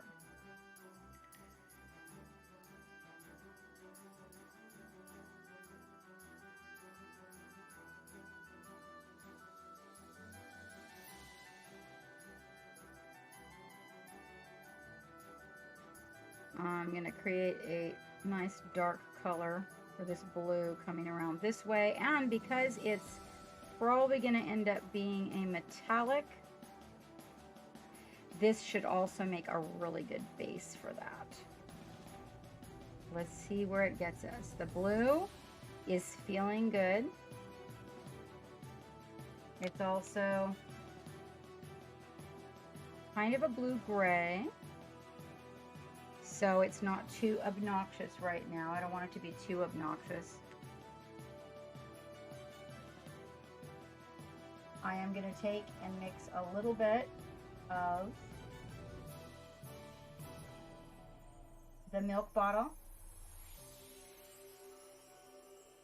and it's going to make like a blue-gray, very similar to ultramarine blue-gray. And we'll come in here and we'll get this area with that and see if that works. A lot of her colors are kind of muted, so we're gonna have to do something to pick them up. Yeah, that's gonna work really good. You can see that that will.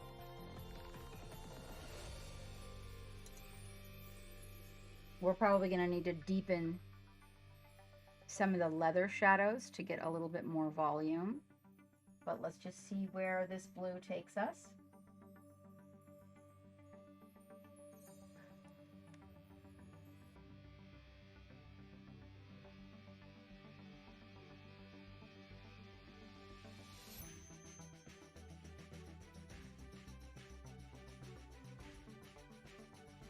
It's probably going to take us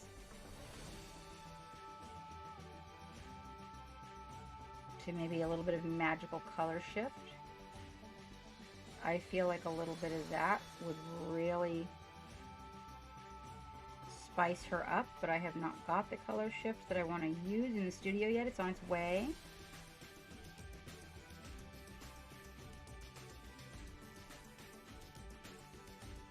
But I don't want to get crazy with the colors until I get all the horns painted in on her armor, because if I get wacky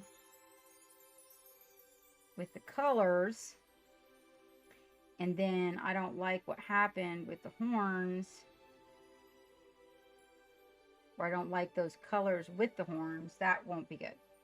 So we're gonna have to get in here. This is the tight spot. This is where you're gonna need a brush that's got a real good tip on it.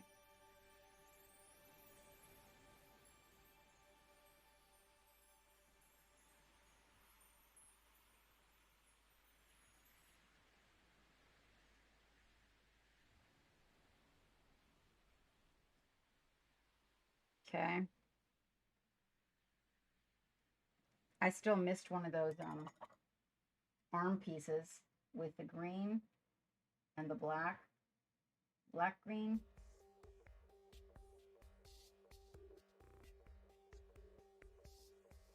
Bye, Danny. Hey, Bobcat. Yeah, I'm actually just about, I lost track of time. I'm really enjoying the piece, and I totally lost track of time, but I actually have something really that I have to go do. And yeah, so that, one of those things includes eating.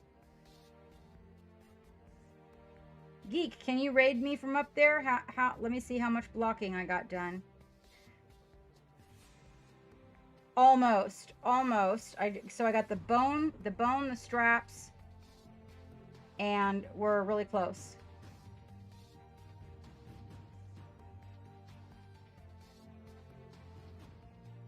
I got all the skin blocked, the majority of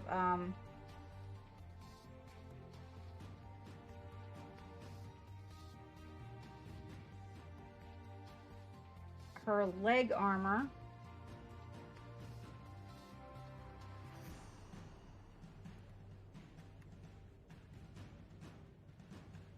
I don't hear an answer from Geek. I actually don't have my phone, so let me see. Yep, so we got the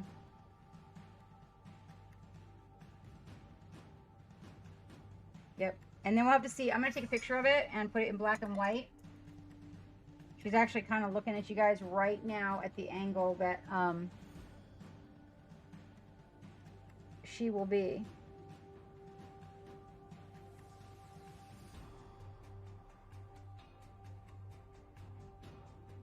So you can see how it graduates down as you get down to the legs. There's more shadow. We got a really good shadow right in there. That's going to be like maybe half that dark right here on the arm. Hello, Snick. We're working it up with it. I got most of it. The skin's all blocked in. I probably still need to develop a few more colors in the skin. I'm going to add a little bit more green in the glazing, but I've kind of got the sketch worked out. And of course the bone. But I don't know, I'm torn about that bone. I just feel like I want to attack it with non-metallic metal, but it just wouldn't be right, I don't think, for this person to have metal. But I don't know, you know, I think I don't really know how to do non-metallic metal very well, so. But it's very small, so it might not be, it's a little bit less difficult when there's not a lot of area for me, so I might actually be able to pull it off. So we'll see how I feel about it when I sit down to her next time, you guys. Now I have a calendar up, and there should be one up that lets you guys know which days I'm painting this. And if there's not one, then I guess I need to put one of those, huh? For sure. One of those out. So I am happy with the progress we've made today. And we got the airbrushing done. We got the miniature prepped. We got our tree prepped. We'll do the tree separately. I'm gonna be online on Insta Live a few times this week coming up, so you guys keep your eyes open for that. We'll be doing that, and we're gonna do whoop whoop. Don't you dare! Don't you dare! We're gonna be doing the tree with a stippling effect, which goes pretty quickly and creates some very nice texture. And so, if I stick her back on here, the tacky's going to get me, and you guys, the tacky. And look at, see? I told you it was going to be a thing. Arrgh. I'm telling you, and everybody's like, oh, just use the tacky to get the tacky. And I'm like, why doesn't it work for me? And I used all the brands of tacky. You like trees? Yeah, I love trees. Trees are my friend. That's why for our friend Paint Monkey, we planted trees in honor of him when he passed recently. Yep, gotta get my dental tool and pull those out. All right, that being said, we'll tend to that later. And hello, Snick, how are you? I see you out there. I was actually talking to you. That's what I was talking to you about what we got developed here. All right, so we're gonna lean. I'm gonna lean mine a little bit farther forward. I don't want her touching the. I don't want her back touching the tree because I don't want it to take away from. If you were looking, I just feel like a little bit more gap behind will give it just better composition. I feel like it was mounted a little too close to the tree, and she should be a little bit farther away from it. So we kind of got it blocked in. We'll do the tree with stippling. You guys look for me on Insta Live. That's easy enough to do on the Insta Live camera. And then, you know, I got to paint this guy's rock too, but yeah, see, it looks like there's not a lot of color until you get away from it, right? It looks like it's lacking in color until you pull away. So right now, it's just blocked, so a lot of this is shadow that the green will then be over to give that depth effect. And then, of course, we will be changing. The leather's going to change up a little bit. And then there's going to be the bone or metal if I decide to go with it.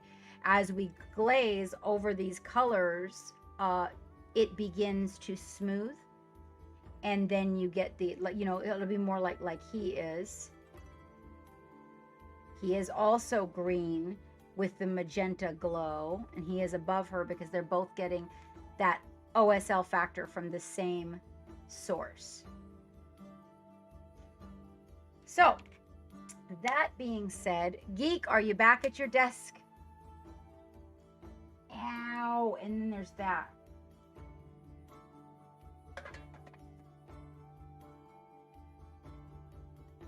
There he is. We're looking for a raid.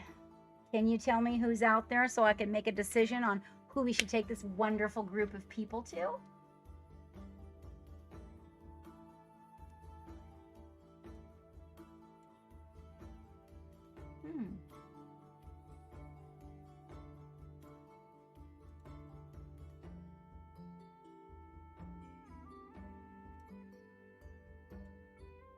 Okay. Oh, buddy, you are so welcome. I hope you guys took home some valuable stuff from this today.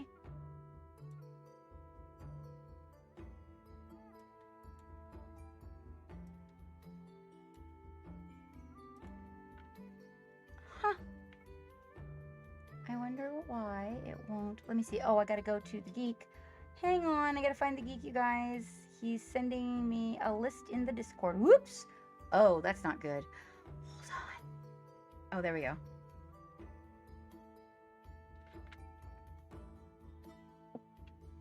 There he is.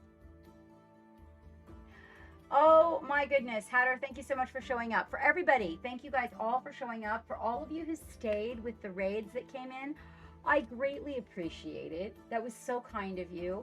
And for all of the follows and subs on YouTube, I greatly appreciate it. And if you guys like it here and decide that you would like to help support this adventure, I do not have an affiliate status. I chose not to. Not because I did anything bad, but I just decided to go through Patreon. So if you guys decide that you'd like to help support the adventure, please become a Patreon. We do have many different levels, including a Twitch equivalent that actually costs less than a subscription on Twitch. Welcome aboard the Black Pearl. Thank you so much for all of the follows.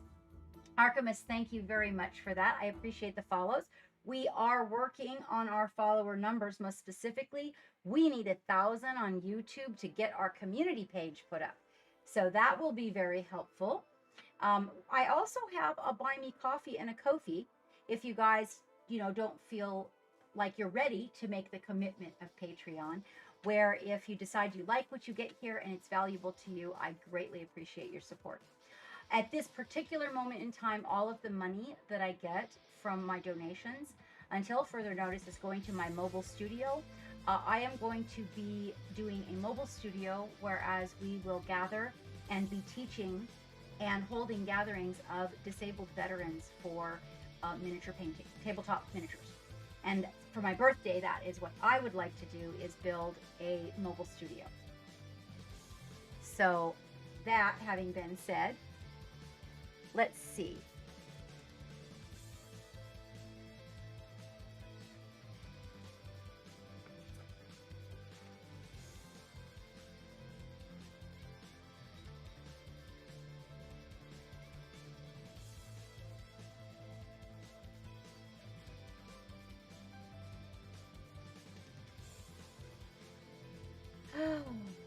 Geek is sending me a list. I'm sorry, I'm totally not ignoring you.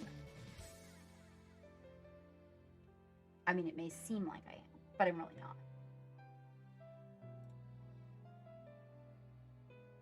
All right, let's see. Let us give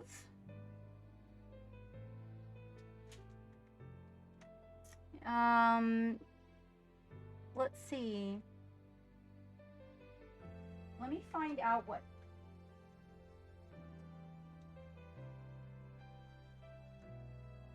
Let me find out what Tank is painting. Maybe he's doing some.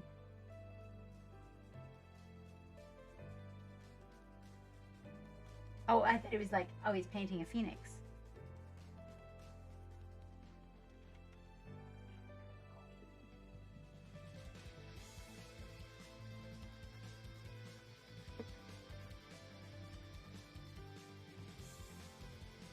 Oh, okay, so that's a dual string. They're building Legos. They're building Legos. Okay, you guys. So, let us go raid. I think we'll go raid Brush today.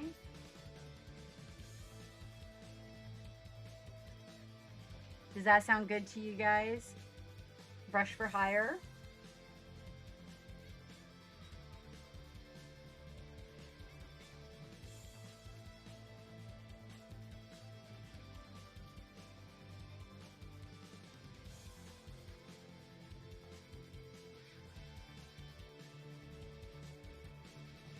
Yes, I know, buddy. He is. And a very fast, effective painter. I have actually learned quite a bit from Brush, because Brush uses some different techniques sometimes that are, not what I saw other painters using. And so it's really caused me to reach into my bucket of tools and reach for things like that. All right, so you guys, between now and the next time we see each other again, so we are on Tuesday. So our next get together is going to be date night Friday. We will be having a big love gallery. So for those of you, if you're still out there that rated me, please put something in the love gallery so that I can shout you out. And for everybody else, if you are there, I definitely want to show your work. And at any time, Hatter, that you'd like to send me progress on your work, so I can take a peek at it, you're welcome to do that. I'm not judging, by the way. I'm not one of the judges. So just to let you know, that's one of the reasons why I'm not one of the judges, is for that very reason, so that if somebody wanted to share their work with me, they could. So we will meet here again together on date night at 5 p.m. And I am going to probably be spicing up and dialing in our chibis. I don't know. I'm having a real hankering. Thank you, Hatter. I'm having a real hankering to work on some Necrons. So we might be doing Necrons Friday night. I really feel like getting my Warhammer on. So that's kind of what I'm feeling like I'm going to do. So let us gather here Friday. Between now and then, you guys know the rigmarole, right? Brushes, paints, minis. Get your fucking paint on. Let's take this party over to Brush. All right, Geek, take her away. There is a delay. Hang tight, you guys.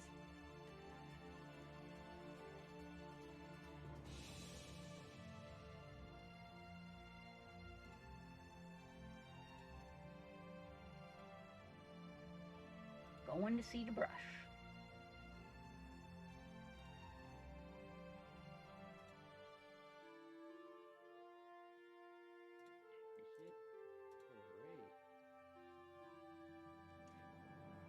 Keep looking.